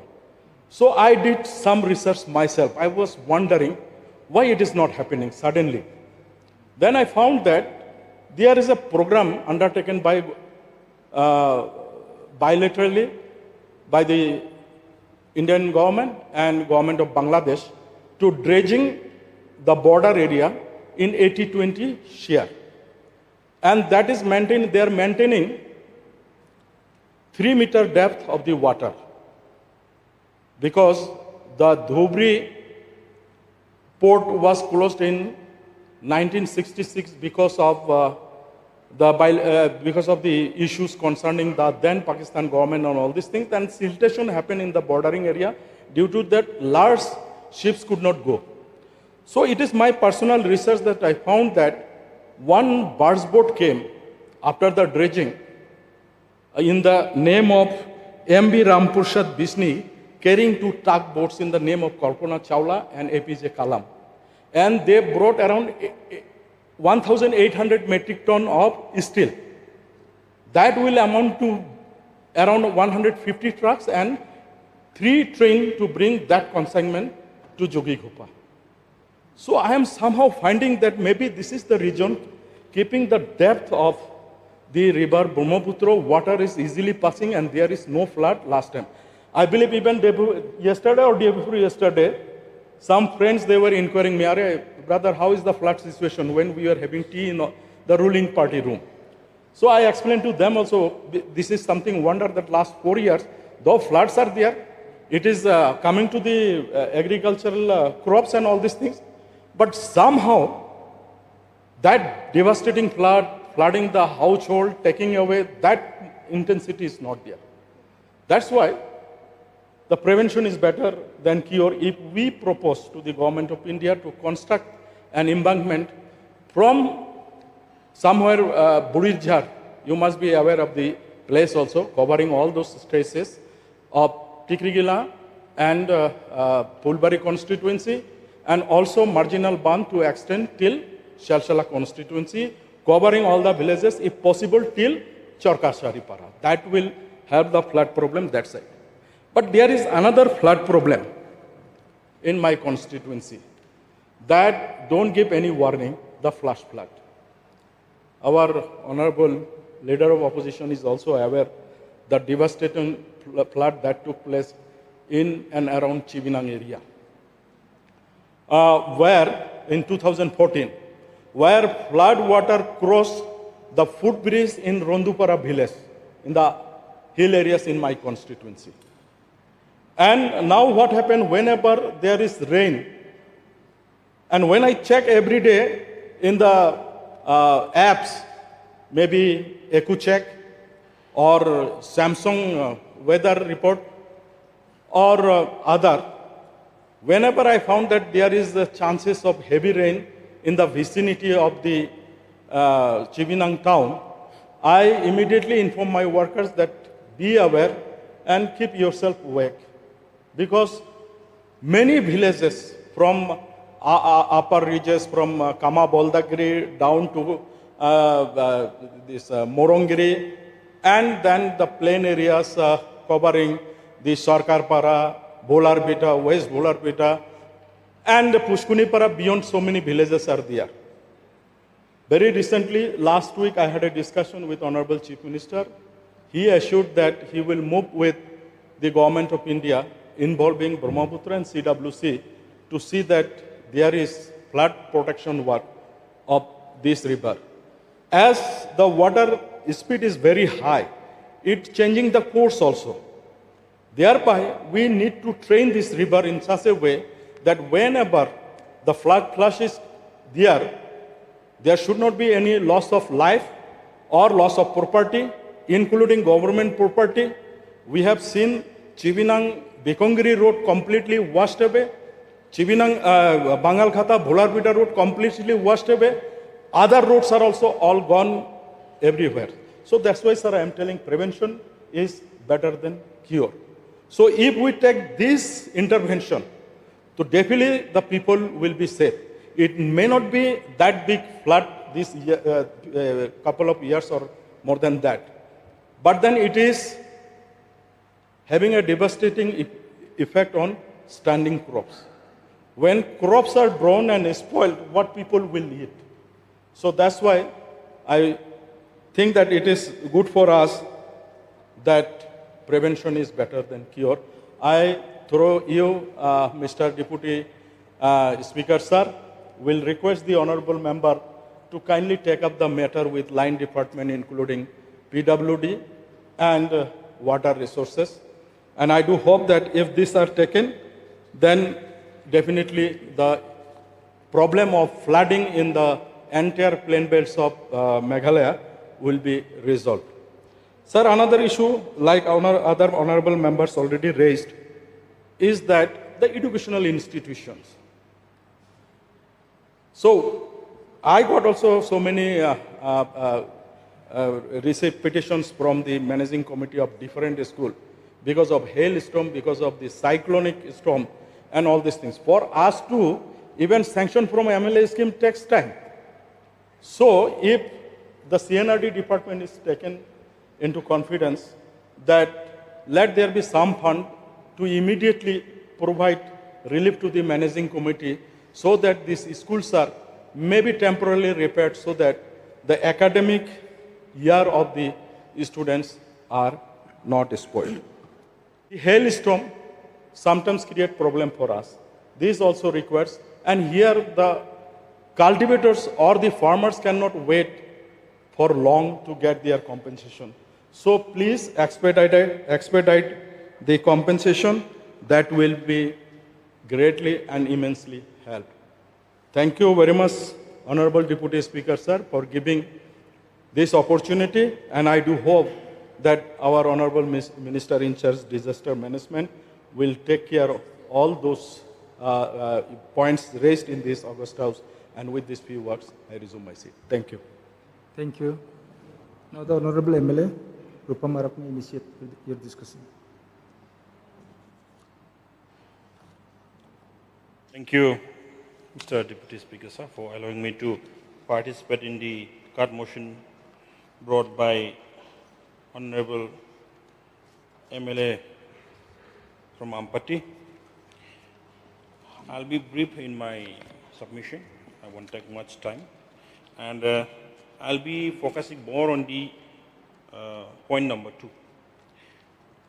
Just recently, there was a storm under my constituency, and I myself had visited those areas where the storm had affected severely. And while visiting, and while reaching these affected areas, I found out that there was not even a single officials from the CNRD blocks, and I called up the video on that day, and she replied that they have already sent the team to assess the situation, assess the quantum of damage. But I was there till the whole day, but no one turned up. And later I came to know that all the assessment was done by the Manrega VEC in the villages, in the village level. So what happens in those villages, those people who are in the VEC, they are elected. And sometimes they even play politics on the poor people, those who are affected. Those who have not voted for them, though they are affected severely, they will not put in the list their names. It happens like that. So I want to make a humble suggestion that those Manrega VEC members should not be asked to assess the damage to the affected areas. And now what happened? Those people who are severely affected, whom I have seen with my own eyes, they are not getting what they are supposed to get. These things are happening. And those people who are partially affected, they are getting more than 1 lakh. So these are the things happening in the village level. It is because of the absence of the CNRD department's officials. I mean the absence of rapid response from the department. This I would like to highlight. And one thing, it is also under my constituency, sir. Those shopkeepers who are there under the subdivisional complex, all the shops had been damaged in the recent storm, and they went to STO Civil with an application, but the STO Civil directed them to approach the BDO. And when they approached the BDO said it falls under the jurisdiction of the STO Civil. It doesn't come under my jurisdiction. So he has the full authority to make the report to the disaster department. That was the response they got. And they approached me after that. I have already called up the authorities regarding that, but this kind of confusion should not be there in the grassroots level when there was such incidents. And third, there was a small bridge constructed which the way leads to the Dadingri CHC. And it was not well-planned bridge. Now because of that, during rainy season, the water used to accumulate, and it has created a flood-like situation, and all the shops nearby have been affected. But when they approach the BDO, they refuse to take the complaint. And these things, I think it connects the PWD department as well. And just like the Honorable MLA from Fulbari and the Honorable Leader of the Opposition has stated about the flood mitigation, and the even Honorable Rajabullah MLA has stated about the embankments. There is need of construction of embankments in Dadingri also, not only in the Plain Belt region. I have already raised this issue in the this year's budget session, that Rangi River every year is eroding soil from the bank of its bank, and it is posing as a threat to the human habitat, and it may cause loss of life in future. So it should be taken as a priority to save the human lives and the property which it may cause. And another one regarding the schools, even under my constituency, in the recent storm, there has been devastating storm. Many schools had been affected, and the roofs has blown, and the villagers, they used to call the MLA, "Sir, our school has been damaged. Will you provide for us? Please give us assistance," something like that. When I called the authorities, they said they don't have the fund. So imagine if we cannot repair the roofs, then where the students will get the education? So it should be taken as a priority on the part of the department to repair the damaged schools. Or maybe, as the suggestion, there should be some fund through the CNRD department or through the local MLAs itself, so that we can release it more efficiently, quickly to the affected schools. These are my submissions. So I have drawn enough attention of the minister in charge in this regard.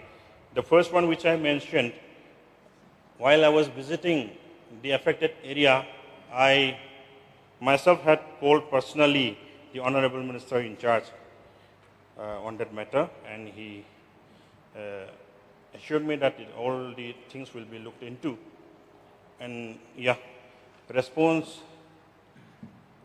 to some extent was provided, but what we got, what happened, is what I have explained in my submission. So with this few submission, I draw the kind attention of the minister in charge and resume my seat. Thank you. Thank you. Sri Livingston Karpan, Honorable MLA, may initiate your discussion.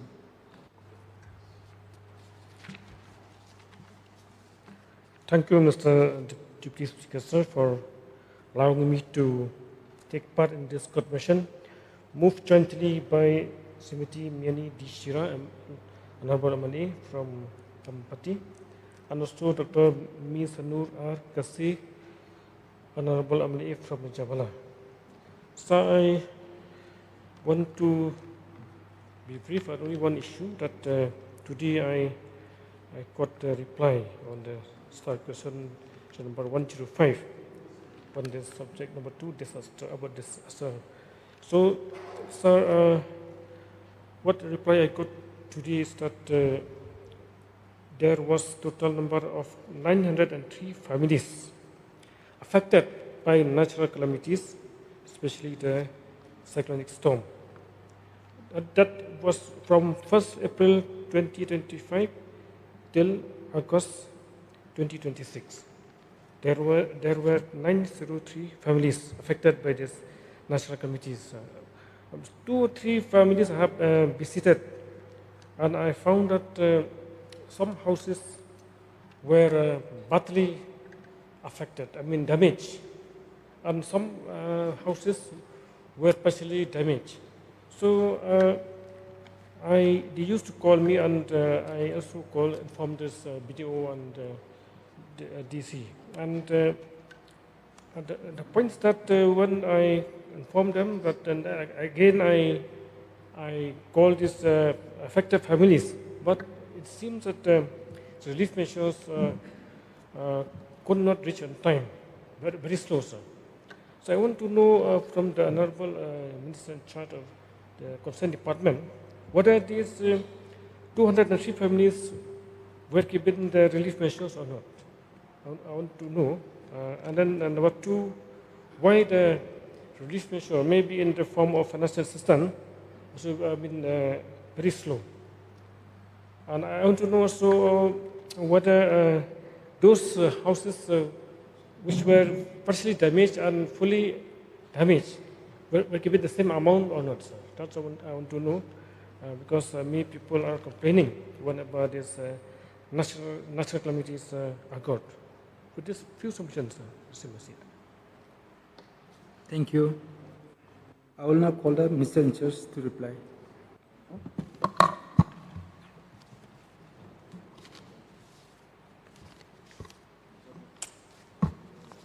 First of all, I would like to thank the Honorable Miani Dishira, MLA, Dr. Mizur Ghazi, MLA, the LO, Dr. Mukul Sangma, the Meral Bons MLA, Eti Mandal MLA, Rupa Marak MLA, and Heringstud Khatprang MLA, for taking part in this court motion which brought by the Honorable Member Miani Dishira and Dr. Mizur Ghazi. Sir, I have noted all the points which have deliberated in this particular court motion, and I have noted it and I will respond only to some point which it is relevant to this. Number one point, sir, it is regarding the mitigation. Sir, the Disaster Management Act 2005 defined mitigation as a measure aimed at reducing the risk, impact, or effect of disaster or treating disaster situation. Mitigation essentially means taking measures before a disaster occurs to reduce potential loss of life, property, livelihood, infrastructure, and environment. Mitigation measures may be structural as well as non-structural. Structural measure involves physical construction, engineering intervention, and technological measures intended to reduce disaster risk. Non-structural measure include risk assessment, early warning, awareness, training, capacity building, planning, mapping, community participation, and institutional strengthening. Thus, mitigation is distinct from the post-disaster relief. Relief is address the immediate consequence of disaster, whereas mitigation seeks to reduce the risk and severity of future disaster. Sir, the National Disaster Mitigation Fund and State Disaster Mitigation Fund. So, Disaster Management Act 2005 provides a framework for financing different stages of disaster management as mentioned by the Honorable LO. Section 46 of the Act provides for National Disaster Response Fund for meeting expense for emergency purposes, response, relief, and rehabilitation in accordance with the prescribed guidelines. Section 47 provides for National Disaster Mitigation Fund.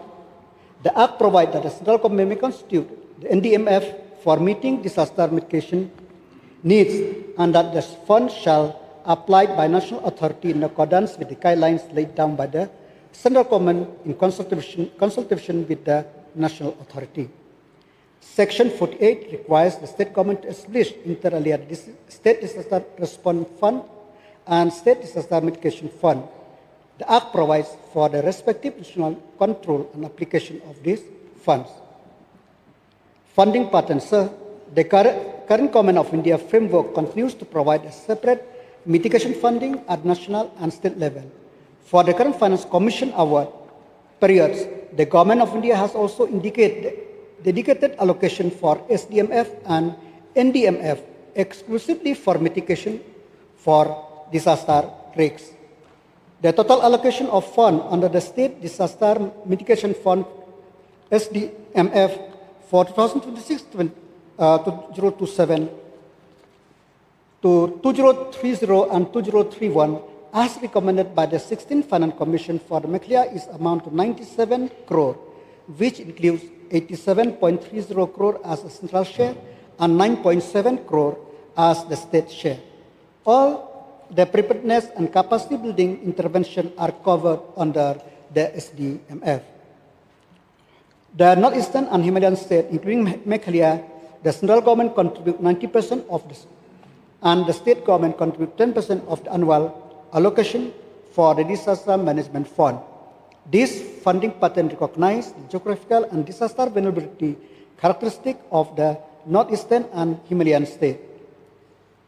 The scope of mitigation. Sir, the mitigation fund can support eligible projects relating to notified disaster and disaster notified by the state within a local context subject to the applicable guideline. The scopes include disaster risk assessment, early warning system, community resilience, protection of settlement and asset, ecosystem-related risk reduction, preparedness, capacity building, research and studies, and other approved intervention which reduce disaster risk and its impact. The funding may therefore support both the physical intervention and knowledge, technology, and community-based intervention.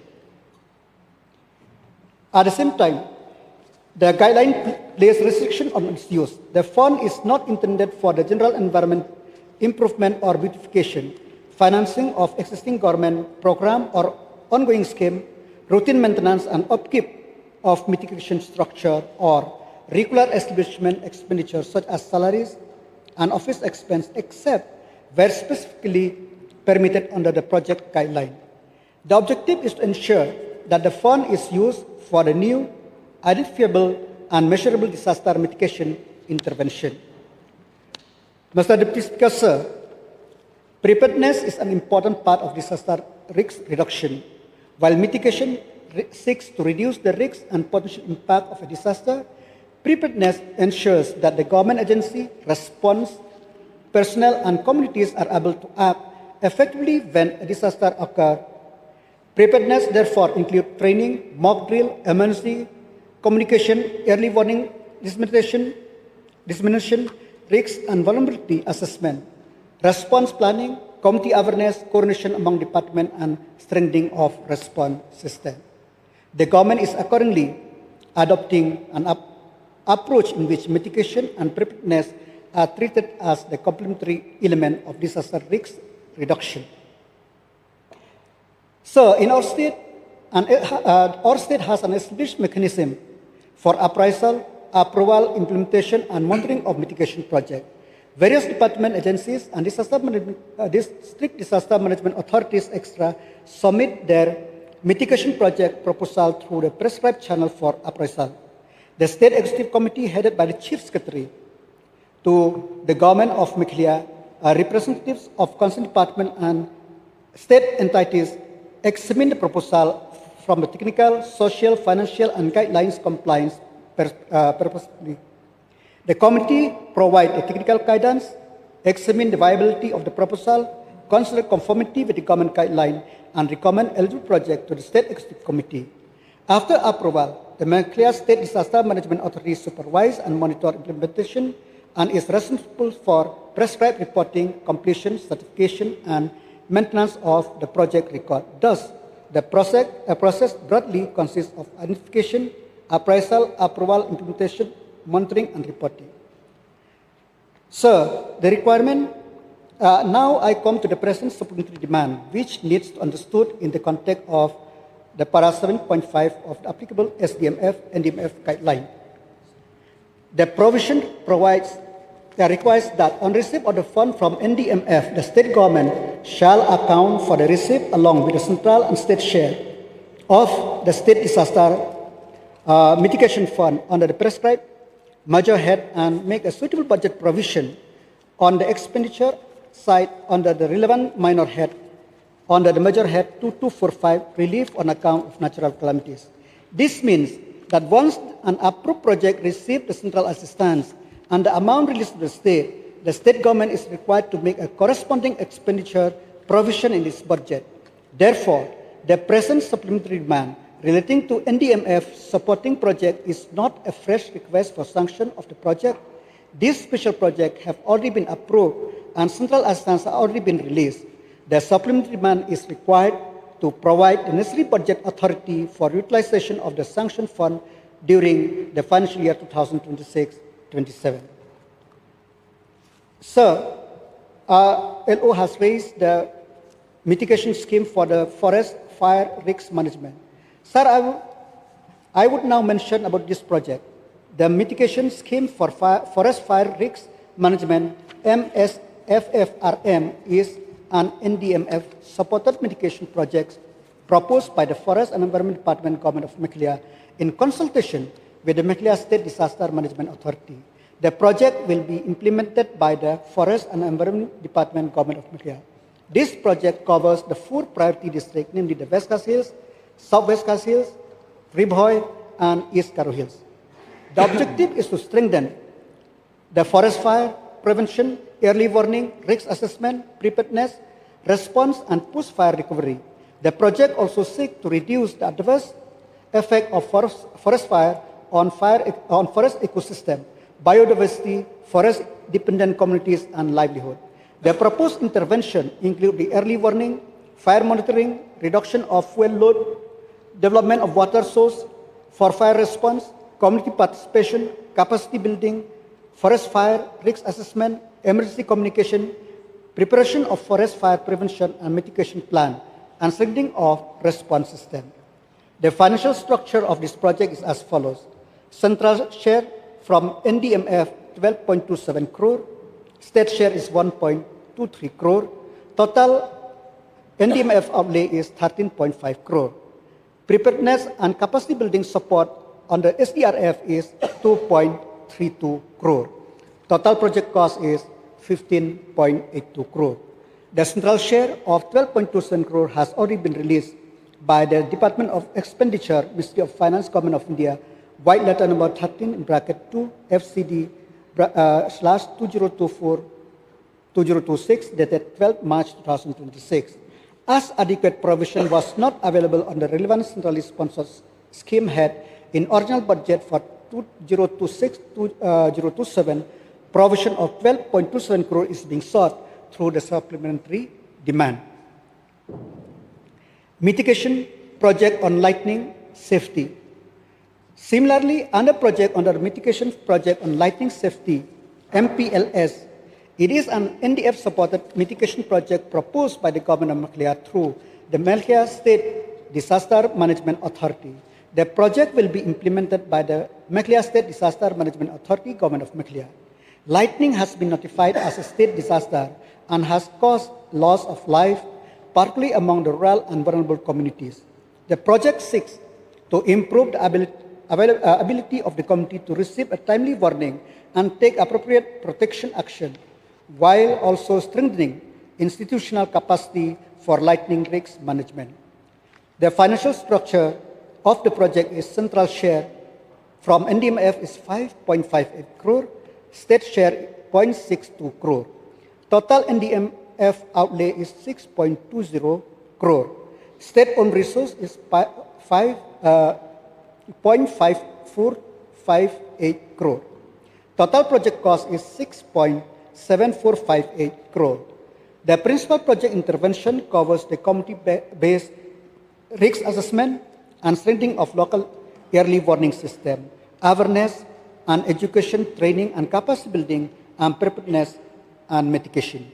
The central share of 5.58 crore has already been released by Department of Expenditure, Ministry of Finance, Government of India, white letter number 13 in bracket 2 FCD /2024-26 part 1 dated 9 February 2026.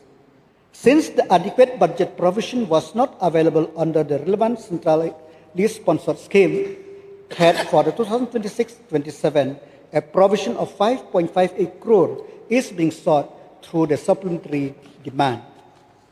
Sir, therefore, the supplementary demand of 17.85 crore for implementation of this project under the centrally sponsored scheme is required to provide expenditure provision corresponding to the central assistance already released.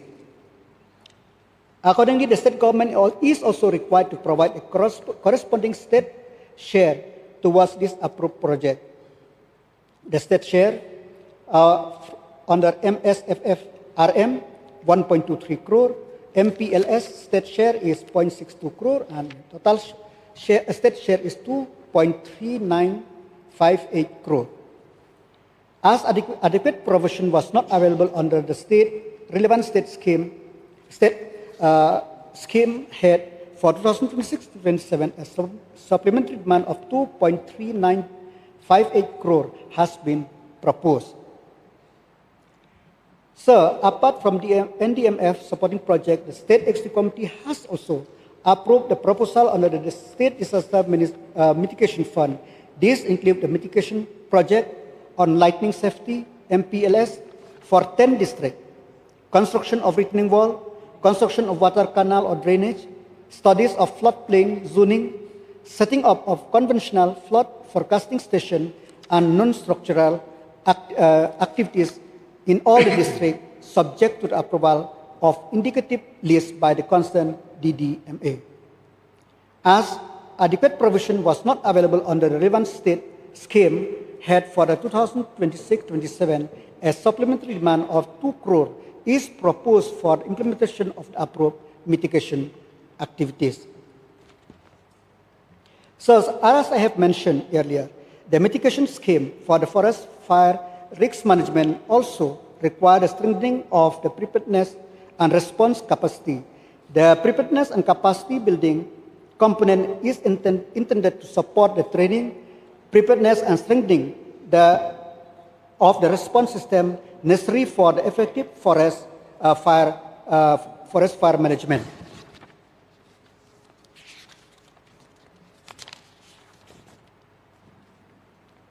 Since adequate budget provision is not available on the relevant head of account for 2026-27, a supplementary demand of 2.32 crore is proposed for the project and capacity building support under the SDRF for forest fire project approved by the Government of India. The expenditure will be restricted to approved mitigation activities and will be subjected to the applicable guidelines, financial rules, and monitoring mechanism. Preparedness and capacity building on SDRF. So, as part of these activities, the state undertake various preparedness and capacity building activities throughout the years.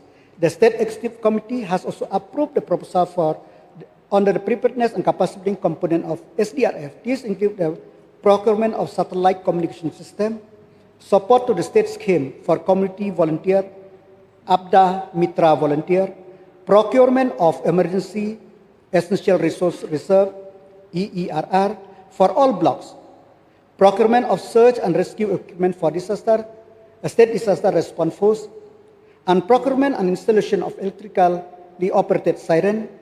The objective is to strengthen the preparedness of the government department, field personnel, response agency, and communities through appropriate training, capacity building related preparedness activities.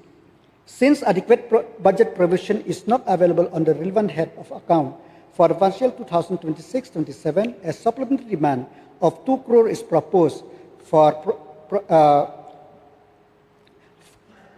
the preparedness and capacity building activities under CDRF.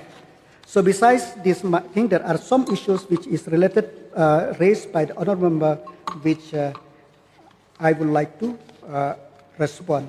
Sir, number one, sir, regarding the delay of the proposal to reach the beneficiary. Yes, as honourable member from Nongpo has mentioned, there are some which take 1 week, 2 weeks, 3 weeks. So in this instance, the government of Meghalaya have issued a notification dated Shillong the 25th of March 2025, number RDG 47/2019-131. This notification speaks about the process of checking how the scheme is being implemented from the day of reporting till the reach the beneficiary, if it is applicable. So I will place this notification on the table of the House so that all the honourable members will go directly to this DRM, the Disaster Relief and Monitoring System, where they can see what is there in their own constituency and how to see where it is, where that file or anything stops. So I will place this on the table of the House so that every member will be known what is happening and what is not happening. And number two, regarding the different issues which the entitlement for different issues, whether the ex gratia payment, whether the injury, whether hospitalization, I also will place this notification dated 13th of August 2025, number RDG 47/147, so that every member could see where is the process start and how it will reach the decision-making authority and who will take a decision, so that through this effort, even at the officer level or office level also, they will know that somebody is monitoring them, so that if there is any shortcoming, we can tell the officers then and there. Besides this, sir, there are also some urgent measure which, if it comes to the state executive body, it takes so much time due to something or other. So, sir, to simplify this thing. You may please sit down. It is now 3 o'clock, but I will further extend the sitting of the House in exercise of the Rule 11 of the Rules of Procedure and Conduct of Business till the demand number 2 is disposed of. We will take up the rest of the supplementary demand for grants on Friday, the 28th August 2026. So, Honorable Minister, you may please continue with your reply. Sir, this notification also is very, very important that so that we will know at the district level what are the things which is doing, how many days, so that you as honorable member representative, you will know and you could follow up so that the genuine beneficiary could get the relief on time. So this notification also number dated Shillong, the 10th of April 2024, number RDG.59/2021/8. This also I will place on the table of the House. Why I place on the table of the House? Because I find that these notifications are very, very important to enlighten us what are the steps to be taken and what is entitlement and what are the mechanisms which be done so that we also, as the responsible member, we could follow up with the different authority at stake.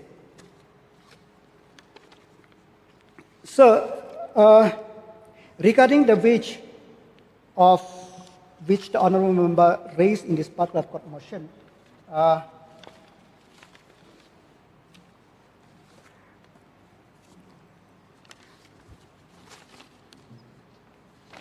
so this wage, salary component and wage is arise due to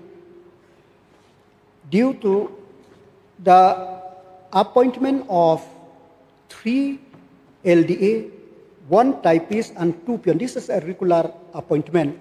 But since the required original provision is only 73 lakh, and additional is required is 20 lakh. So regarding the wages, there are some employee, 2 casual employee were engaged as the office chokidar and sweeper and 1 bungalow peon. This because due to the roster system, and now the roster have been approved and recruitment of this will be done in due course of time. But since there is no provision which appoint under the wages, so this wage, additional wage of 5 lakh have been asked as a supplementary demand. So another amount of 5 lakh is required under 30 other contractual employee during 2026 in response to requirement received from the Commissioner of West Giant Hills, July. The requirement was received after original budget estimate has been prepared and finalized. Consequently, no provision could be made on this head of account at the original budget. The contractual personnel support the revenue branch in discharging the essential and continuing public function. Insufficient supporting manpower may result in delay in disposal of land and revenue cases and cause inconvenience to members of the public. Since there is no original provision under this head of account, the expenditure cannot be met unless the necessary budgetary provision is obtained through the supplementary demand. The amount of 5 lakh is required to meet the administrative remuneration of the contractual employee engaged against the sanctioned post of beyond for remaining period of 2026-27. So regarding whatever mentioned by the Honorable Member Rupa Marat regarding the delegation of work of the responsibility to the VEC, that we will have look to do because the BDO we have a different Ram Seva which work under the BDO. We will see in that particular case how it has happened so that this will not happen. And regarding the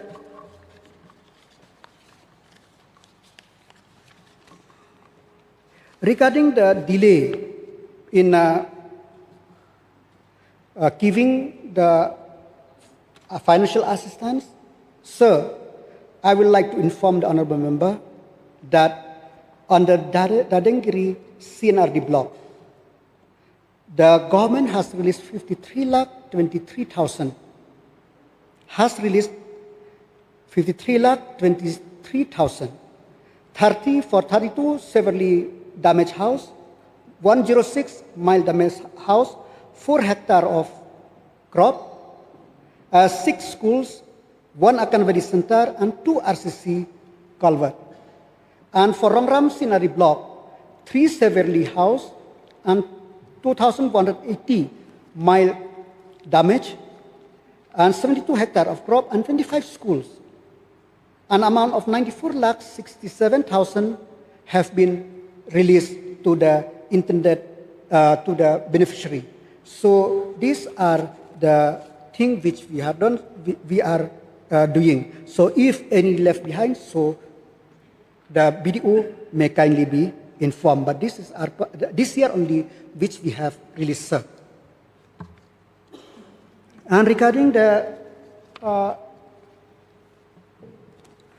in response to Honorable Member Harpran regarding the non-release of the fund to the beneficiary, sir, in each case, as you have mentioned, I mentioned in that reply is 906 affected family, and the total amount to be paid is 1,77,85,745, and the amount already paid is 1,12,58,700. There are some cases which needs clarification.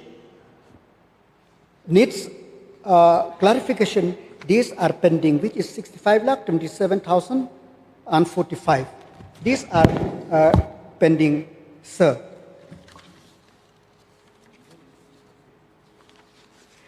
And regarding other issues, sir, as I already mentioned that we have taken note whatever things which have been deliberated on this house, and we will attend to the point which need to be attended. With these few words, I request the honourable member to kindly withdraw the court motion.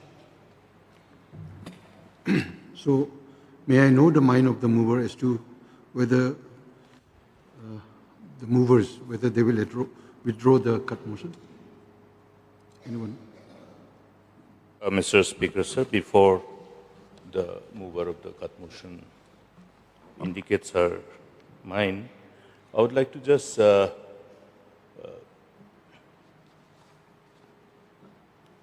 indicate one very important point which I have articulated during my submission, and which again is to an extent corroborating in respect of the submission made by honorable member from Phulbari.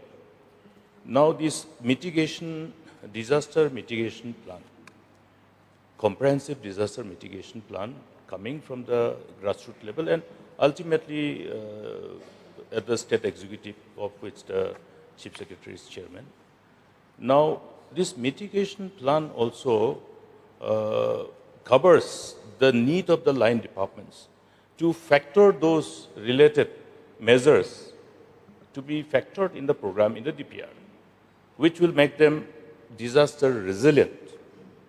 And here there is a massive intervention which is required, which is pertaining to the protection of that large area starting from Tikrikila till Salsala, that areas falling under Salsala constituency.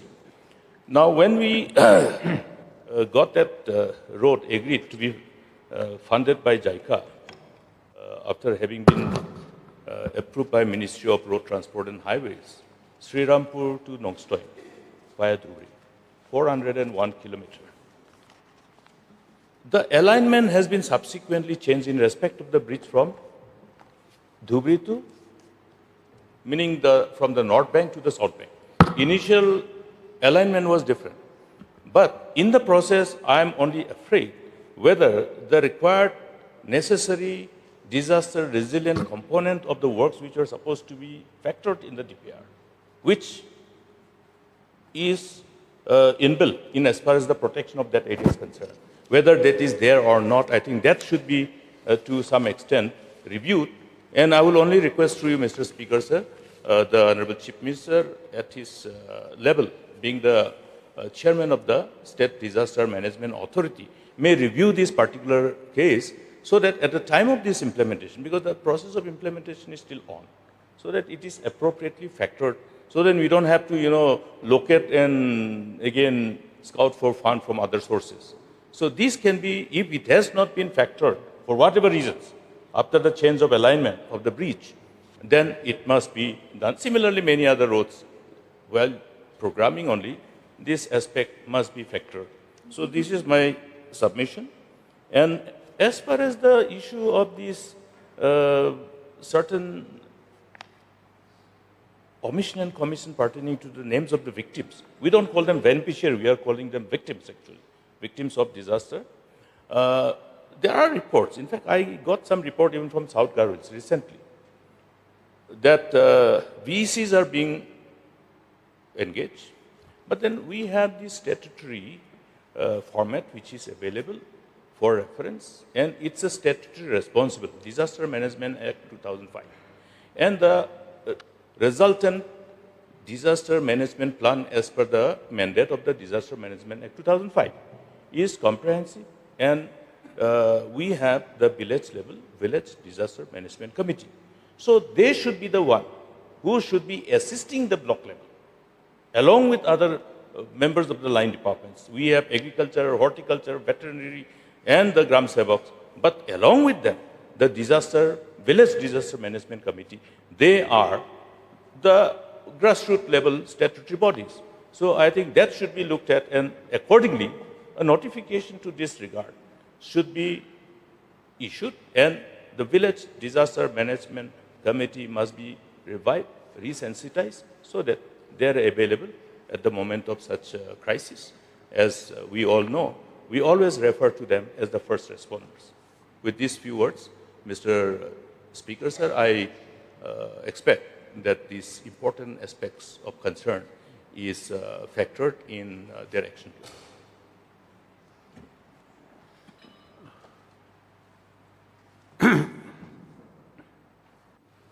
You wish to reply?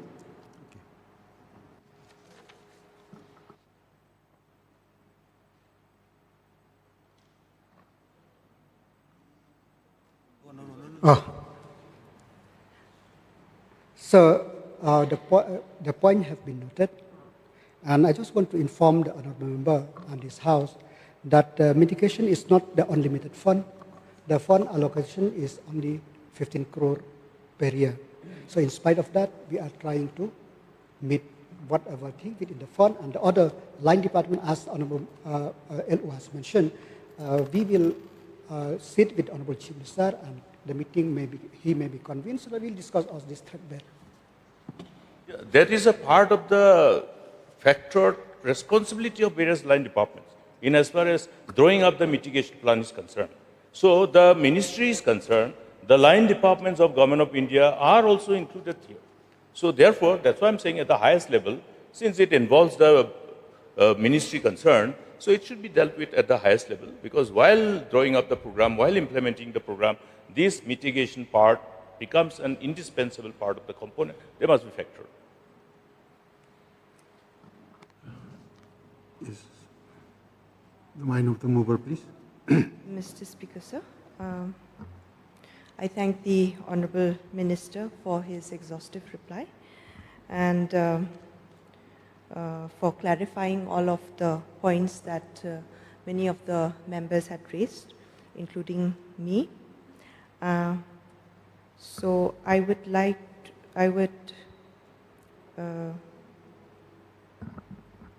beg to withdraw the cut motion. Thank you. Since the mover has withdrawn the cut motion, now let me put the question before the House. The question is that grant number 2 be passed.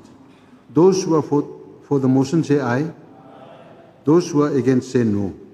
The ayes have it, the ayes have it. The motion is carried and grant number 2 is passed. As there is no further business for the House for the day, the House stands adjourned till 10 a.m. on Thursday, the 27th August 2026.